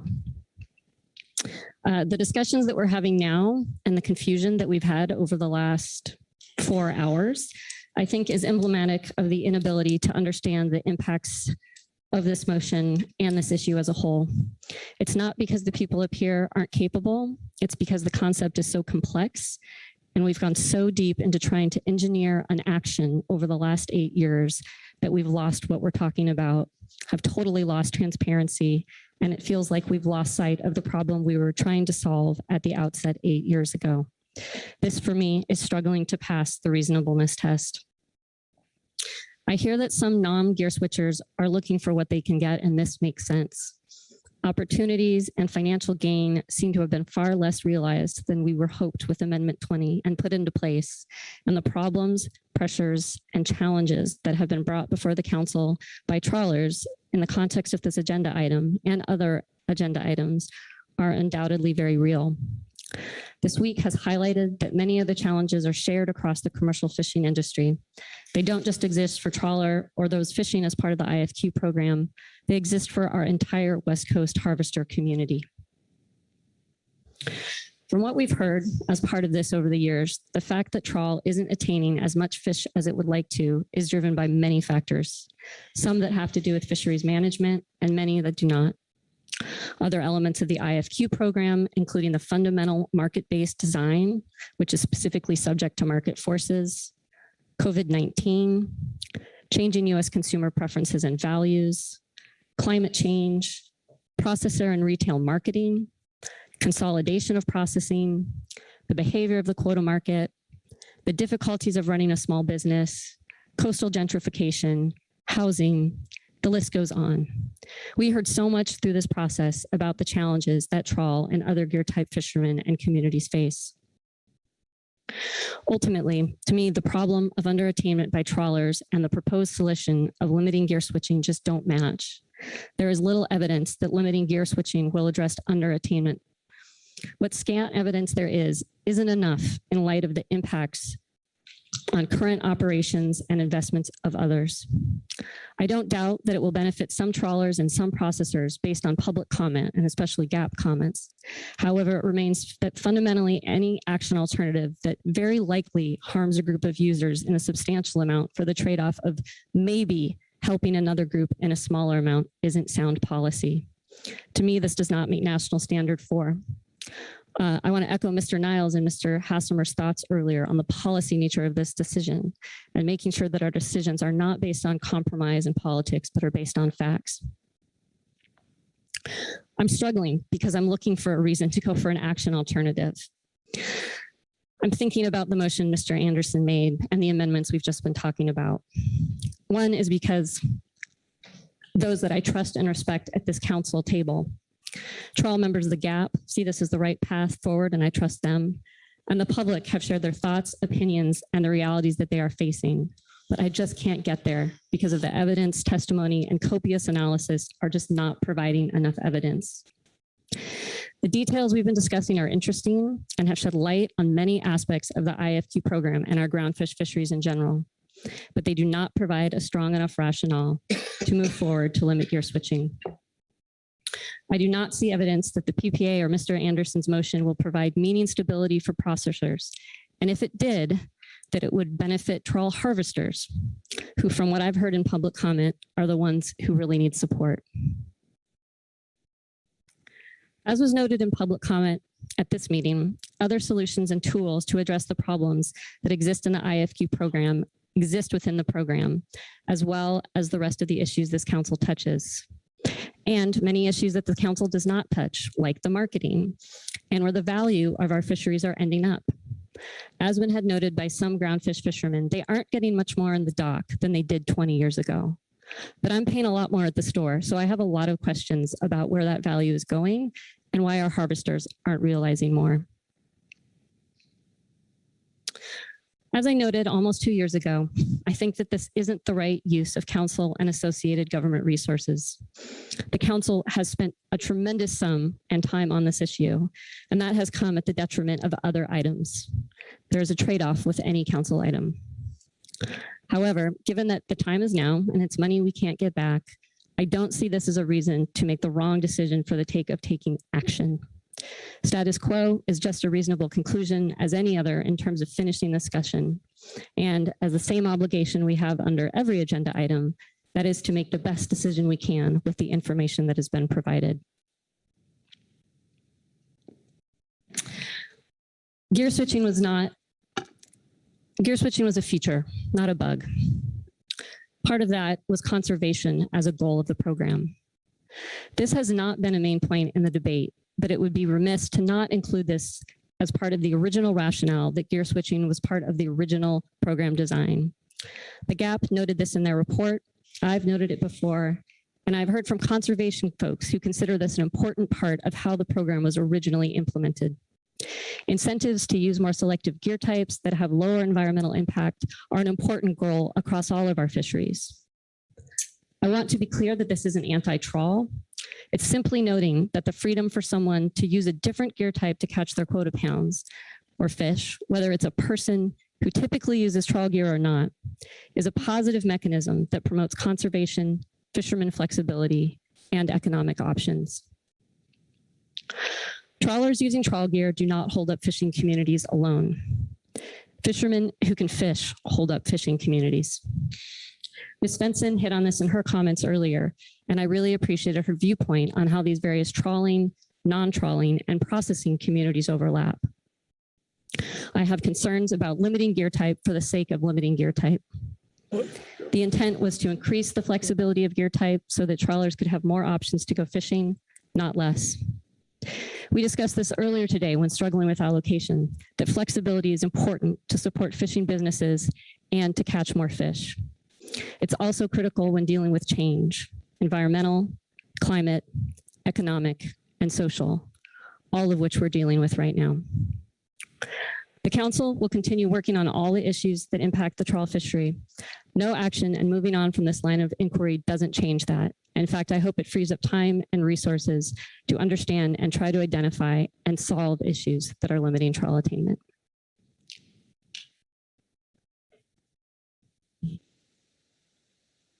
Okay, thank you, Corey. Questions for the motion maker? Discussion? Corey Niles? Yeah, thanks, Mr. Chair. Thanks, Corey, for the motion. Question for NIMS. I did vote for the 6,000 metric ton alternative earlier, and am now almost back into the no action camp. Just the Corey let it off with just the inability to have discussions on the merits on this issue makes me wonder how solid the record is. NIMS seems to imply that they have made up their mind that the evidence before us demonstrates the need for action. Mr. Anderson said the justification for his main motion is that if the ACL were less than that amount today, he would support it going into effect.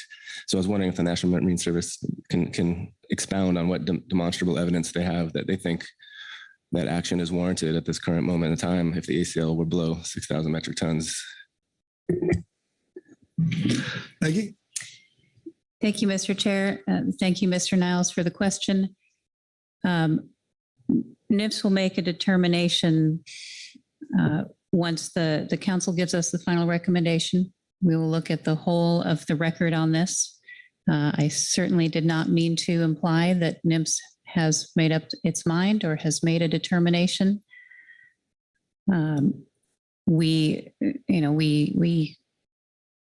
I think like everybody around this table, and I've expressed it before, there is a very large volume of information that's been presented to us. And I believe you said earlier in discussion on this agenda item, it's easy to interpret it different ways.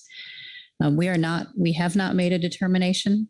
We do not have a determination on it now. We do try to preview issues as we see them arise. And that was my intent earlier, but that was not intended to be anything concrete or pre-decisional by any means. Thank you, Maggie. Phil Anderson. Thanks, Mr. Chair. Thanks, Ms. Ridings, for the motion.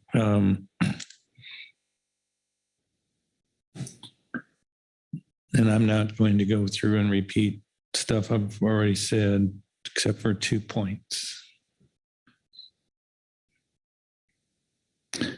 Sablefish are essential to carrying out a successful, viable trawl fishery.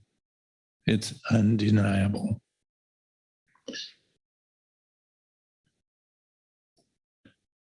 What we have done in the last 8 years is a couple of things. One is we've set a control date.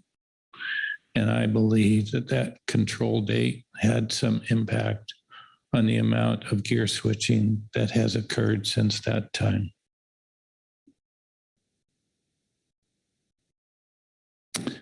In 2023, the maximum amount of sablefish that were landed by a gear switcher, as I understand it, is 386,000 pounds.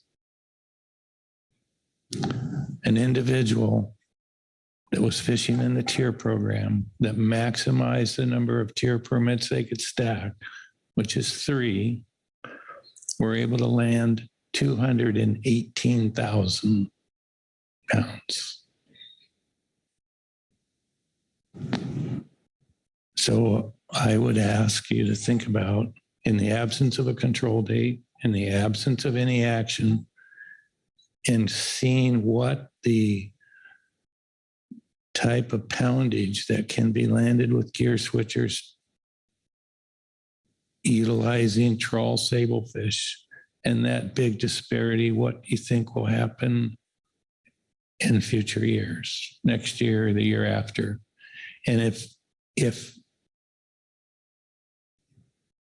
I'm right, if the control date had discouraged some additional gear switching that might otherwise have occurred, and if by removing that, by taking no action, results in an increase in that activity to the point where you have ample evidence that there isn't enough sablefish left to prosecute a viable trawl fishery, what do you think the challenge of the people that sit at this table in the future is going to be to try and manage the trawl fishery successfully so it can be viable?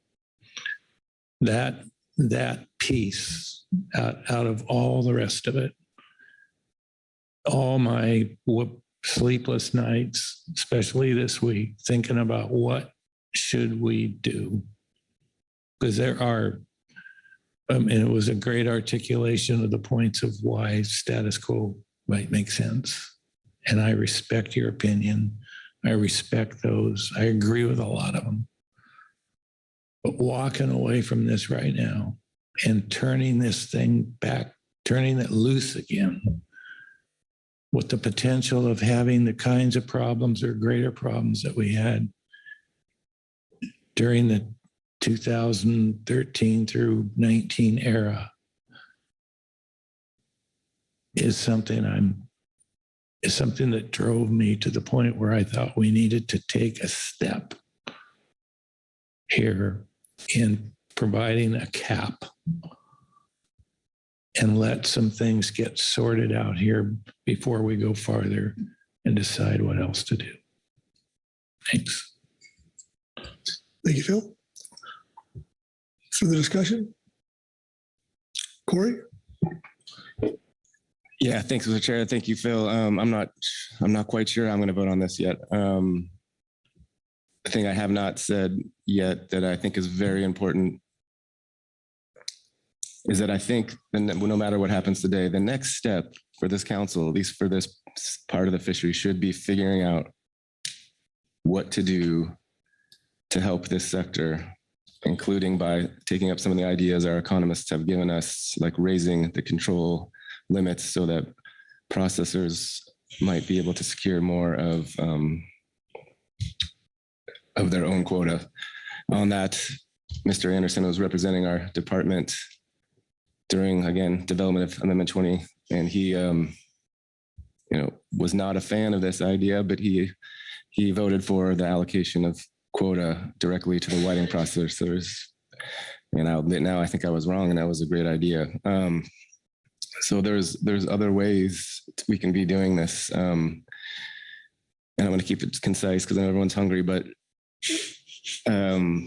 we just had a debate, and I'm sorry, I'm going to sound cranky, but we just had a debate about the cost of calculating a 3-year average. And now we're talking about creating the most expensive control date in the history of all time, which is going to probably not be into effect in over, if the current assessment holds, over 10 years, and NIMS is going to go through this expensive rulemaking that's probably 10 times more costly than calculating a 3-year average. So again, I'm just pretty disappointed in the lack of attention to alternative one, the lack of debate between looking at the permit and rewarding people who lease out permits, don't fish them, but get credit for the fishing.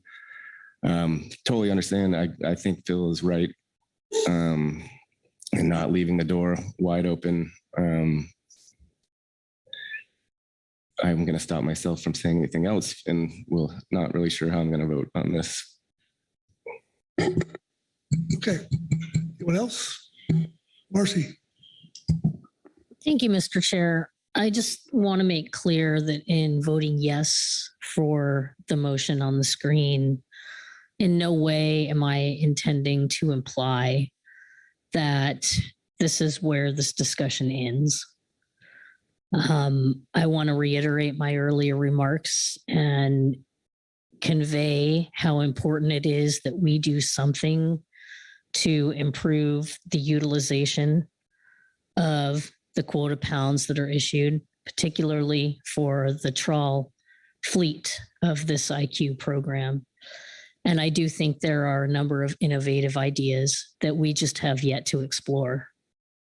We've spent a lot of focus and time and energy on this particular pathway with regard to restricting gear switching. And meanwhile, I think in this 8 years that have elapsed, a number of other potential ideas have come to light, but never really been vetted with any degree of thoroughness. And I just want to reiterate my commitment to us moving down that pathway. I do think there are ways to improve the viability of this fishery, and I do look forward to those discussions down the road. Thank you.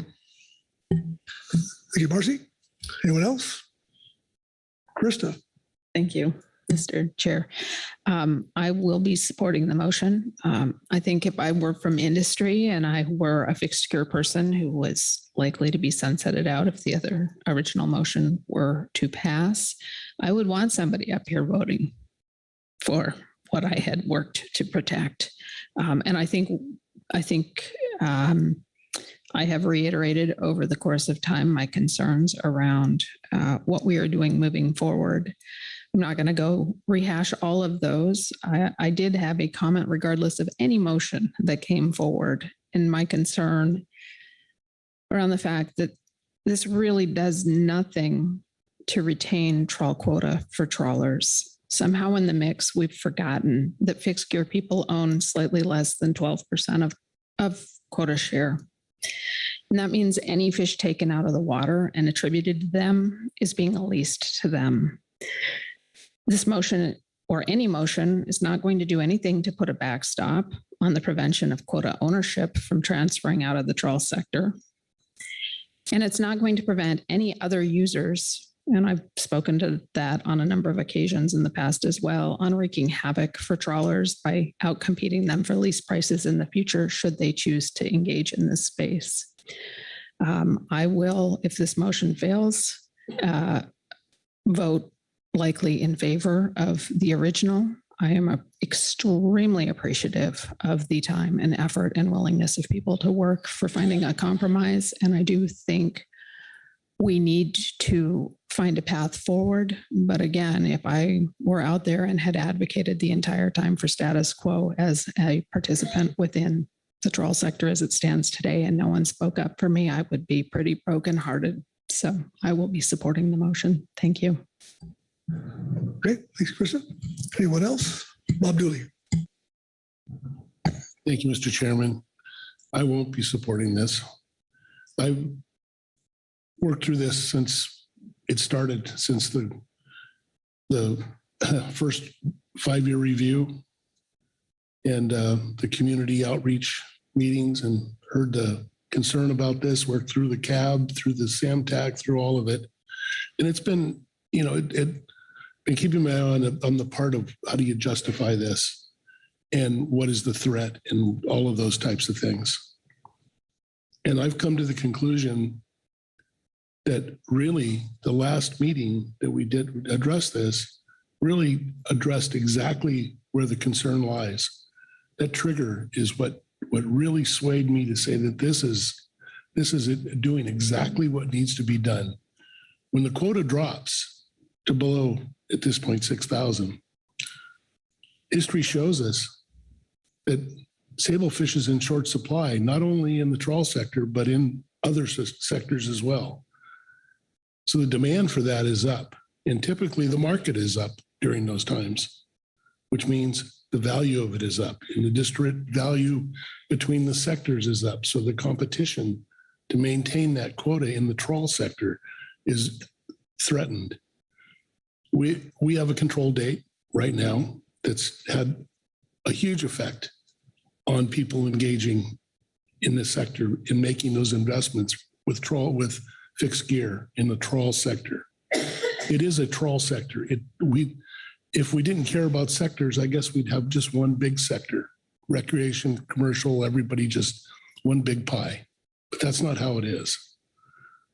I think the needs of the trawl sector need to be protected, and we need to make sure it stays intact.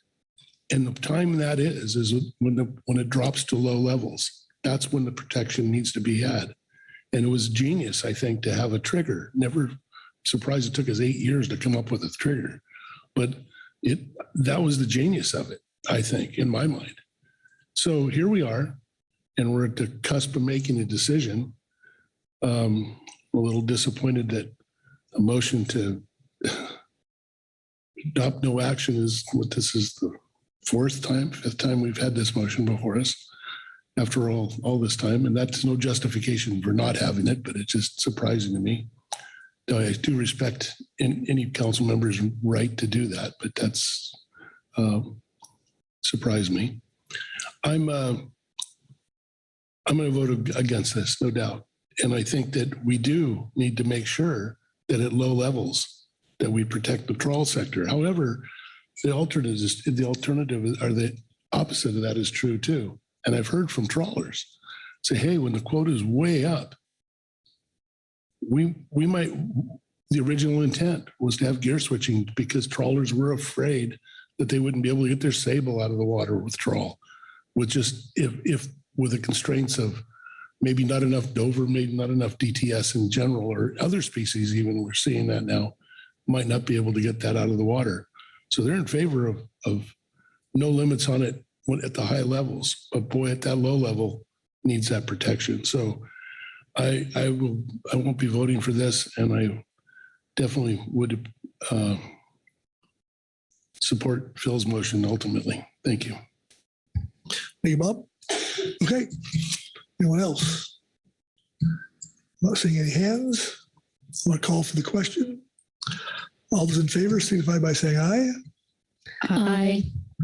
Opposed, no. No. Abstentions? Abstain. 2 abstentions. I think it failed, but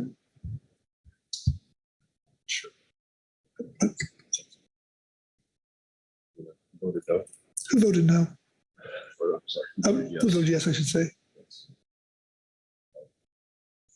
3, 4, 4. Okay. That'd be 2 abstentions. 4, 2, be 7. Okay. Motion fails. So I get it, unless you want a roll call.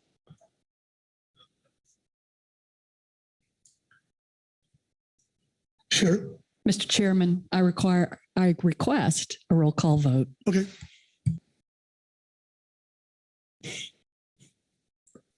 We're on a roll. We'll do.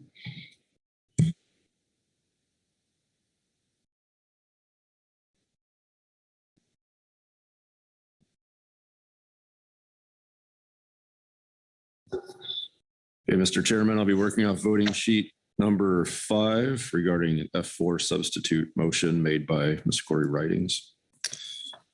So starting from the top, Butch Smith. No. Bill Anderson. No. Sharon Kiefer. No. Maggie Summer. Abstain. Mark Gorelnik. Yes. Lynn Mattis. No. Corey Ridings. Yes. Pete Hassemer. No. Joe Oatman. No. Marcy Yaremko. Yes. Corey Niles. Abstain. Krista Svensson. Yes. Robert Dooley. No.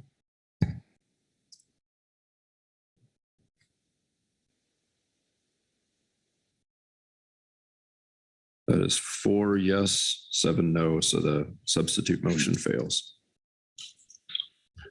Okay. I think we're going to take a lunch break. That'd be my recommendation. Okay. We're going to have a break for lunch because we've been this forever, and we'll be having dinner here pretty quick. Because my understanding is there's going to be some, I'll say, speeches happening here with the when we get to discussion on the main motion. There'll be a lot of people commenting or discussing this, extended discussion. And so we'll be here well past the time you might think you want to eat. So my Executive Director Burden has recommended that. So I think that's what we're going to do. So see you in an hour.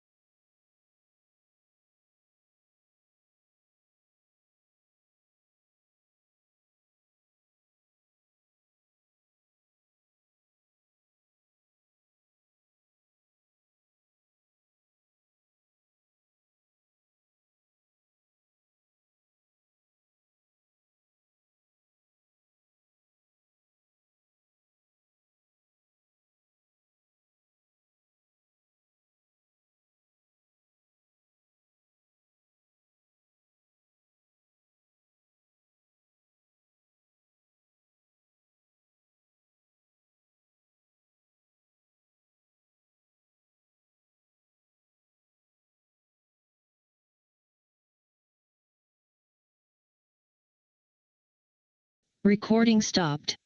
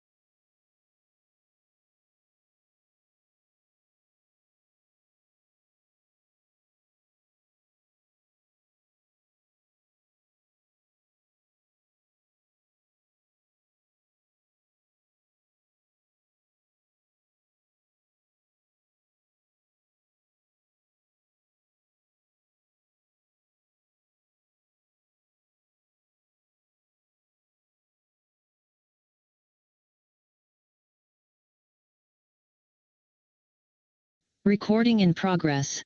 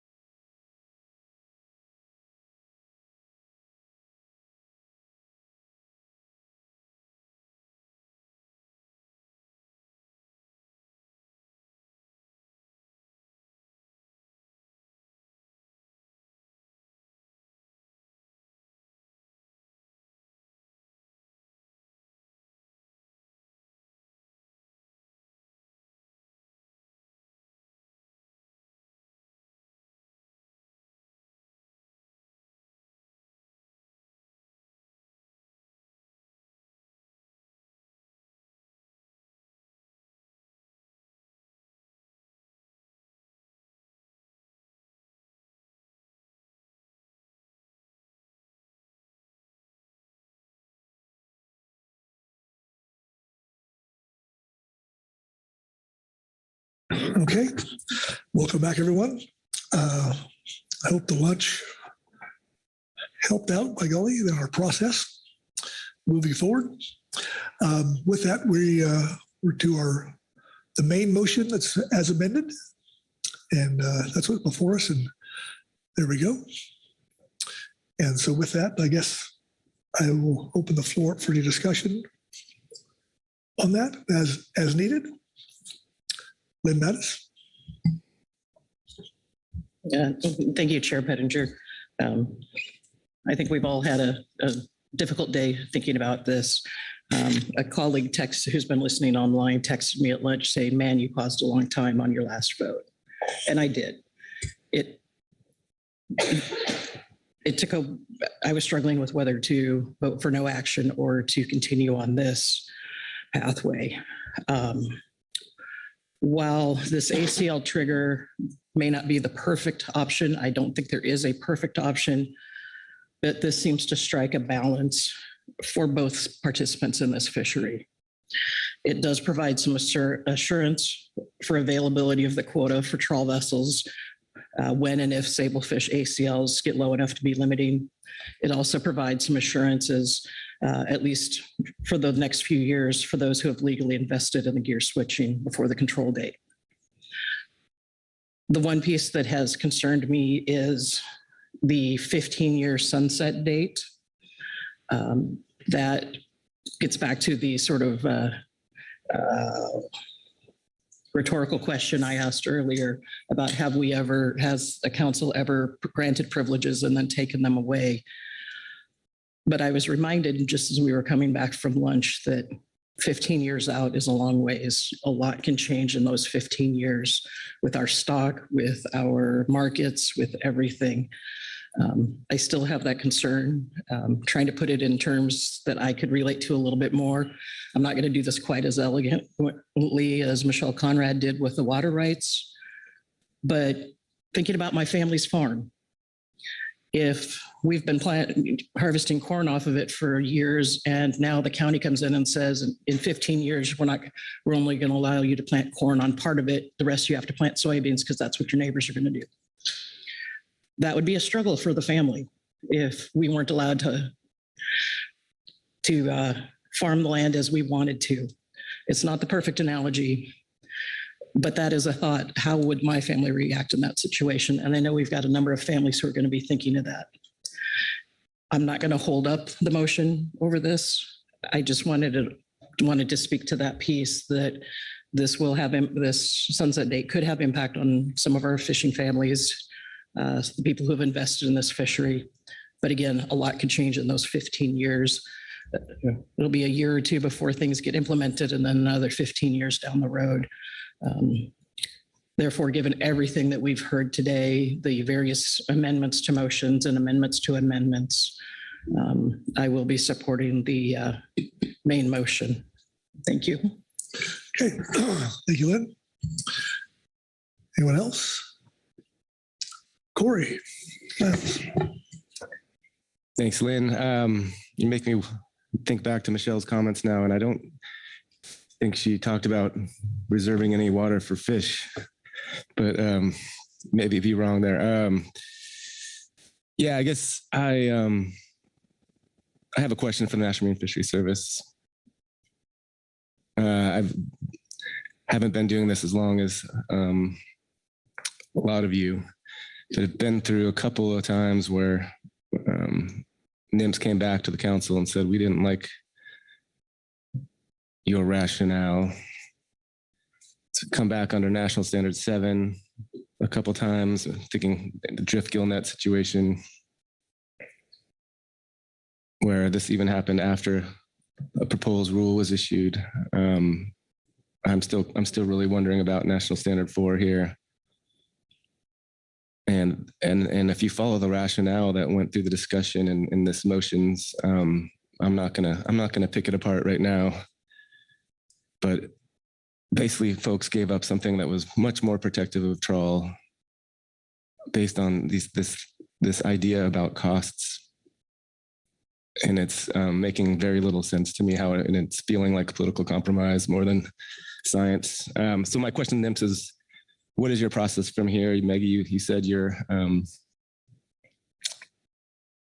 are going to, like you typically do, reserve judgment, review the record,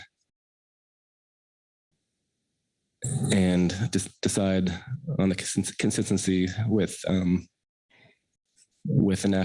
national standards, 90% provisions, et cetera, et cetera. So what is your process for coming back to us?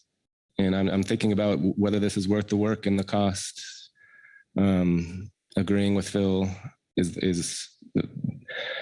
the reason I may vote yes for this is I don't think leaving it wide open is maybe sensible. But yeah, so I'll stop there and see if Maggie got my question. Question for Maggie? When you're ready, Maggie.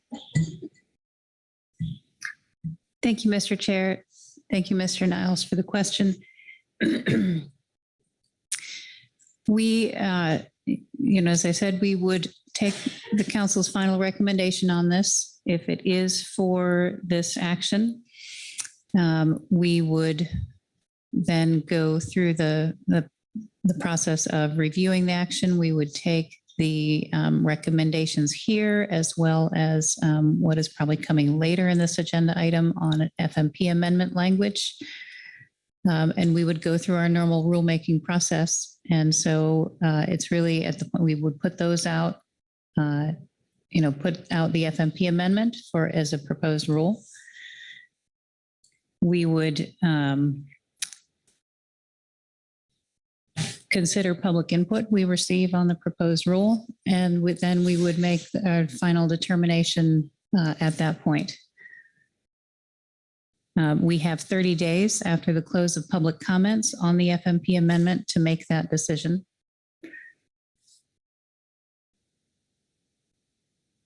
And then we could come back to the council if any action was disapproved or only partially approved, and bring that decision back to the council.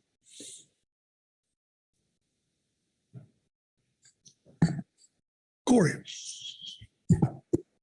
Thanks for that answer, Maggie. I guess, and maybe I missed it. Is there opportunity for you to come to the council before the proposed rule stage if you feel like the record is lacking?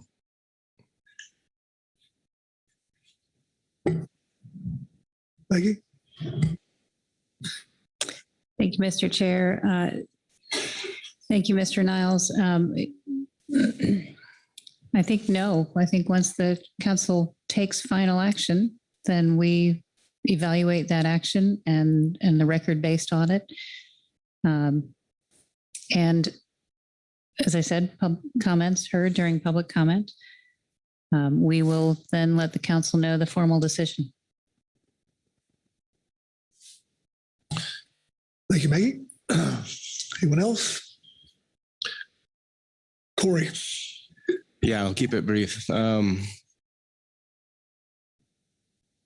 I think I'm going to vote for this just for the sole sake of not leaving it open.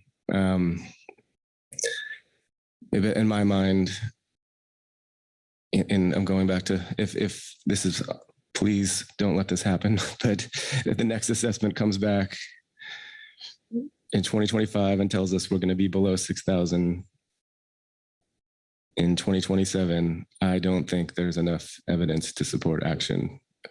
So the only reason I'm squaring the positions I've expressed in the past is that this will be in the distant future. The rationale, however, is based on the idea that it's warranted to go into place now. Alternative 2, including this 15-year phase out, has a lot of provisions that go further than needed to achieve the purpose. And under National Standard 4, those additional provisions need to be justified by additional benefits in my mind. And I don't see those. I haven't seen them explained. I don't see it in the record. And this legacy idea that gear switching is going to be an okay part of the program, just as long as we reallocate it so that people only have whatever it is, 29% now, instead of being able to keep 100% in the way that other alternatives would have let them do. So I'm just not seeing the justification for those. I could go on longer. I'm not going to. Again, just expressing doubt and probably voting yes. And that'll be my last comment. Thank you, Corey. Anyone else? Maggie Summer. Thank you, Mr. Chair. I have a couple questions on the motion, and I guess just comments on it, and would look to the maker of the motion to confirm or clarify his intent. One of those, pardon me, let me bring up the right screen. In several places, the motion references at implementation. If you could scroll down.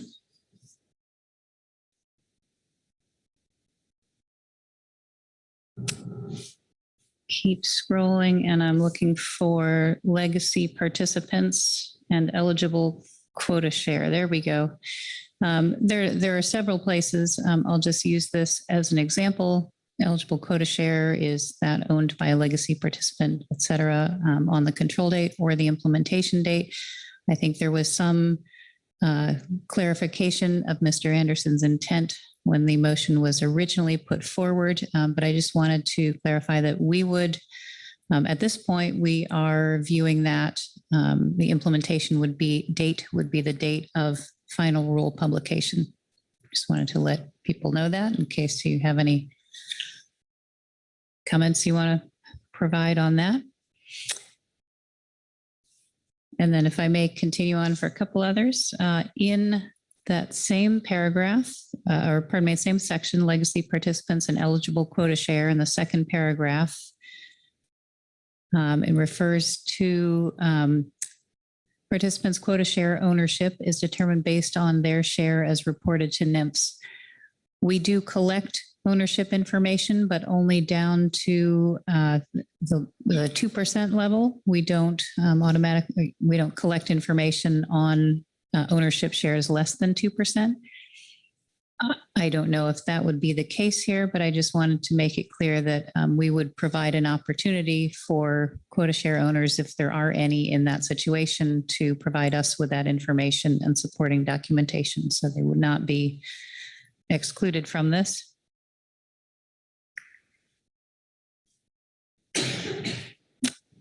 And then at the, I think the very last bullet point in the motion, if we can scroll down to the bottom, and this is the one that addresses family. We don't currently have a definition of family in our regulations for this fishery. We would have to put something into regulations in order to implement this. If the council can specify what the council means by family and what council would like to see on this, that would be very helpful. And at least if the council could provide some guidance to us on whether the intent is that whether there's any intent you have associated that, should that be a very broad definition of family? There are some definitions and regulations for other fisheries and other regions in the country that are quite broad and include many different kinds of relatives. If that's the council's intent, that's fine. We just like to know that. We heard some public comment the other day suggesting that maybe folks were thinking about it as more narrow. So just wanted to pose that question for council input. Thanks. Thank you, Maggie. Phil? Thanks for that. Relative to the intent of the term implementation date, I think we talked about that earlier and confirmed how we concluded that conversation. I also mentioned in my rationale for the motion relative to that last bullet that we would need to develop that definition. I think that we should take into account carefully the public comment we heard, and that is, as you mentioned, keeping it, the public comment I heard was keeping it more narrow as opposed to, there's a couple of definitions that you referenced that are currently in place for other limited entry restrictive types of programs on the East Coast. Several of those that I read were quite broader than that I had in mind. I was hoping that within the context of that National Marine Fisheries Service would be able to bring that. Maybe there's one or two options to look at, but more focused on the more narrow interpretation, so that during the deeming process, perhaps during the deeming process, that could be a part of those discussions and deliberations. Not sure if there's anything else I need to respond to. Okay, thank you, Phil. Good, Maggie. Okay. Anyone else? Corey. Yeah, on that topic, Bill, we did hear public testimony from a couple people, and member Bob Alverson suggesting that it be family who intended to keep the business running. I thought if that would be achievable, would be a good goal. But is that consistent with your intent and mention of public testimony? So,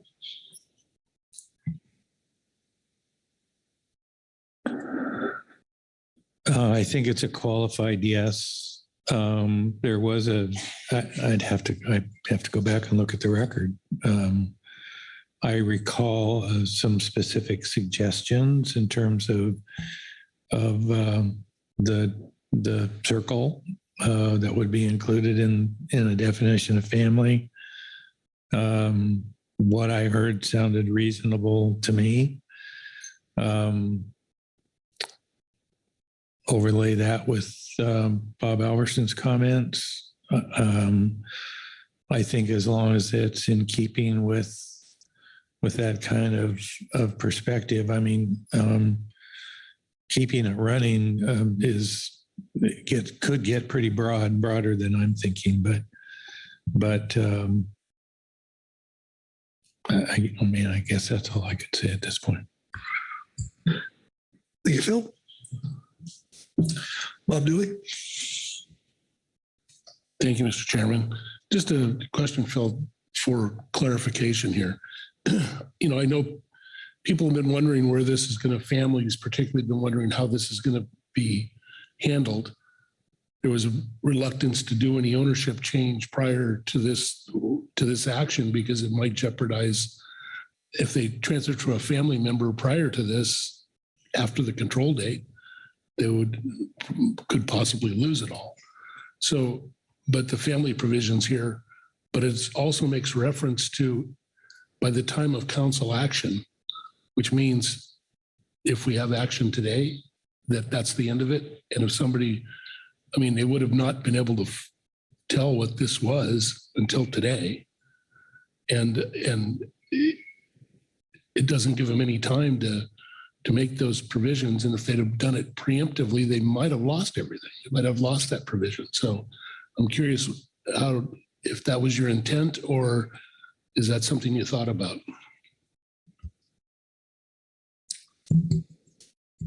Phil?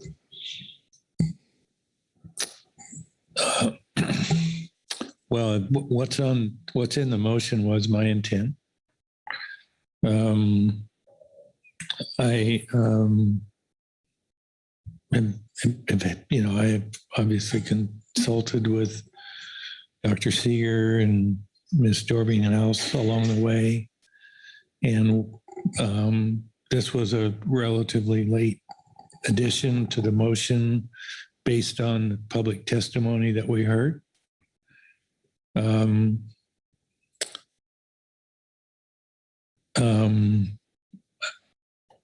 I would encourage that there not be major changes in corporations between now and implementation.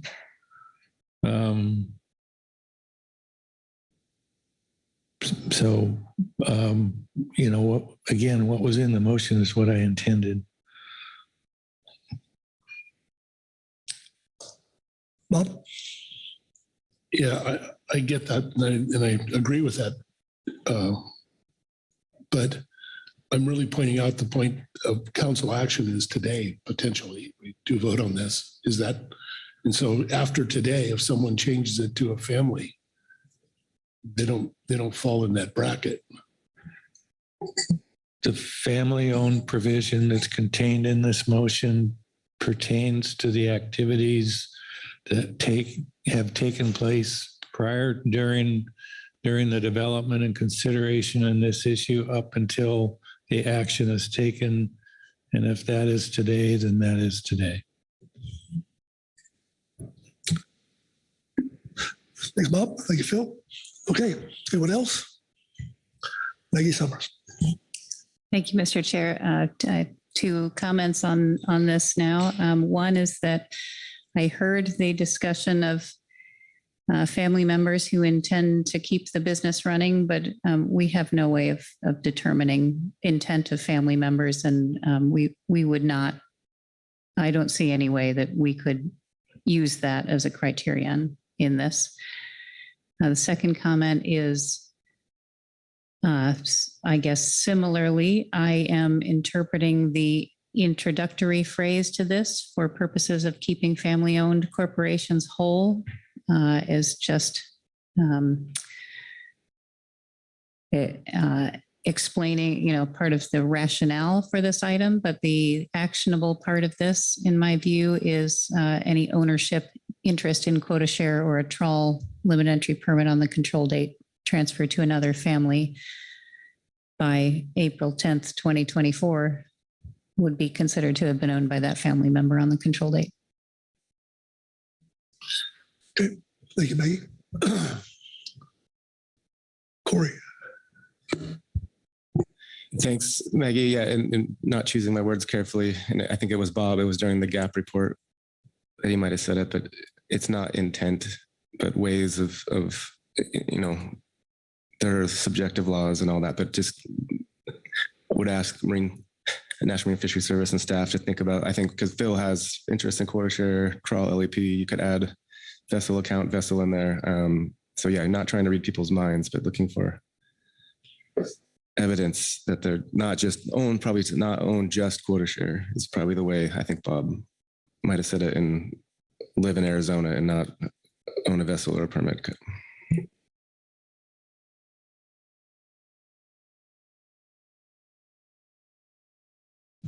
Okay. All right, anyone else? If not, I'm gonna call for the question. All those in favor signify by saying aye. Aye. Opposed, no. No. Abstentions? Abstain. Abstention? No? No? 2 noes?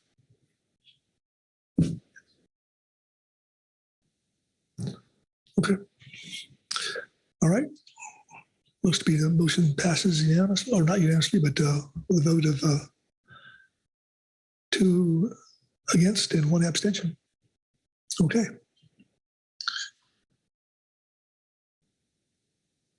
All right.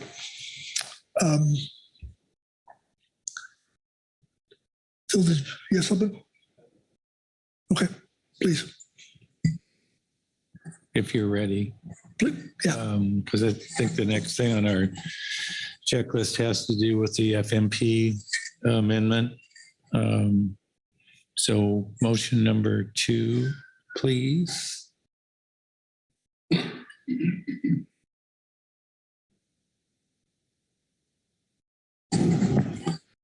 Thankfully, it's a lot shorter. This motion has to do with the Groundfish Fishery Management Plan gear switching and housekeeping amendment. I move that the council adopt the Groundfish Fishery Management Plan amendatory language updated with the trigger value approved by the council and the final preferred alternative, consistent with the preliminary preferred alternative on gear switching, as presented in agenda item F4, attachment 4, April 2024, with FMP amendment language option 2, which is except do not include the phrase, quote, or gear switching as used an average of 29% or less of the annual trawl allocation of northern sablefish over the 3 most recent full years for which the data is available. Thank you, Phil. Language on the screen accurate? Yes. Second? Second by Corey Niles. Please speak to your motion. There were two types of language in the attachment. One was some housekeeping matters, and the other was specific to the motion that we adopted a few moments ago relative to gear switching. And I think they accurately represent the action that was taken by the council. And I think the housekeeping measures are also improvements to the FMP itself. Thank you, Phil. Questions for the motion maker? Discussion on the motion? Okay, not seeing any. So I'll call for the question. All those in favor signify by saying aye. Aye. Aye. Opposed, no. No. Abstentions? Abstain. Okay, 1 abstention, 1 no vote, I believe. Okay, motion passes. All right. Jim, are we good?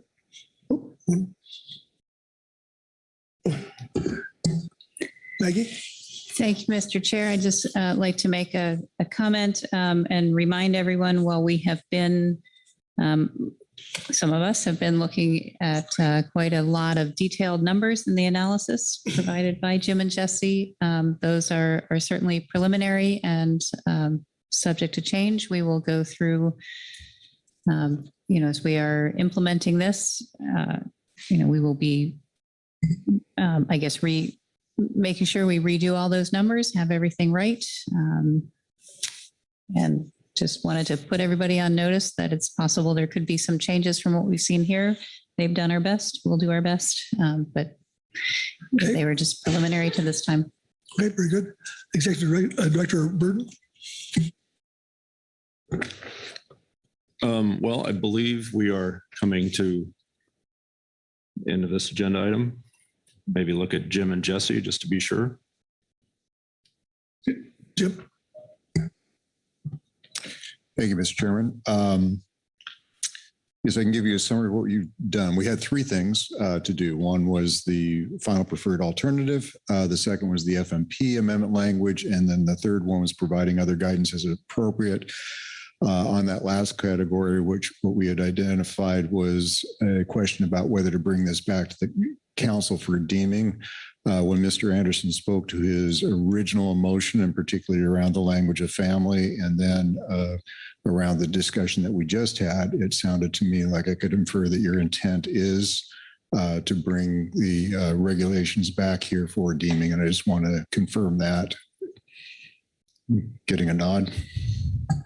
Okay, so you have adopted an action alternative and FMP amendment that limits gear switching using gear-specific quota pounds in years when the ACL would be less than 6,000 metric tons, and any other years, then there would be no restriction on gear switching. You adopted the FMP amendment language that included the specifics about the trigger in the FMP. And as we just talked, you will be back for deeming at some meeting in the future. Thank you. And Eric? Yes, thank you, Mr. Chairman. As Jim just indicated, we will be back here and he will not. So I want to pause for a second. Jim's been on council staff since December of 1987, and this is his last council meeting with us. By that count, that's almost 37 years at the council. A lot has happened since Jim has been at the council. He's had a daughter who is now grown. He's got married a couple of times. He's got a doctorate. He's also helped to staff quite a few items of major importance to West Coast fisheries. Limited entry in the 1990s, trawl rationalization in the 2000s. I asked some of my fellow staff what are some words that they would use to describe Jim. Great listener, provides sound advice. He's kind-hearted. He's a good mentor. He's thoughtful. He's curious. He's quiet. Then I asked, do you guys have any good memories? I heard, cooking salmon in the dishwasher. I don't know what that means, but it sounds like a good memory. And then I heard best memory is not leaving before gear switching was over. So I hope you'll just join me in congratulating Jim on a stellar career. Thank you, Jim.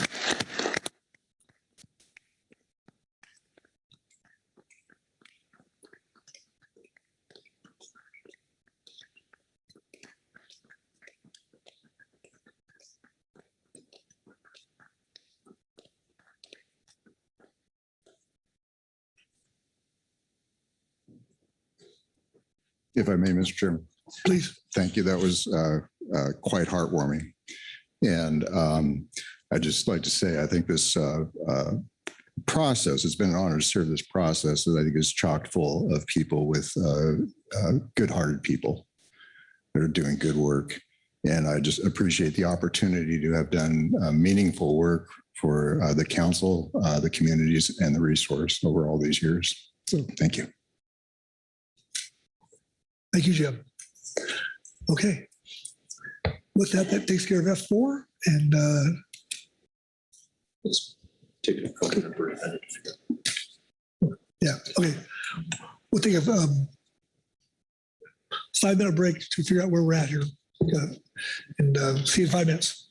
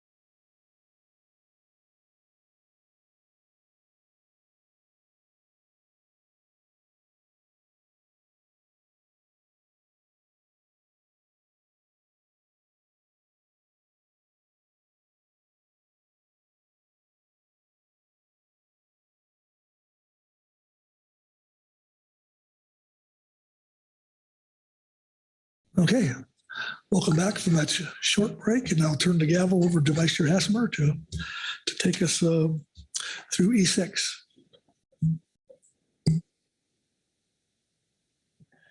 Thank you, Mr. Chair. And with this, E6, our final action on salmon management measures for 2024. I'll turn it over to Robin Elke for an overview. Thank you, Mr. Vice Chair. Agenda item E6, the 2024 management measures final action. So the Salmon technical team will briefly review its analysis of the tentative management measures and answer any council questions. Final adoption of the management measures will follow the comments of the advisors, tribes, agency, and public. Any structure considered for adoption that deviates from the salmon fishery management plan objectives will require implementation by emergency rule. I don't think we're in the position this year for that, so I won't walk through that information. But this action is for submission to the U.S. Secretary of Commerce, and the final motions must be visible in writing.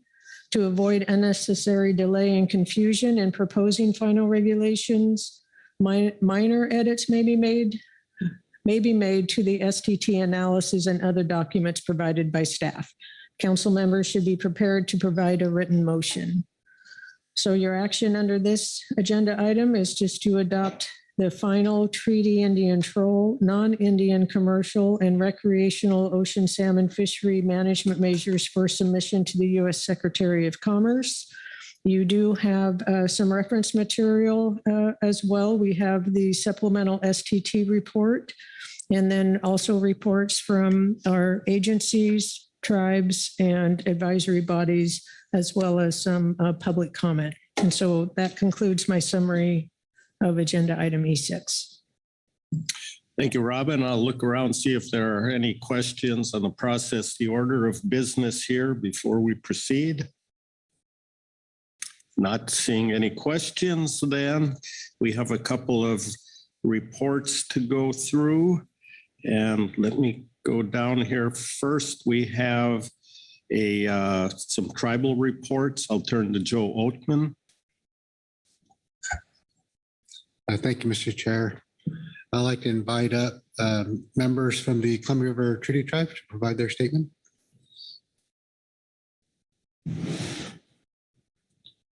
I believe we have Eric Holt and Wilbur Slockish.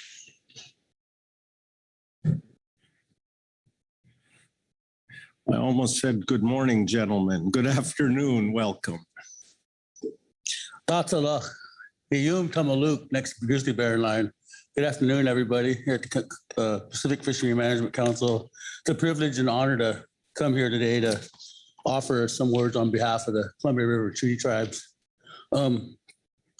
I'd like to say first, like you said, my name is Eric Holt. I'm the chairman of the Nez Perce Tribe Fish and Wildlife Commission. I'm here today with Bruce Jim Sr., who had to get on the road. So he's sorry not to be here, but he had to get on the road. And then to my right, Mr. Wilbur Slockish Jr. I'm going to provide a statement on behalf of the 4 Columbia River Treaty Tribes, the Umatilla, Warm Springs, Yakima, and Nez Perce tribes. From time immemorial, salmon have been a key to our first foods, which also includes water, deer, roots, and berries. Our first foods represent the ecosystem that we and the salmon are a part of. Our ecosystem is under great stress, which has resulted in the decline of the salmon, which we depend on. The rivers used to function correctly, and the plants and animals were in balance. The rivers were clean enough for us to drink and fish were healthy.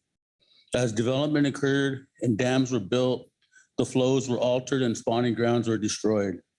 Historically, gravels and sediments washed downstream and out into the ocean. Dams have blocked these natural processes. Sediments washing out of the tributaries now collect around river mouths. These shallow deltas are very difficult for juveniles to pass safely through and can represent obstacles for returning adults. Photos on the back of is 2 important tributary mouths. The Klickitat and the Deschutes rivers are shown in the end of the statement as examples, even though there are other important tributaries as well. The water depths at these tributaries can be very shallow as the reservoir levels fluctuate. Sometimes the deltas are only a few feet deep. Sometimes they are completely exposed. This means these areas do not function correctly as cool water refuges for salmon. These areas not only can strand juvenile fish, but they harbor significant numbers of predators. Besides birds, which we discussed earlier, these areas have many non-native fish that prey on juveniles. It is important to remember that the human actions that have led to these situations are responsible for high levels of predation on juveniles. Juveniles that are killed because of poor water and habitat management reduce the numbers of fish migrating to the ocean and contributing to fisheries. These river mouth deltas can also leave salmon and steelhead exposed to increased harvest compared to other areas. Better conditions around river mouths, along with better reservoir management, will help keep the river as cool as possible and may help with efforts to reduce growth of aquatic vegetation. We can't continue with status quo management of these areas. As part of the management of non-native fish, we think regulations should be implemented requiring any non-native fish caught in any fishery be killed immediately and forbidding returning non-native fish to the river. The tribes do not support catch and release derbies for non-native fish. Our tribes are also developing plans and proposals to help restore these river mouths through predator control, dredging, and building up upland areas to support riparian vegetation. By restoring better passage through these river mouth areas, we can both increase survival of juveniles and offer adults better cool water areas to rest on their journeys upstream. We will need support from our co-managers as well as from the Corps of Engineers to do this work. We think it can offer significant benefits to salmon and help Columbia River become more resilient to the impacts of climate change. As energy-rich carcasses and eggs decompose, marine-derived nutrients like carbon and nitrogen that accumulate in salmon during their lifetime are taken up in the food web and absorbed by the surrounding vegetation. Approximately 99% of the weight of an adult salmon and steelhead comes from their time in the ocean eating and maturing to adults. Having fish spawning in rivers with good freshwater habitat is expected to increase primary production, invertebrate biomass, and juvenile salmon biomass and growth. This will improve the capacity of the watersheds to support a broader spectrum of our first foods, the fish, animals, and plants. Marine-derived nutrients are expected to also benefit at least 100 other species of fish, plants, and animals and insects found in the local watersheds of the basin. We want to bring salmon back healthy and harvestable levels to feed the people in the watersheds and all their inhabitants. Our goal is to take action in our areas to restore productivity to salmon and steelhead for both the sake of the fish and to support appropriate levels of harvest of all people. We have been reviewing the impacts to the Columbia River stocks and the proposed ocean fisheries. The impacts to Upper Columbia summer Chinook will result in the ability to share the total harvest equally as required under the USV versus Oregon Management Agreement. Upriver Bright impacts in combined non-treaty ocean plus the allowed catch for in-river fisheries appears to be appropriate as expected under USV Oregon harvest sharing.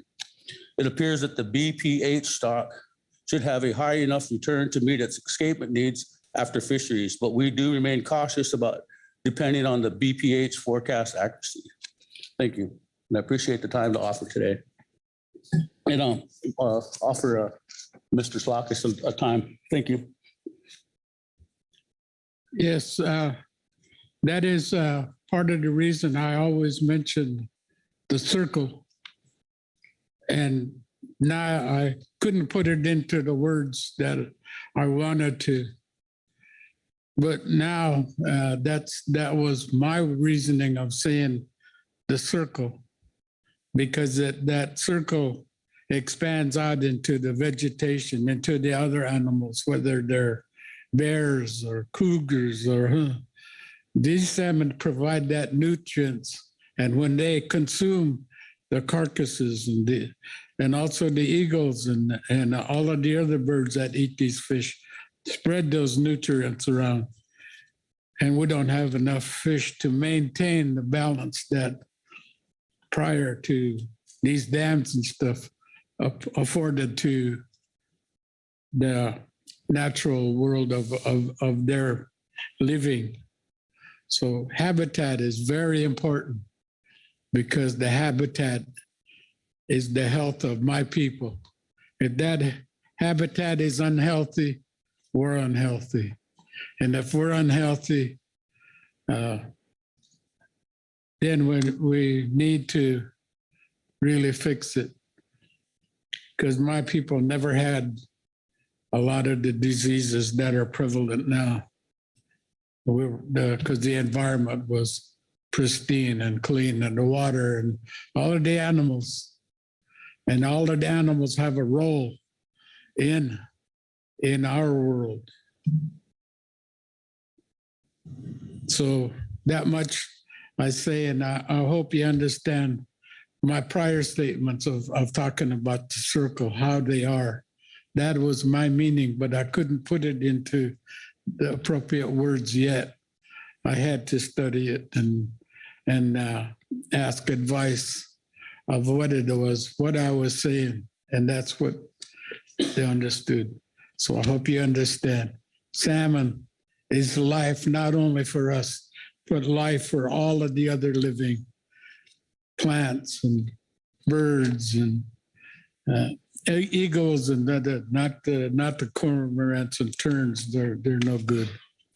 So, but please remember that when the habitat issues come up, if the habitat is clean and healthy, I am healthy and wealthy, because that salmon is my wealth. When I can consume it, when I need it, when I want it, and my family has it, and we can exchange it with the other people for different goods. So remember, salmon isn't a dollar to us. It's the wealth of health and consumption. So I know we're all pressed for time, so I'm going to stop. I got a lot more to say, but I'm going to stop with that. And thank you for your time. And I hope you understand the circle, what it is, how it goes out to every living creature in our world that you live in also. Thank you. Thank you. Thank you both for those words. I'll look around and see if there are any questions, comments from anyone around the table. And not seeing any. Again, thank you very much for spending your time here with us and delivering their message. Yeah. Right. Next, we have a report from the Confederated Tribes of the Colville Reservation, Ms. Cindy Marchand. Good afternoon. Thank you. Thank you. Good afternoon. And even I'm like whoever said earlier, good morning, good afternoon. I'm not sure what it is yet, but thank you, Mr. Vice Chair and members of the council. Again, my name is Cindy Marchand, and I'm from the Colville Confederated Tribes Business Council, where I serve as secretary on the executive committee and chair the fisheries committee. The Colville Tribes of the Colville Reservation enjoy federally recognized and protected rights in fisheries managed by the Pacific Fisheries Management Council on our reservation, adjacent to our reservation, and off reservation in our traditional, Aboriginal, and ceded territories. We appreciate the time that the council, staff, committees, and advisory boards provided to consider our concerns and priorities this week while we have participated in this process. Salmon are a critical first food for us and are also essential for our continued cultural and spiritual needs now and into the future. Our interests are always focused on escapement for subsistence, natural spawning, and hatchery brood. It is for these reasons that we urge the PFMC to be conservative when determining the ocean harvests. We have participated in this process and seen the model runs for the final ocean harvest alternative being considered today, and appreciate that the council took steps to balance the interests of many stakeholders. Excuse me. Although Colville Tribes did not recommend alternative one, we noted that the ocean harvest impact on the Upper Columbia summer Chinook within alternative one did decrease throughout the process, and we appreciated those reductions. It's unfortunate that contemporary salmon runs do not meet the needs of all stakeholders. The salmon harvest subsistence needs of the Colville tribes will not be fully met in 2024. However, the Colville tribes harvest allocation of Upper Columbia summer Chinook resulting from your process and our harvest agreement with the state of Washington will not unduly constrain the Colville tribes from implementing a tribal member fishing season and collecting brood for the Chief Joe hatchery. I appreciate your time and consideration, as well as the opportunity to provide the Colville tribe's perspective. Excuse me. We look forward to continuing to work with the PFMC into the future. Thank you. Thank you. Are there any questions for Ms. Marchand on her testimony? Kyle Addix. Thank you, Mr. Vice Chair. No questions. Just wanted to thank you and your staff for being here and for taking the time to meet with WDFW this week. Maybe it was actually last week that we met. We've been here for a while. Thank you. Yes, for sure. I appreciate also everyone who meets with us and again, the continued support of the committee and hearing our testimony. Thank you. Right. One last look. Joe Oatman. Thank you, Mr. Vice Chair, and thank you, Ms. Marchand, for being here and providing your testimony. Wanted to maybe get a little bit of a clarification. So in your report, you talk about the harvest allocation that the Colville tribes get and how that relates to the harvest agreement with the state of Washington. Could you possibly expand on that a little bit more?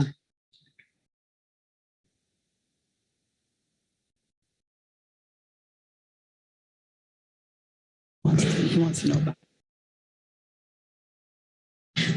So I think I know the answer, but I'm going to direct Carissa to answer your question better. Good afternoon. Carissa Eichmann. I'm in-house counsel for the Colville tribes.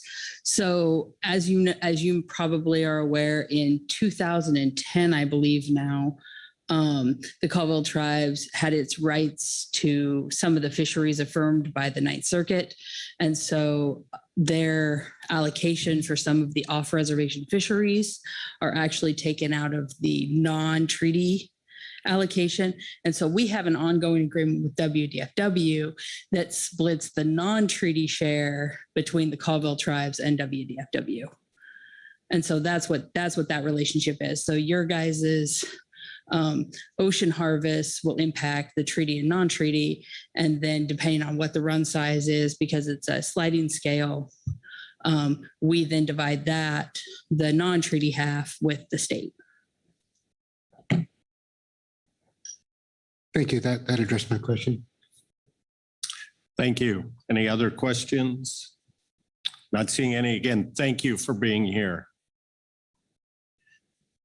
Next, we have state reports. There's one from the California Department of Fish and Wildlife, Marcy Remco.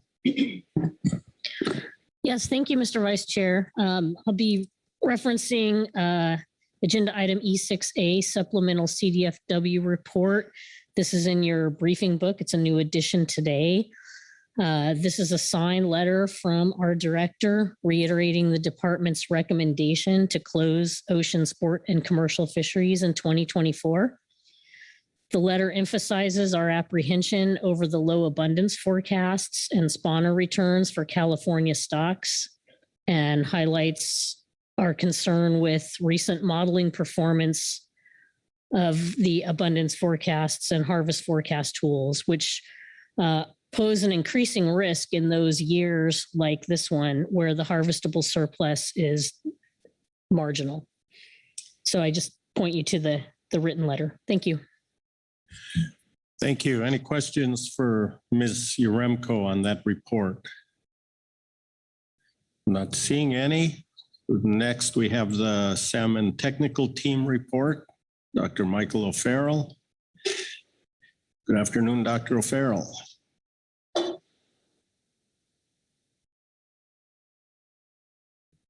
Good afternoon, Mr. Vice Chair, council members. I'll be referring to agenda item E6A, a supplemental STT report 1 dated April 10th. And I will go to page 14 and go through the results of our analysis. On page 14, Puget Sound, Skokomish, Summer, Fall, Chinook are bolded and exceed the total exploitation rate consultation standard. Moving to page 15, Washington Coast and Columbia River stocks, they all meet their management objectives this year. Next page, 16, Oregon Coast and California stocks. Again, no bolded items, so objectives are being met. And on page 17, the same is true here for the coho stocks. All are meeting their objectives, and just point out for Lower Columbia River Natural coho that we're reporting on the total marine and main stem Columbia River exploitation rate. We hadn't done that prior to today. And as has been the case all week, there's table 5 or table 7 on pages 19 and 20, and some appendix tables at the end of the report. I believe that concludes my overview of the STT analysis.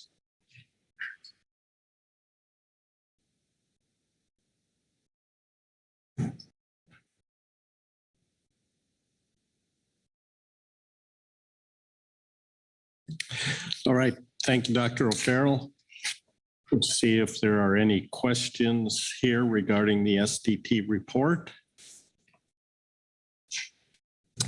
And I don't see any around the table, so thank you. Thank you. That completes the report, takes us to public comment. We have 2 signups. There they are before us. James Stone will be first. James is in person. Online will be Barry Day.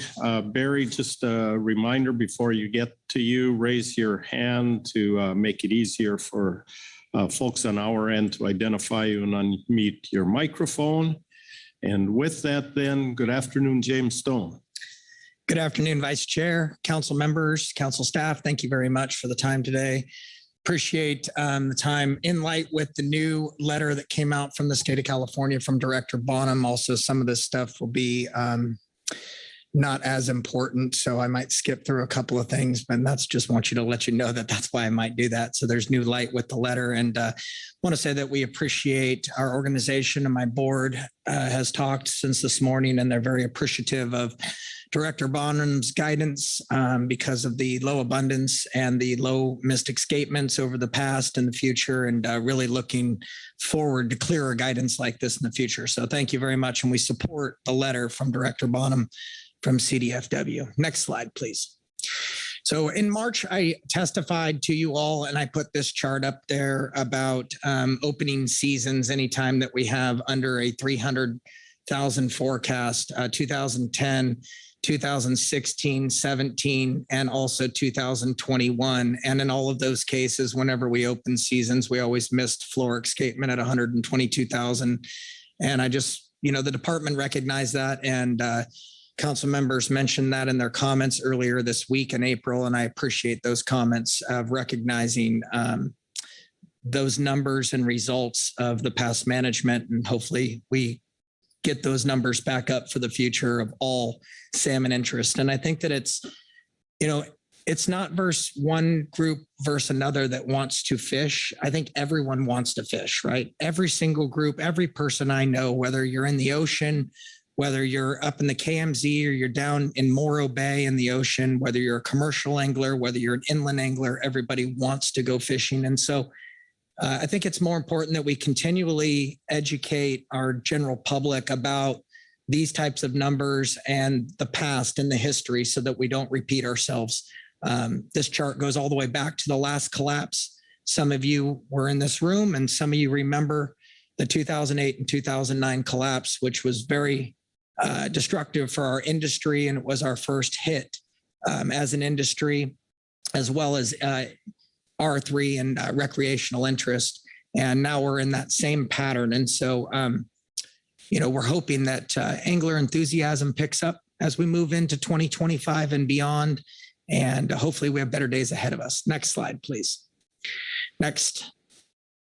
So when I mentioned in March, I mentioned that in 2018, for the first time that I've ever seen in the council process, there was a motion on the floor to reallocate the river allocation, which historically in the Sacramento harvest model is 14% on top of escapement. So whatever that escapement threshold is set, whether NOAA guidance says 122 this year or 180 this year, the Sacramento harvest model adds the long-term harvest on top of escapement, and that's the river harvest estimate. So for example, like this year, when NOAA guidance was 180,000, the river models, the Sacramento harvest model automatically kicks in that 14% on top. So that's a total of 25,200 fish this year.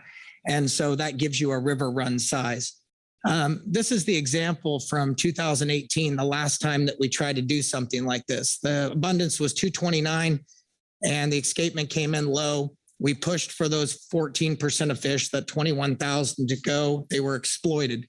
And we failed to meet that escapement. And there's your mark from the actual alternatives 1, 2, and 3. We did select alternative 1 that year. Next slide. And when we selected alternative 1 in 2018, and we took all of the river fish, we moved them into the ocean for a total harvestable surplus, and then we divided them up. We ended up coming over 101% over performance in the recreational fishery that year. We were forecasted at 22,000. We hit 45,000. The commercial fleets were over 21% that year, and the in-river fishery went over 39% that year. If we were originally allocated the standard 14% in the river, we would not have gone over that year. Next slide. So this is where I got all the table and information, table 2.1, and you can pull that up from 2018. It shows you the harvest rates of all of the sectors right there and gives you all of that data that I just pulled up in case anyone would like to look it up. Next slide, please. And so this is what ended up happening. So I'm going to talk to you about this year, kind of when we changed it. So in the normal model on the left, let's stay on the left side of the screen. In the normal model, when we came in March, we should have had a 213,622 abundance. NOAA set 180,000 for the guidance. 14% on top is that 25,200 in river allocation. So the river run size should have been 205,200. That would have left 8,422 harvestable surplus. Then you do the split between California and Oregon normally. That's how the process has always worked. And so Oregon would have got 1,698 Sacramento impacts maximum, and California would have seen 6,724 fish. Now, when we modify the model on the right-hand side of your screen, when we take that river allocation in the Sacramento harvest model, and we push it into the total harvestable surplus, you're now reallocating those fish to other sectors. So you're taking fish that were allocated to the inland sector and you're allocating them to the total ocean. So now Oregon is getting a cut of the split from the in-river allocation standard. So let's follow along on the right-hand side of the screen. 213,622 abundance, 180,000 NOAA guidance floor. Then they said, let's do a 33%, 66% on an average river share. That's 191,000 river run size, 33,622 harvestable surplus. And in Alt 1, Oregon got 6,101 fish. That's a 350% increase of what they would have got if we would have left the model alone and not messed with that model. And so Oregon got that big increase of those fish off of the river allocation of fish. Whereas in March, if we wouldn't have done that, Oregon would have been in way more constricted fisheries with only 1,698 impacts and possibly might have had to close fisheries. So I just wanted everyone to understand that. And I think that my concern and my board's concern and membership's concern is, why is that process happening? And should that process be under a methodology review, or is it just as an as-needed basis that we can take from that model and then move it as needed? Next slide. This slide was mainly made in case the season was going to be designed to keep open, but the number one is the most important, the river allocation decision. It didn't go through the SSC, the STT, or the MU. And that's my question for the future, is that are we going to just allow that river allocation to be moved into the total harvestable surplus, or are we going to keep it the way that it was historically? Next slide, please. So the sac main stem, as I mentioned, we must protect the sac main stem. They will be returning in the lowest levels of the history of the Sacramento River. The jack count last year was 430 in the main stem, 314 at Coleman. We missed our egg mitigation at Coleman National Fish Hatchery for the second time in 2 generational cycles. We're expected to miss again this year. But NCG ASA will advocate for inland closures or openers to mirror the ocean decision here in Seattle, which means that we will be advocating for full closures inland on the fish that were sent in the model, which was 27,500 total fish were sent from this, will be sent from this process in river for a Fish and Game Commission meeting, which is May 15th, and we will be advocating for full closure. Last slide, please. So I don't know if you can see this, it's pretty dark up there. But this is some of the work I do. You know, I know a lot of you work on salmon a lot. I work on salmon 365 days of my job. I want you all to know that I used to be a full-time fishing guide. That's all I did. I fished for a living. I went out of business. I got put out of business from all these low returns and all those escapement numbers that I showed you. And I've watched many of others go out of business also. And now, luckily, I'm one of the people that still has a job because everyone wants me to represent them and to make sure that we can return the fishery to back what it once was. And so even though many of you work a lot on salmon, I will be leaving here working on salmon tomorrow, the next day, next week, next month, next year, so on and so forth. That's all I do. I sit in thousands of hours of meetings every single day trying to find solutions and results.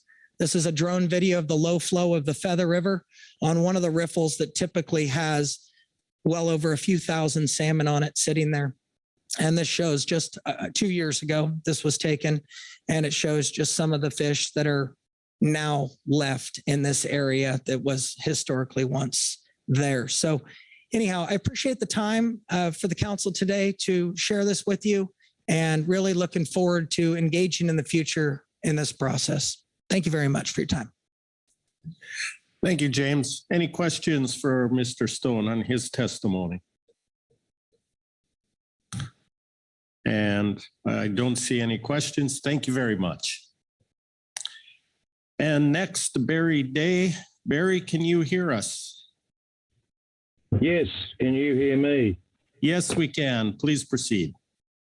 Yeah, firstly, thank you for this forum here. It's excellent because I'm in Half Moon Bay sitting on my fishing boat, and I can go about my business here and plus add some input here. So, and I've sort of been listening in and out to the meetings here, and you should really put a rubber stamp down. I was hearing Groundfish, how there'd be problems communicating, and this forum here is excellent. So for fishermen that want to communicate, I heard that would be a problem.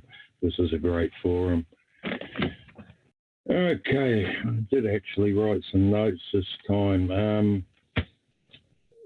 CDFW, it's not just this forum here with salmon, but the feeling, and it's not just me, is that it's moving away from management and becoming enforcement.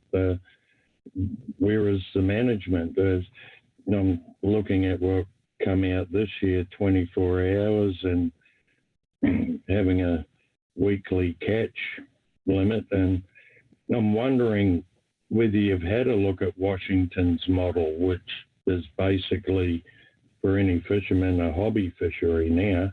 And the way the current, if we go about this currently, what's going to happen is, you know, these boats that I've got here paying slip fees and haul outs and rafts, etc. here, it'll turn into a trailer fishery, which is where it's heading. This whole game's about on the ocean is about risk and reward, and that's all going away with a flat line across everything. So, Marcy, I listened to you earlier, and I wrote two things down on a good speech you did, which was smarter, not harder. Well, I'm sensing it's all just harder, and there isn't much smarter for us fishermen here.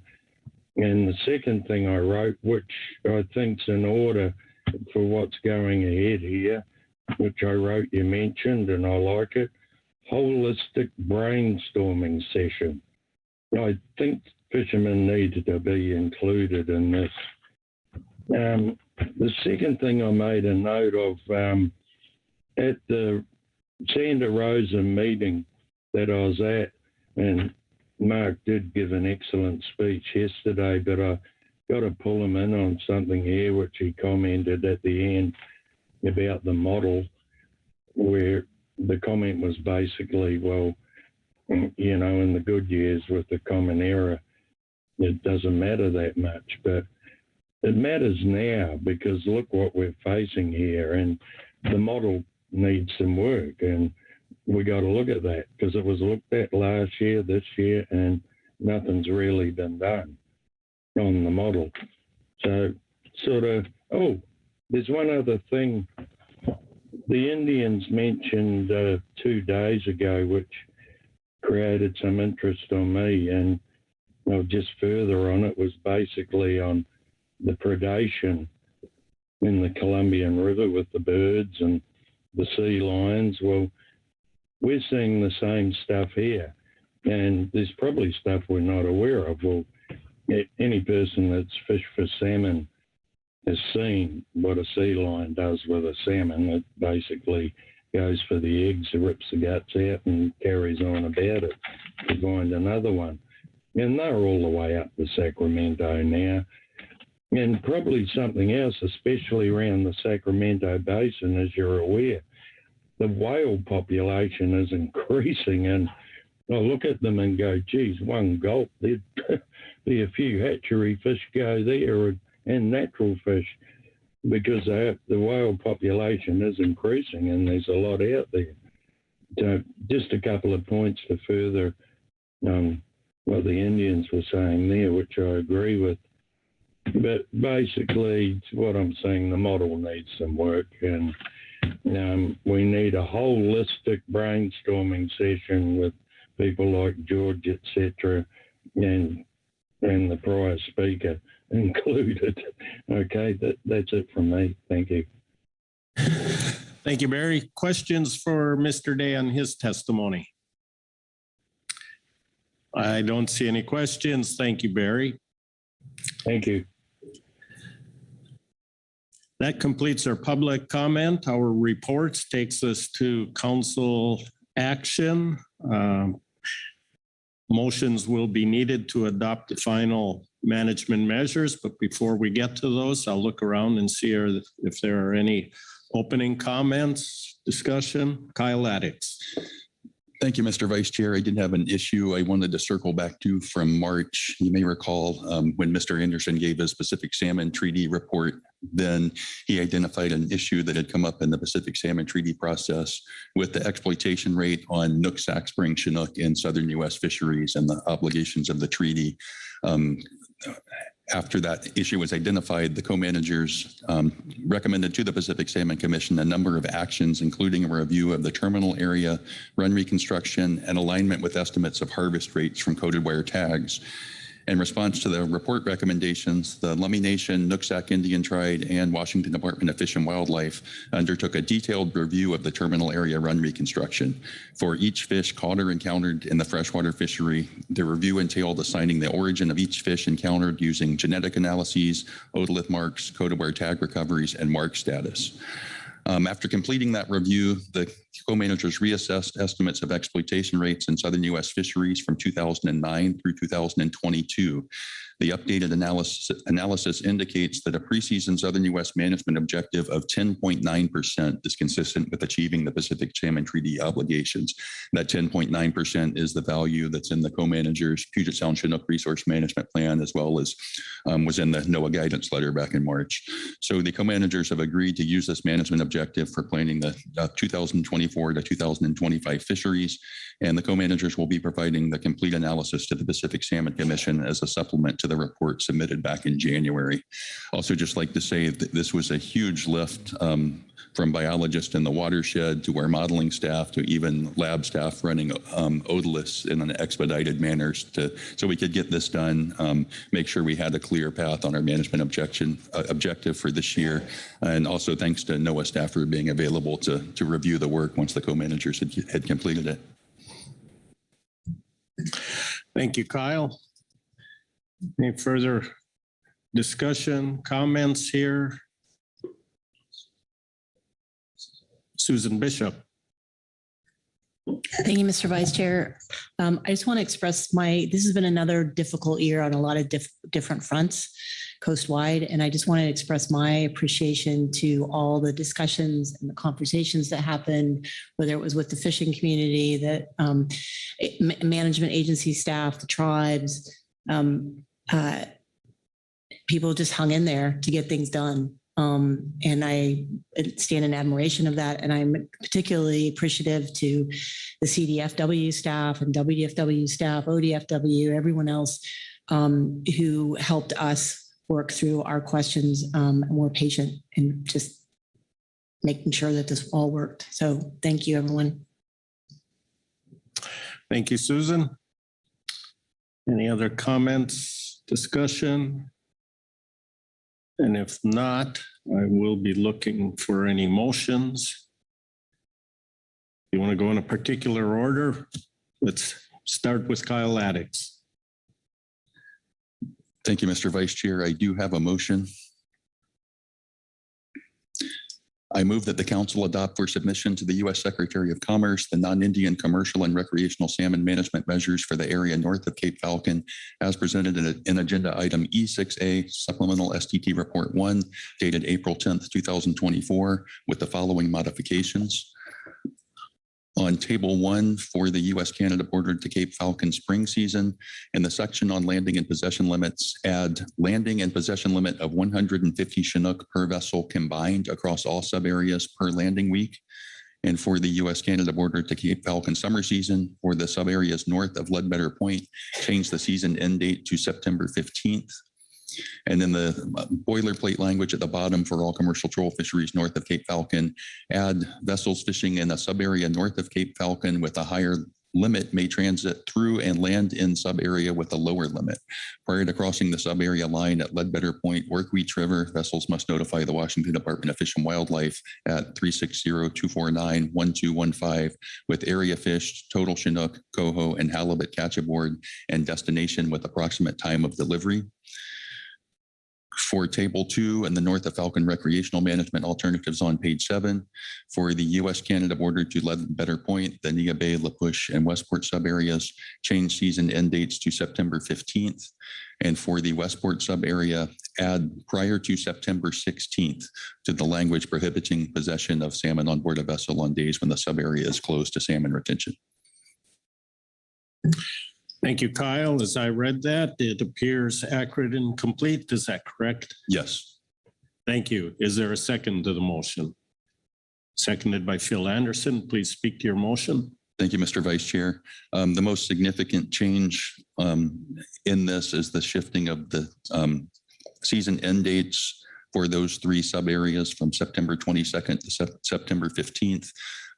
We continued co-manager discussions through the night and day today on making sure we're understanding the impacts to coastal Washington stocks of September fisheries.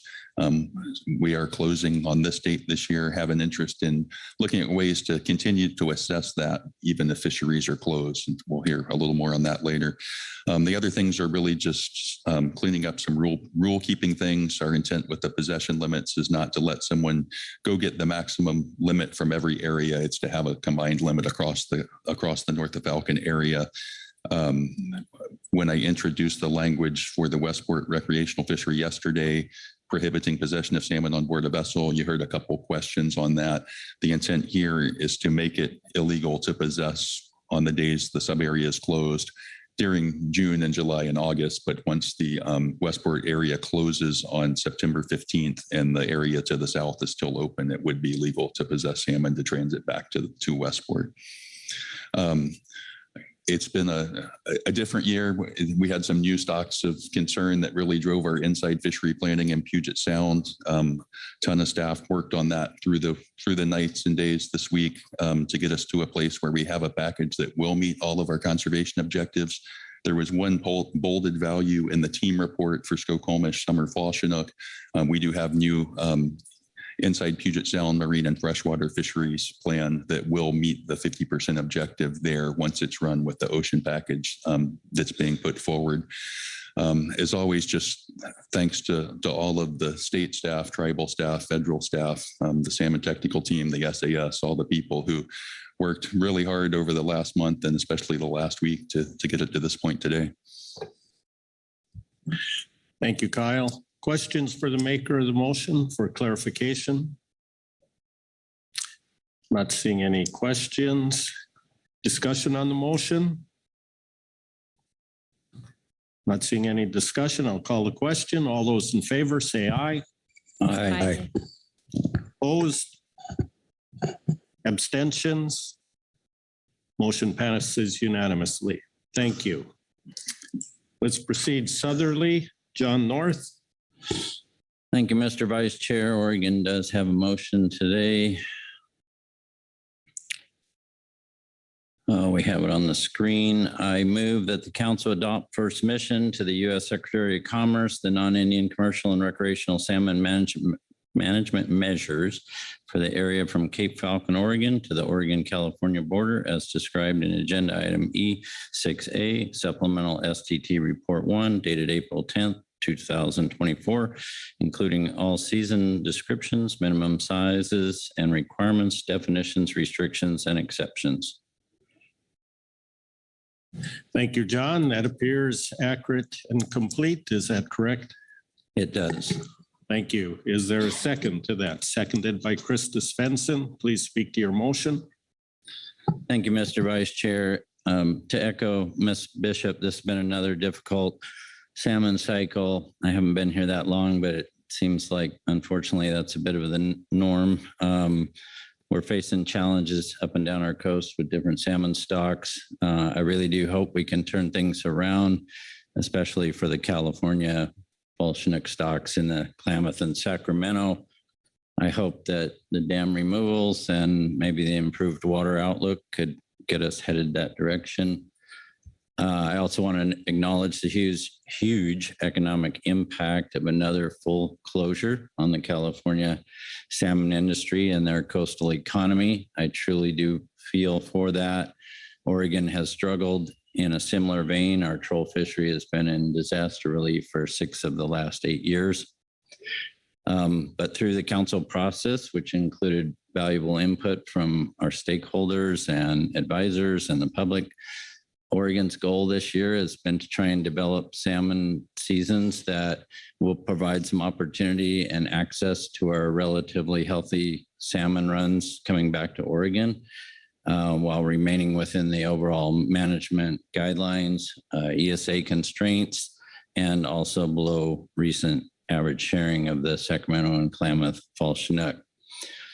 But unfortunately, prosecuting fisheries along Oregon does require an impact to California salmon stocks. And however, to help explain Oregon's thought process, that impact will allow us to this year produce a modeled harvest of approximately 100,000 combined coho and Chinook, of which 7.5% would be Sacramento and Klamath fall Chinook. So we're trying our best to leverage that into a viable fishery. I would like to thank the public that participated in the process and recognize the great work of the salmon technical team. I was impressed with them The Salmon Advisory Sub-Panel was a pleasure to work with, and also my coworkers at ODFW and my fellow managers. Thank you. Thank you, John. Any questions for clarification? Seeing no questions, discussion on the motion? No hands for discussion. I will call the question. All those in favor, say aye. Aye. Opposed? Abstentions? Motion passes unanimously. Thank you, John. Proceeding around the table here, Marcy Remco. Yes, thank you, Mr. Vice Chair. I move the council adopt for submission to the U.S. Secretary of Commerce the 2024 non-Indian commercial and recreational salmon management measures for the area from the Oregon-California border to the U.S.-Mexico border as presented in Agenda Item E6A, Supplemental STT Report 1, dated April 10th, 2024, including the commercial and recreational requirements, definitions, restrictions, or exceptions. Thank you, Marcy. That looks to me that it's accurate and complete. Do you agree? Yes. Thank you. Is there a second to the motion? Seconded by Corey Ridings. Please speak to your motion. Thank you, Mr. Vice Chair. Mentioned since March about the numerous concerns and constraints that have made planning California fisheries this year exceedingly difficult. The abundance forecasts for our Sacramento and Klamath target stocks are just too low. Meanwhile, our spawner returns for Sacramento winter Chinook, Central Valley spring, and the upper Sacramento fall populations were historically low. We're also working through new conservation objectives for California coastal Chinook and Sonk Coho and how those new constraints affect California fishery planning.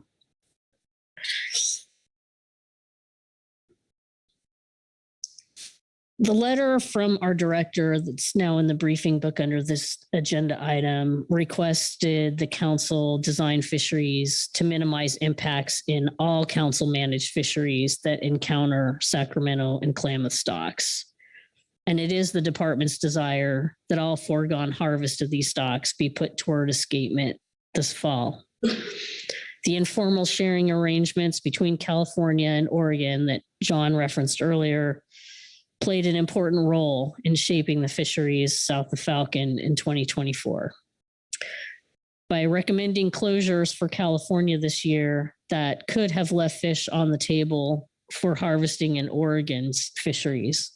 However, California and Oregon and our SAS representatives at the helm came to an agreement to maintain those historical informal sharing arrangements, which ultimately allows California's share of the harvest to be left in the ocean or put toward escapement, as the case may be, rather than allowing those fish to be available for harvest in Oregon's fisheries this year. That traditional sharing between Oregon and California of both Sacramento and Klamath stocks was a feature of the SAS work hard to incorporate in each of the three alternatives that we developed in March and has continued forward in the final recommendations. The director's letter also expresses the department's intent to recommend to the California Fish and Game Commission that it close the recreational salmon fishery in inland waters in the Central Valley and Klamath River Basin. Protecting these stocks across the ocean and river phases of their life history will be critical to maximizing escapement in 2024 and thus recruitment to future fisheries in the years to come.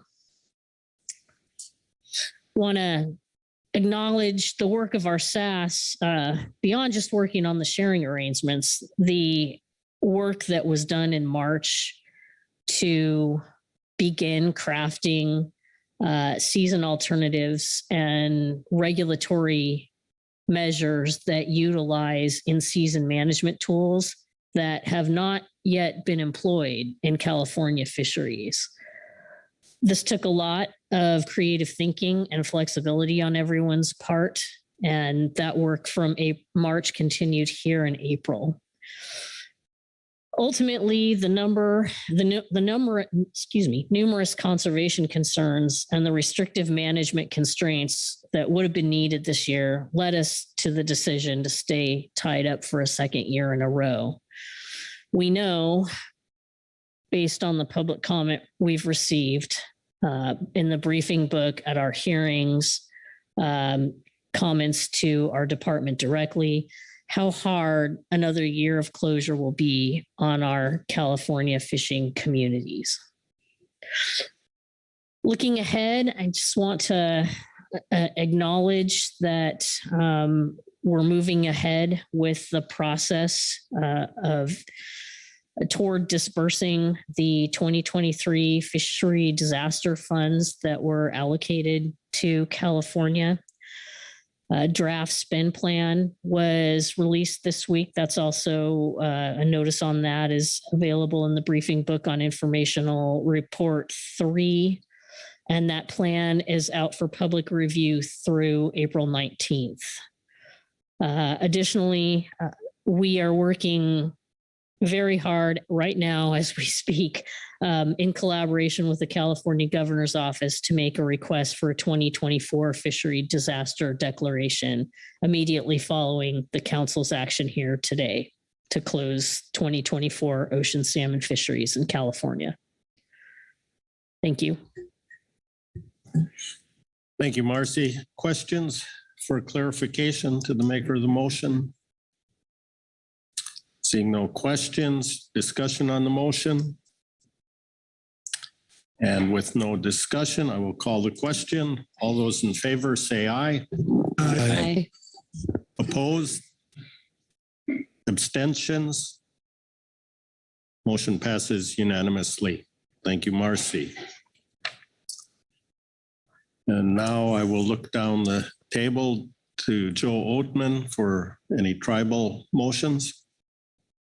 Thank you, Mr. Vice Chair. I'll wait a moment. Thank you. So for the tribal motion, I move to adopt the treaty Indian Trawl fishery management measures, including the requirements, definitions, restrictions, or exceptions for submission to the U.S. Secretary of Commerce for the area north of Cape Falcon as shown in Table 3 on Agenda Item E6A, Supplemental STT Report 1, April 10, 2024, but with the following changes. Remove item number 2 under supplemental management information in the table. The second bullet to read as follows. For the all Indian fishery, the end date will be through the earlier of September 15 or 21,250 Chinook quota or 42,500 coho quota. Additionally, the treaty troll tribes may conduct an experimental fishery through the month of September for gathering genetic stock identification or GSI data to inform the treaty troll fishery in future years. Impact from this non-retention fishery will be accounted for in the modeling associated with the treaty troll fishery. And this will be reflected in the regulatory language. Thank you, Joe. Before I look for a second, that line that says the second bullet you read, is it supposed to say all salmon fishery? You mentioned something different there.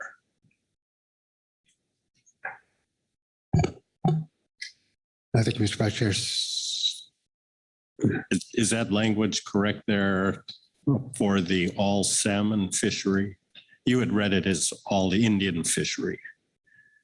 Oh, I apologize if I misread it. Yes, that should be all salmon fishery.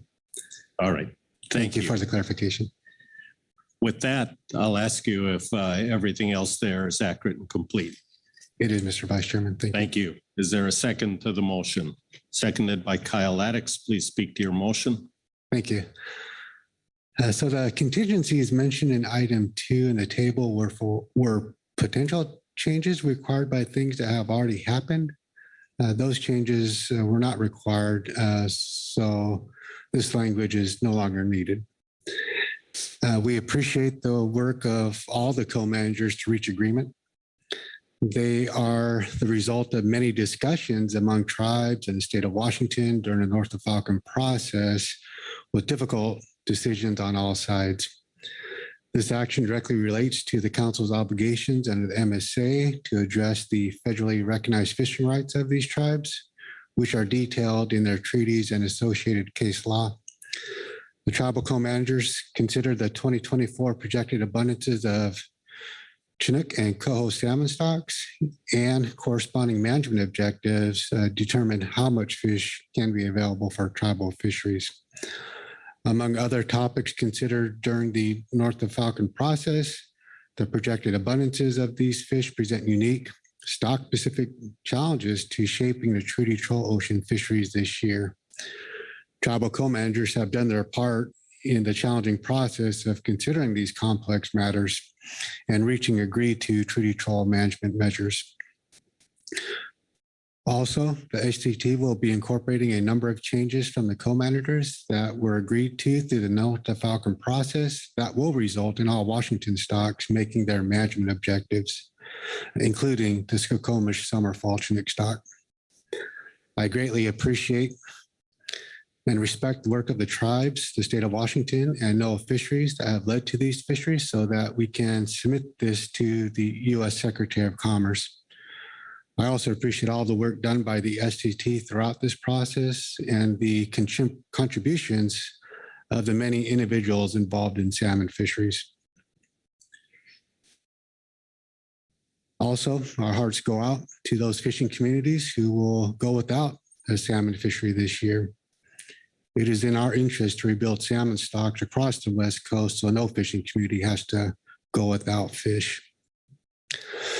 Finally, the inside areas are critically important to the other treaty tribes as well. The affected treaty tribes of Western Washington and the Columbia River have repeatedly emphasized over the years that rebuilding of these vital fishery resources cannot be achieved by these management measures alone.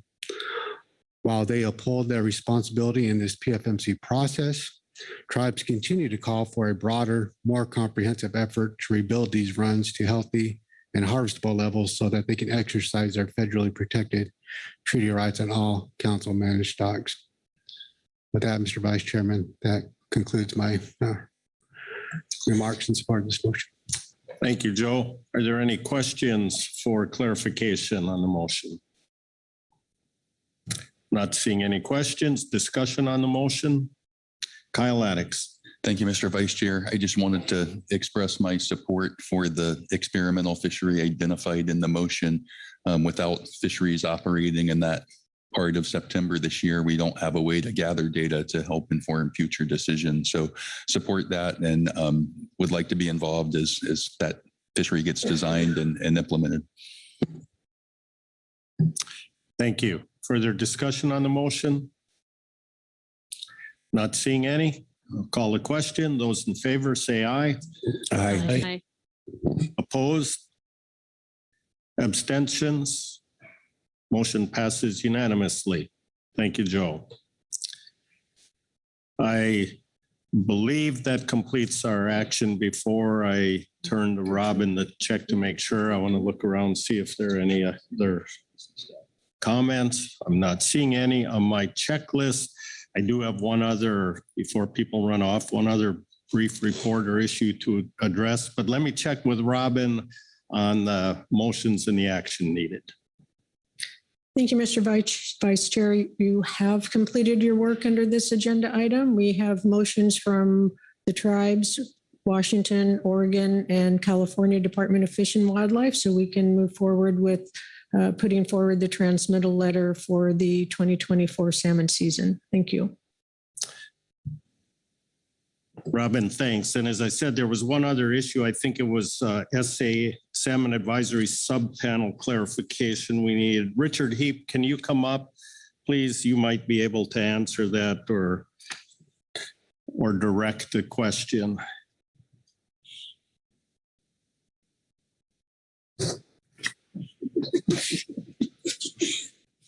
Well, as I said, we've got other work here, and actually, it's not in the report. It's the fact that this is your last in-person salmon agenda item before the council, and we can't let you sneak out the door in that manner quietly. So I just wanted to let everyone know, Richard here has been with the council, the SAS since 2006, doing a lot of work, quite a leader in finding a way to make things work here. I think what I've heard is his direction or guidance to the Salmon Advisory Sub-Panels that together we can make it work. He's kept things calm. We all know how difficult, often contentious these discussions are, and he's been a great calming influence, helped to summarize the issues so people can understand them, and just a really strong proponent of the council process that helps us. So I just want to take this time while all your salmon group and everybody is gathered here to recognize the great work. And I know you're not quite leaving the SAS yet, but it, as I said, it's your last in-person meeting. So I want to congratulate you and thank you for all your contributions to the council. Well, I thank you all for the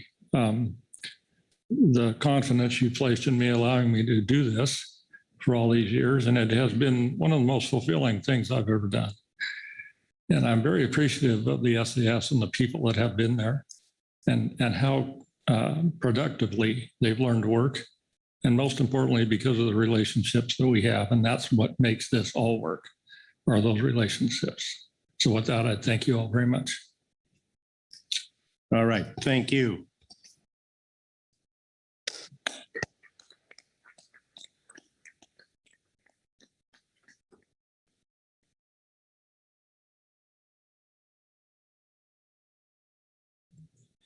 And with that, we have completed our work on agenda items E6, and I'll turn the gavel back to our chair. Okay, well done, Vice Chair Hasselber. And we're going to take a 5-minute break before we start off on G2. So 5 minutes.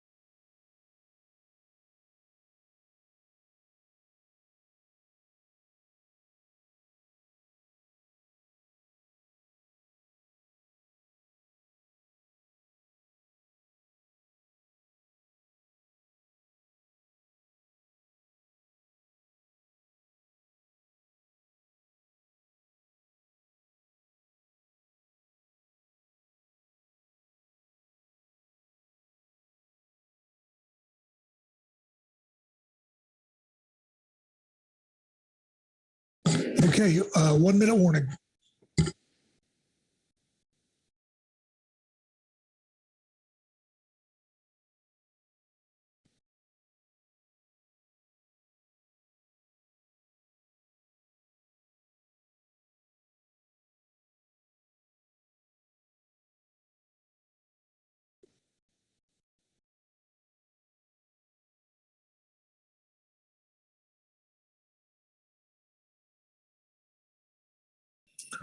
Okay, back in session here on G2, and I'll turn it to Kelly Ames to give us an overview. Kelly? Good afternoon. Thanks, Chair, Council members. This is G2, Council Operations and Priorities.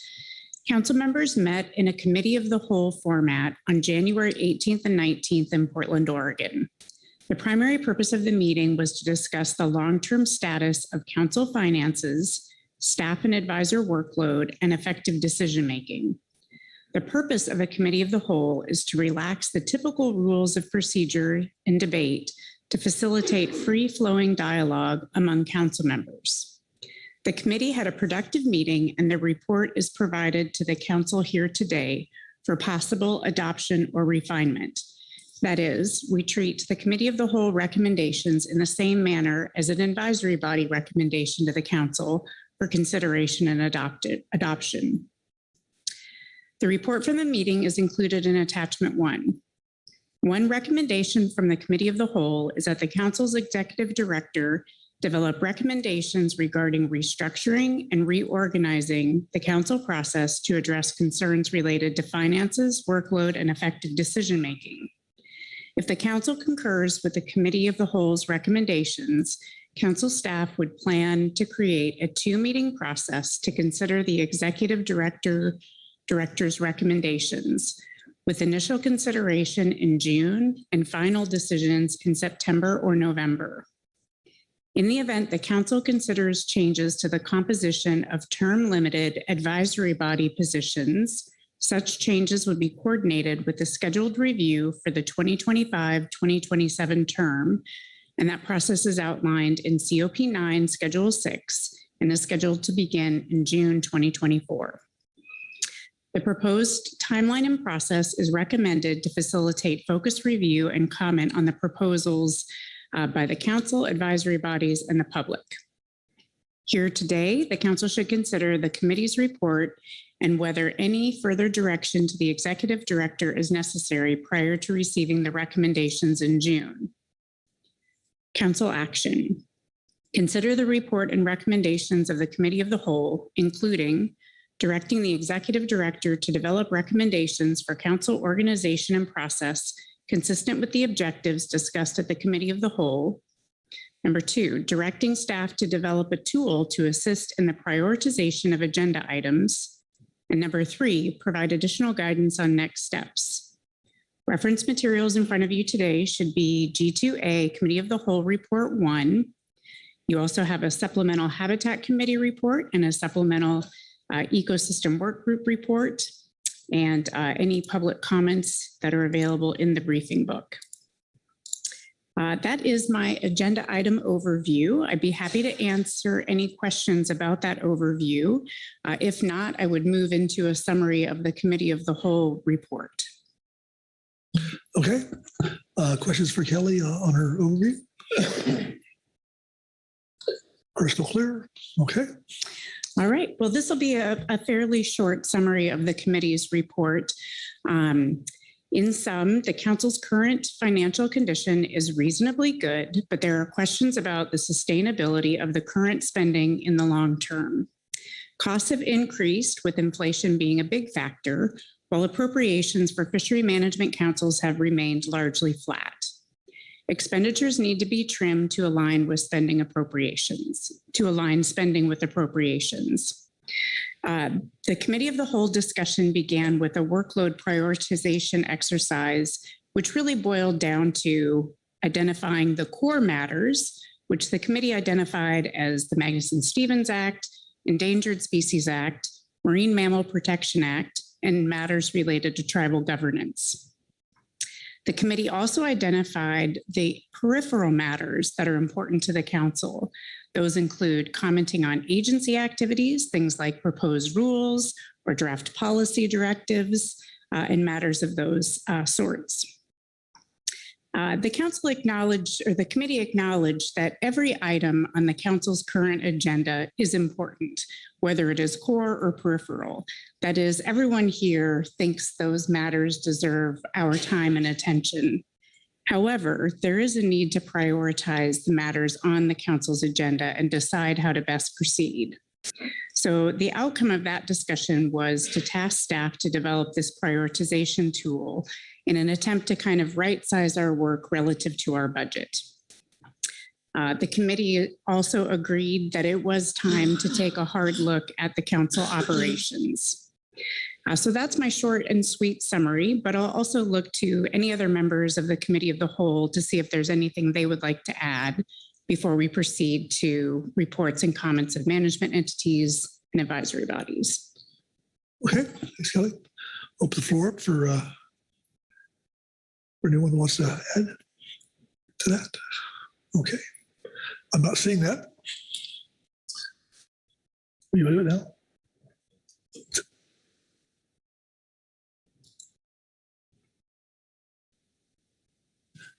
Executive Director Burton. Yeah, thank you, Mr. Chairman. Appreciate Ms. Ames' overview. I thought I'd just offer some of my own coloring and flavor to this overview. Just to start, the committee of the whole concept is, of course, new to this council. Other councils have done this and do this regularly. But for us, it is a new thing. And so as we've worked through it as staff and worked through it with you, we've trying to find our way a little bit as we go through this process. What we're looking for here is a couple of things. One is we have provided this report into the briefing book just to make sure that everyone is informed of what we're doing as we consider changes to operations, changes to our organizational structure, things of that nature. Also, as Ms. Ames indicated, the committee of the whole is a committee. And so any recommendations that come out of that committee have to be picked up formally by the council for us to act on it. Maybe that's just a formality, but it is a formality. So what we're looking for here is a couple of things from you. One, just to make sure we're all on the same page, make sure there's no lack of clarity about what came out of the committee of the whole. The second one is for you to either pick up on the committee of the whole's recommendations or to refine them in whatever way you see as fitting purpose. After that, I think the real meat of the discussion will take place in June. Assuming you pick up on that recommendation from the committee, that's what I've been planning to bring forward my recommendations about how we might change the way we do things. And then depending on how that goes, there may be a second step either in September or November. Just a couple of relatively simple steps, even though this is a major issue for us, just to be considering changing the way we do business is no small consideration because this is a wonderful council. We do business in a great way, but really just a couple of steps here for your consideration as part of this agenda item. So hopefully that helps a little bit. And back to you, Mr. Chairman. Okay. All right. Thank you, Merrick. With that, we'll go to some reports here. And I believe that we have online, we have Scott Appel for the Habitat Committee report. Scott, are you there? Thank you, Mr. Chair. I am here, assuming you can hear me. Well, we can. Welcome. Perfect. Thank you so much. Thanks for that welcome. Mr. Chair, members of the committee, I will be reading from agenda item G2B, the Supplemental Habitat Committee Report 1, Habitat Committee Report on Council Operations and Priorities. The Habitat Committee reviewed materials from the staff briefing papers for the Committee of the Whole meeting in January 2024 and calls attention to two potential inconsistencies related to Magnuson-Stevens Act authorities and the HC membership. First, the January staff briefing paper aligning council priorities with finances notes that, in general, base funding for the council should be used to cover core priorities. These include the statutory requirements outlined in the Magnuson-Stevens Act. Table 2 in that report identifies essential fish habitat under the MSA requirements column, the first column, which could be interpreted to pertain only to the requirements for designating and reviewing EFH in fishery management plans, especially since habitat comment was included under the third column entitled International EFPs, Sanctuaries, More. Given the language below, which I'll read momentarily, from section 305B, 3B of the MSA, council comments provided on proposed federal or state actions that are likely to substantially affect anadromous habitat should be categorized as an MSA requirement in this prioritization scheme as the council continues to consider its operations and priorities. And that language is, each council may comment and make comments to the secretary and any federal or state agency concerning any activity authorized, funded, or undertaken, or proposed to be authorized, funded, or undertaken by any state or federal agency that, in the view of the council, may affect the habitat, including essential fish habitat, of a fishery resource under its authority, and B, shall comment on and make recommendations to the secretary and any federal or state agency concerning any such activity that, in the view of the council, is likely to substantially affect the habitat, including essential fish habitat of an anadromous fishery resource under its authority. A second point of clarification pertains to the January staff briefing agenda item D, staff briefing paper on council operation, which states that the Habitat Committee has grown by 50% since 2000. The Habitat Committee compared March rosters from 2000, 2003, 2008, 2015, and 2024. In 2000, there were 39 advisors assigned to 3 habitat-focused advisory bodies. In the years that followed, the Habitat Committee roster has remained relatively consistent at 14 to 16 members. The most recent addition was a second at-large seat in 2016 to bring additional habitat science expertise. And that ends my report. Thank you. All right. Questions for Dr. Appel on the Habitat Committee report? Marcy, you're up. Go. Thank you, Mr. Chair. Thank you, Mr. Appel, for the report. Just on the last paragraph regarding the clarifications you're offering on the size of the Habitat Committee and its growth, you mentioned that in 2000, there were 39 advisors assigned to 3 habitat-focused advisory bodies. Maybe you can tell us a little bit about what those 3 advisory bodies were. And then second part of the question, are those advisory bodies similar to other ad hoc groups that have habitat connections that we have established in our council framework here today? Yes, thank you, council member. Thanks, Mr. Chair.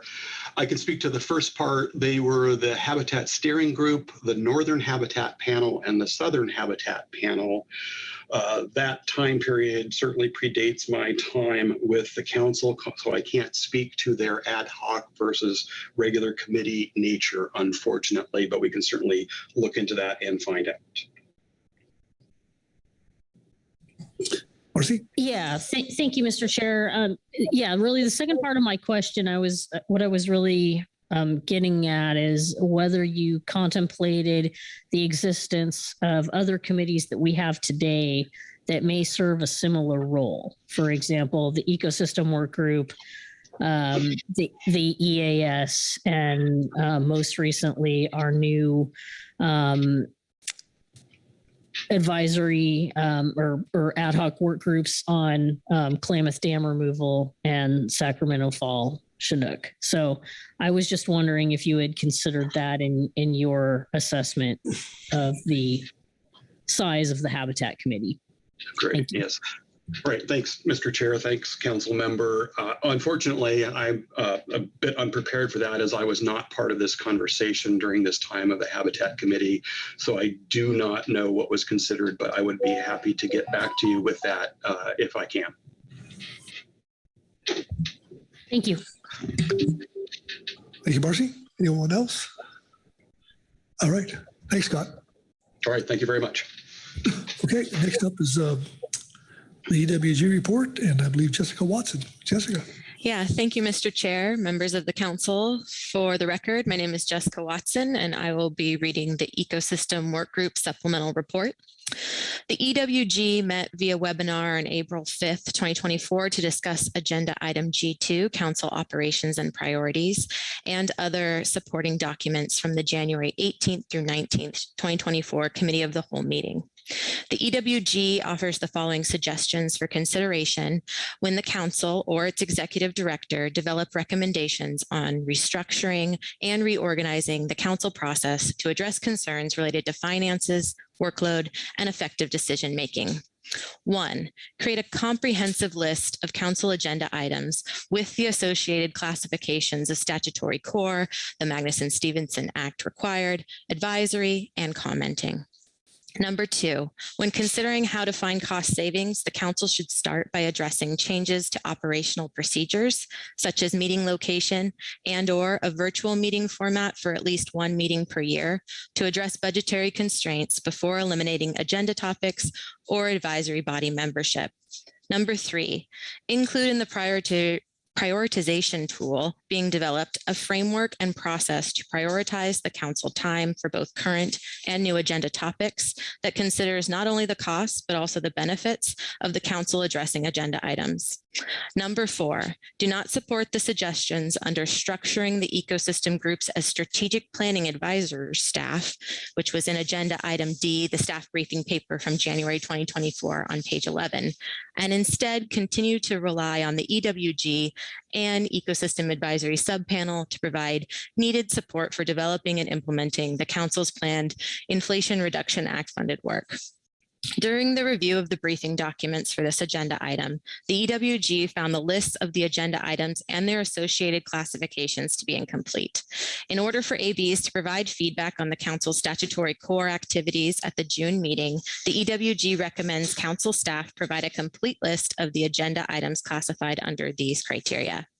As noted in the Habitat Committee report, the interpretations of what actions fall under statutory core duties may be broader than what is expressed in the staff reports, and therefore the EWG would recommend that the classifications take into account all the facets of the council agenda topics which fall directly and indirectly under MSA. By evaluating the financial costs of meeting logistics like format and location first, cost savings may be identified which potentially address financial concerns and would be a reasonable starting point for this evaluation process. For example, shifting one council meeting per year to a virtual meeting format would seemingly be the simplest way to save money without having to make major decisions around reducing or eliminating agenda items or ABs. The EWG understands that moving to a remote framework, even for a single meeting, will require evaluation of agenda topics for each of the fishery management plans, as contentious and complex items necessitate an in-person meeting structure. Modifications to council operations, like meeting location or format, can potentially reduce budgetary constraints, but this does not meet the other objectives of the Committee of the Whole discussions regarding workload. The EWG suggests that the council request the executive director and the council staff include in their prioritization tool development a framework to consider not only costs, but benefits for prioritizing issues when evaluating workload size and budget.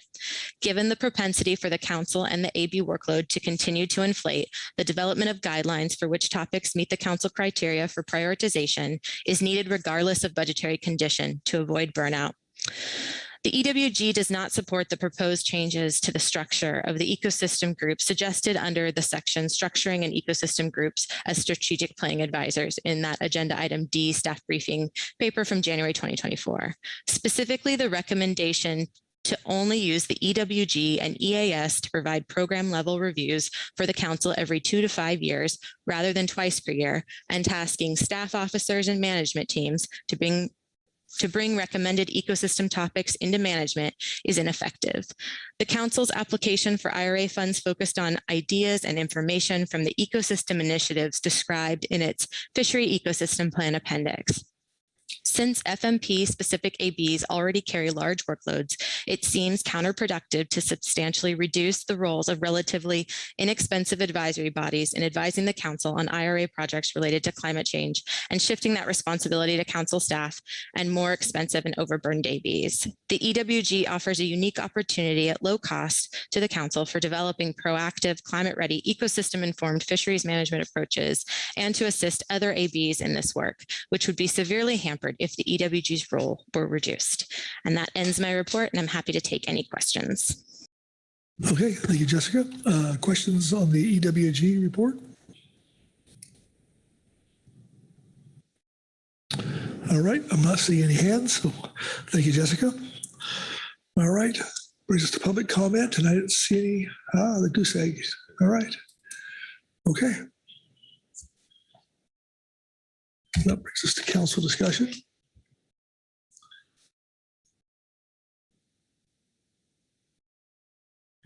Mark Grelnick. Thank you very much, Chair Pettinger. I need to bring back up the staff report on this agenda item.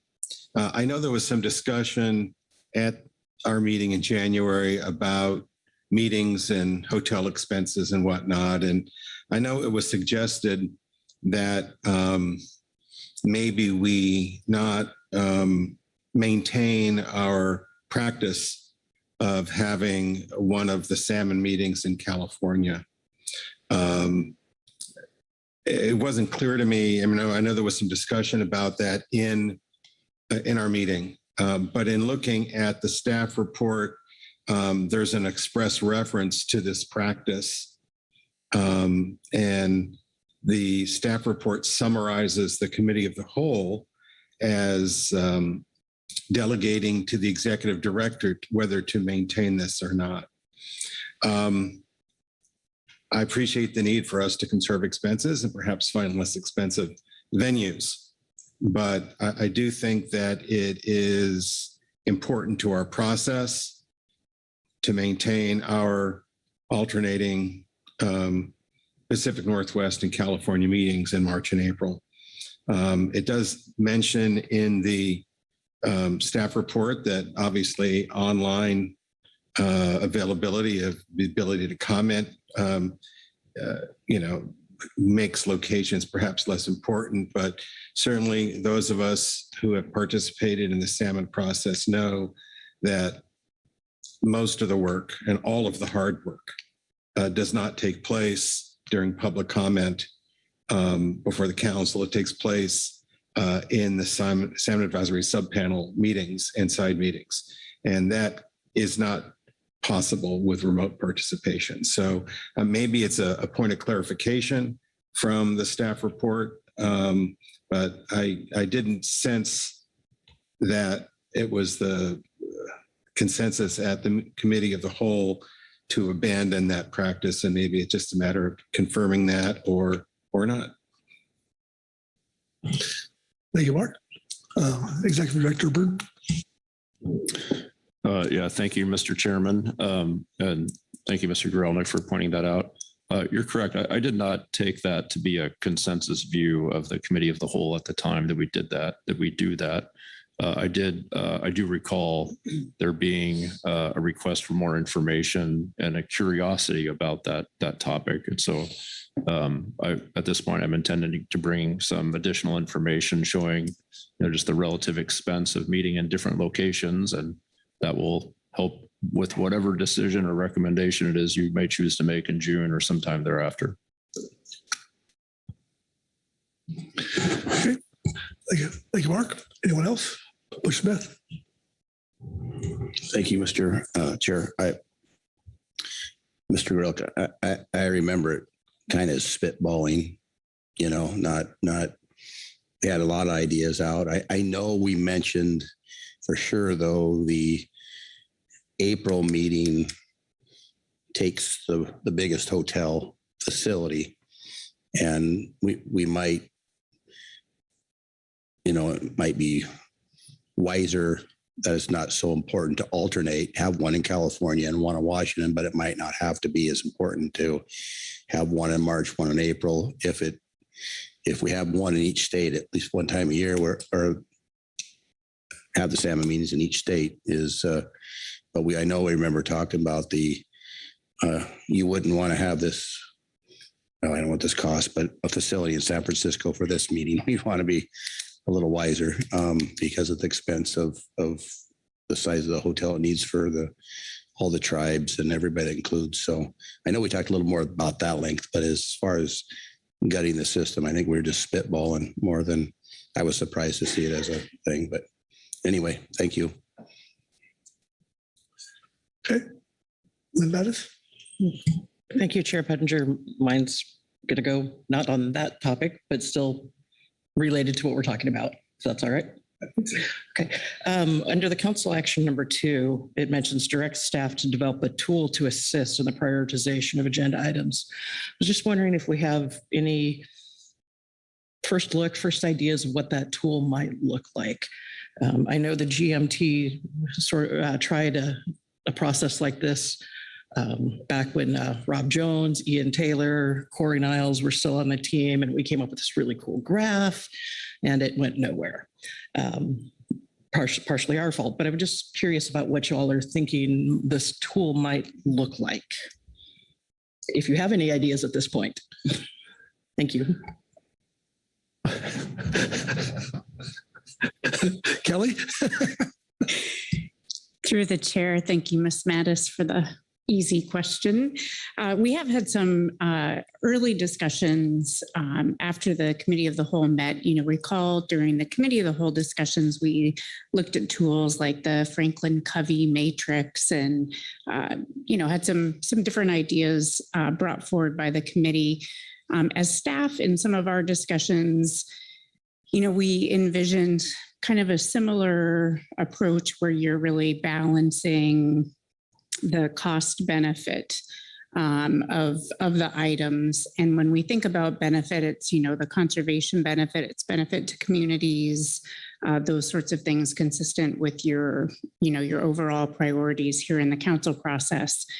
We had some discussion too about maybe a series of questions that the council might consider when they're thinking about putting agenda topics, when they're thinking about scheduling agenda topics that might help you think through where it lied on your priority scale. But those are really early discussions to date. We don't have any developed tools yet to test out, but I would anticipate some further ideas for the June council meeting. Thank you. Thank you, Kelly. Anyone else? Corey Riding. Thank you, Mr. Chair. This, I think, maybe is more of a question maybe for Merrick and Kelly, but I'm thinking about the timing here, noting that one of the recommendations of the committee was the committee agreed that the time was right to take a hard look at the design and size of the advisory bodies. Also noting that June is when we start a 3-meeting process around the advisory bodies, as was noted in your report. So maybe it's just getting late in the meeting, but my head is turning this over and wondering how that would work exactly. So in terms of those recommendations coming into the meeting and then acting on them and having them be part of the discussion that we would normally be having in June about advisory bodies. So I hope that made sense. Maybe you can help me out. Thank you. Kelly?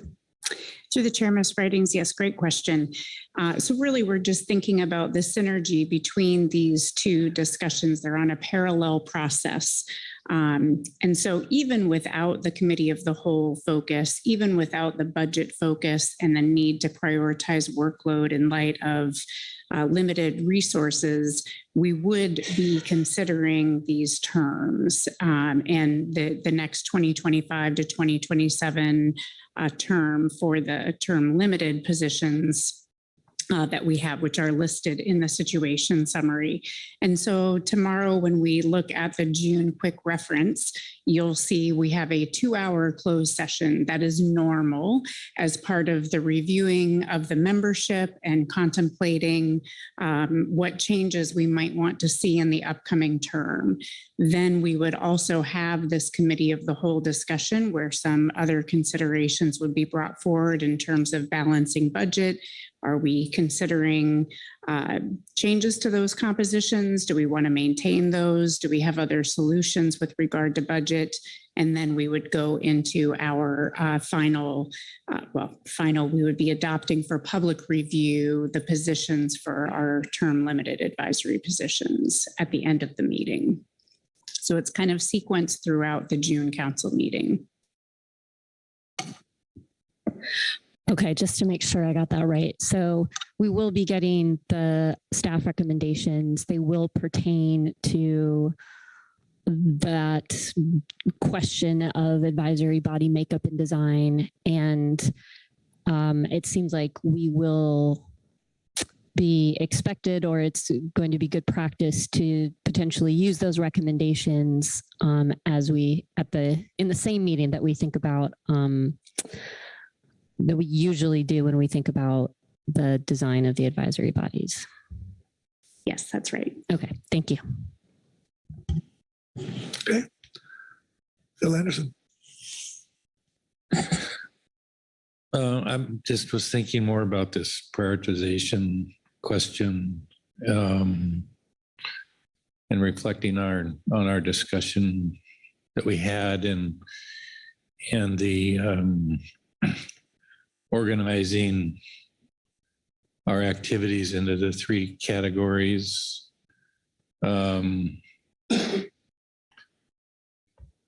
Which has to do with actions that are associated with our statutory requirements, advising or commenting, and whether it would be a good use of time maybe to take our September meeting, the understanding that agenda isn't fully developed yet, or maybe take the June meeting and have staff look at those 3 categories and say, if you were going to prioritize the work that we have on our June agenda using these categories, what might that look like? As an exercise in terms of seeing whether or not that sort of categorization of activities would be useful in doing that. Just as a trial run, here's what it might look like. And understanding that there isn't necessarily bright lines between those 3 categories, I thought they were general enough that they might be useful in essentially having an experiment, bring that back. Here's what it might look like if we were using those categories that were identified in our meeting.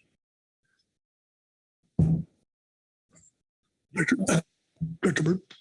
Yeah, thank you, Mr. Chairman, and appreciate the suggestion, Mr. Anderson. I was envisioning something, I don't think it's too dissimilar from what you're picturing. What I had in my head was the year at a glance, going through and maybe shading different items, different colors based on where they were on that spectrum. And maybe a closer view of one meeting in particular would also be valuable. One of the things that has stood out to me is, I guess, also the inverse of that question.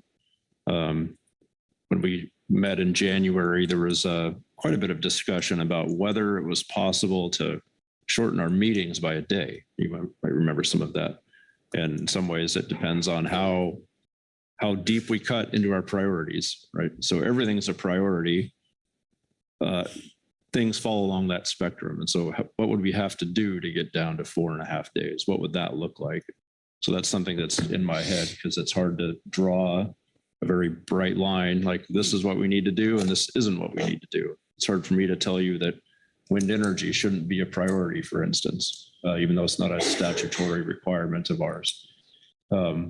So I'm wrestling with some similar thinking, I guess, about how to convey that information and what might it look like more specifically if we do start to get to a point where we have to start prioritizing more than we do now.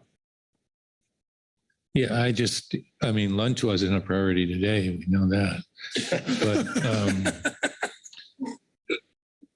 we could take, either multiple meetings or a single meeting that we have a better idea of what the agenda looks like and do the prioritization piece and then say, okay, instead of 5.5 days, it's 4.5 days, and what would fall off the table using that tool to prioritize our items. But I'm done.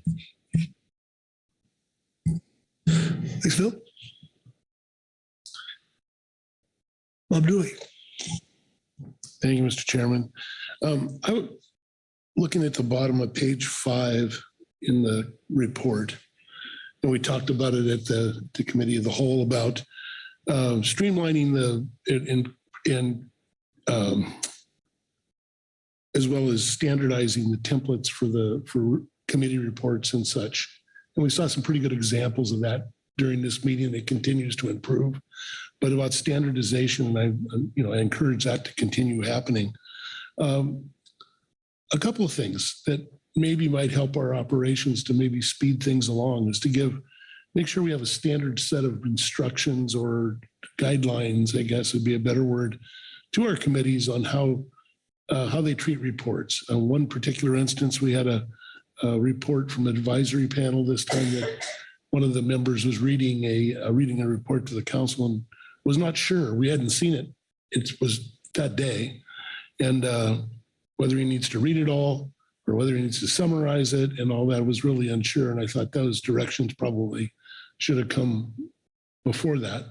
But it was good to be able to help him out and tell him that, yeah, we hadn't seen it. And it was only 2 paragraphs, so probably read it verbatim would be the best way. But if it's longer than that, maybe streamlining, but sometimes streamlining takes longer than or summarizing takes longer than reading it.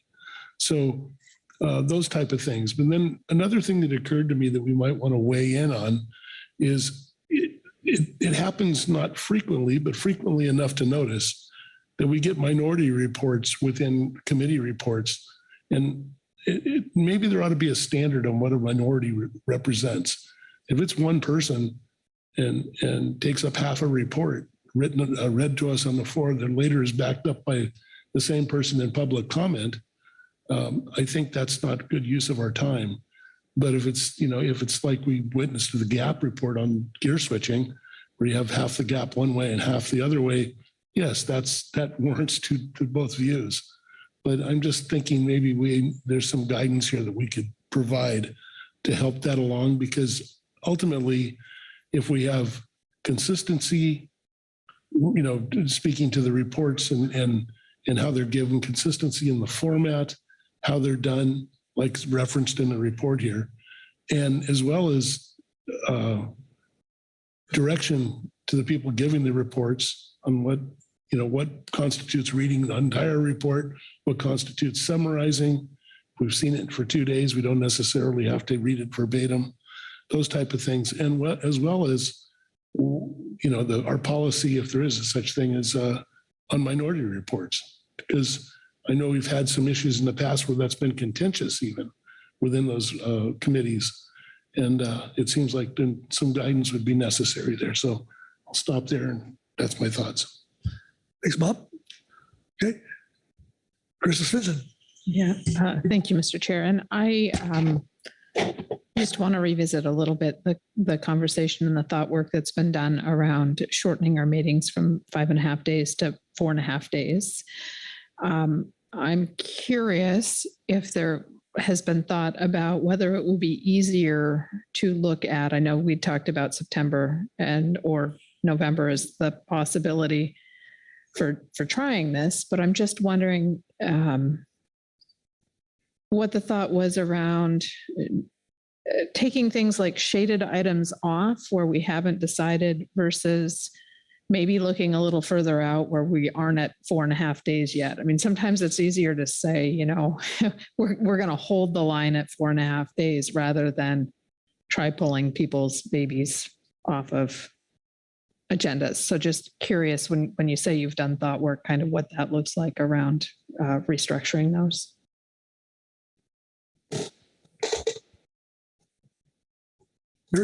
Yeah, thank you, Ms. Benson. I might have, it's late in the day and my brain feels like Swiss cheese, so I might not be choosing my words carefully enough, but what I was reflecting on a few minutes ago was my impression from our January meeting that there was a lot of, I think, gravity pulling folks into this idea that maybe we could get to 4.5 days. And so, I've wrestled with that in my head. What would that look like? How would we get there? And those of you that know me know I'm a data-driven person, right? So fortunately, Kit, after each meeting, he compiles data showing what have we spent our time on. And by and large, our largest amount of time is spent on advisory body reports. And so that links back then to a couple of things that we proposed that we discuss as part of our staff papers in January, one of which was which items do we need advisory bodies to comment on, right? So take wind energy, for instance. When I started this job, it seemed like every advisory body was commenting on it. So that led me to the question, is that necessary? Certainly they're all valuable, but would we get 95% of the way there if we just had the MPC commenting on that? And if so, that saves a lot of time. We do that a few times for a few different agenda items, and we start to save a lot of time on our agenda without having to drop anything necessarily. So that was one thought. The other one was something that Mr. Dooley was just reflecting on, which is just the structure of our report, our advisory body reports. I remember this taking some time also in January. I remember a few folks saying around the table, saying, I need to know what are your recommendations? Why should I care? How does it relate to the national standards or something like that? And that there could be additional detail in those reports, for the record or for, additional questions, but it might not be a 20-page report that's written into the record. It might be 2 pages with a lot of supplemental material. So if we were to approach it that way, that would save a lot of time. So those are some things that stood out to me about how we could save some time, things I'm still noodling on, but I think I'm showing you some of my cards already that you'll see in June. Let's see, your question in particular was in regards to just what's planning for shorter days at the get-go and forcing us to hold that line. And haven't had that kind of a discussion yet internally, but certainly I see the wisdom in that kind of an approach. As you know, we look at the YAG and a year out. Right now we have about 2.5 days. And as we get closer to that meeting, it fills up. So if we didn't let ourselves fill it up, what would that look like? Gets us back to the prioritization tool. So I appreciate your thoughts, and I'm not sure if I'm adding anything to what you're thinking already, but that's some of what's going through my head. Well, thank you. I appreciate it. And I think there's a variety of ways we can get there. I definitely am supportive of trying 4.5 days. I don't know that it will be successful, but if you don't ever try anything new, you never find out you like something or absolutely abhor it. So thanks for the thoughts there. Thank you, Krista. Anyone else? Nope. Then Mattis.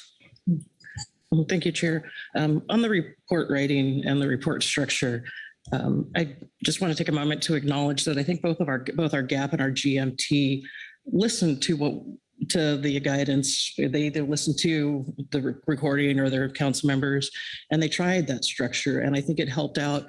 I think with the specs, particularly the F5 statements, it really helped. They had the recommendations right there, and the big bulky data tables were at the appendix.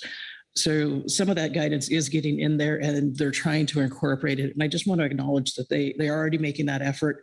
There's ways to go, but they listened at least to parts of what that and are trying to incorporate it. One other thing that I'm sure Renee has probably all over it, but Richard Heap, he had the last word this morning in our state delegation meeting. as a possible cost saving measure, has the council looked into longer contract periods, say having a contract with a hotel for the March meeting for 3 or 4 years in a row, maybe being able to get sort of a bulk discount. I know we like to move around, but we're generally in November, we're in Southern California, that type of thing. That was his sage parting advice this morning, was long-term contracts with hotels might be a way to maybe save a little bit of cost. So thank you. Okay, thank you, Lynn. All right. Anyone else have any thoughts? I would say, Kelly, how are we doing here?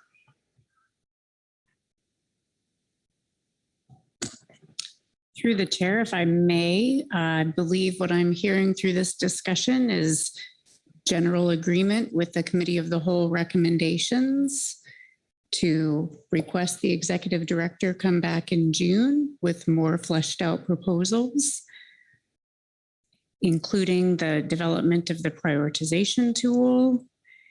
If there are any other things you want to kind of hone in on. Heather? Thank you. I would just agree with what Kelly just said, and I would like to just add to consider the ecosystem working group report and Habitat Committee report that were submitted in this too, as we think towards June. So just consider their input as we prepare for June. Thanks. Okay. Sharon Kiefer? Thank you, Mr. Chair. And this is really just a curiosity question in regards to the length of time per person that is provided for those individuals that are publicly commenting to the council. Is that standardized across the councils, or is that unique to, that the time limits 5 and 10 unique to this council? Dr. Burton? Yeah, thank you for that question. Our public comment structure is unique to ours. I know it varies quite a bit. I'm sure you're very aware of how much it differs just across different public agencies. I've been parts of some hearings that give you 1 minute and there is no grace. You're done after a minute. So I barely introduced myself in a minute. Ours are fairly generous. And we get some great public comment, but at our committee of the whole discussion, there was a fair bit of time spent discussing our 5 and 10 minute policy and how to make that more effective. And so I plan to have some recommendations around those lines in June. Okay, thanks, Sharon. All right. Well, I'm not seeing any more hands. Kelly? Oh. I think if we jump on this, we could probably be done. Great. Through the chair, thank you, council. We have heard your discussion here. We will be bringing back reports and recommendations for your consideration at the June council meeting. Thank you. Okay. Thank you, Kelly. With that, we'll close out G2, which means it won't be there tomorrow morning. So we might get out of here a little earlier tomorrow. So it's been a tough day, long day. And I would just say everybody enjoy your well-deserved rest tonight and look forward to seeing you tomorrow morning at 8 o'clock. Oh, Rick. Yeah, and just before we go, per usual, we do have some supplemental year-to-glance summaries and quick reference agenda for June that has been modified since what was originally in your briefing book. So oftentimes it makes sense for you all to take a look at those before you hit your state delegation meetings, for instance. Maybe just consider those before we hit that agenda item in the morning. So that is available to you and it's in the online briefing book. If you do need printouts, the secretariat may be able to help you. Otherwise, it's online. That's it.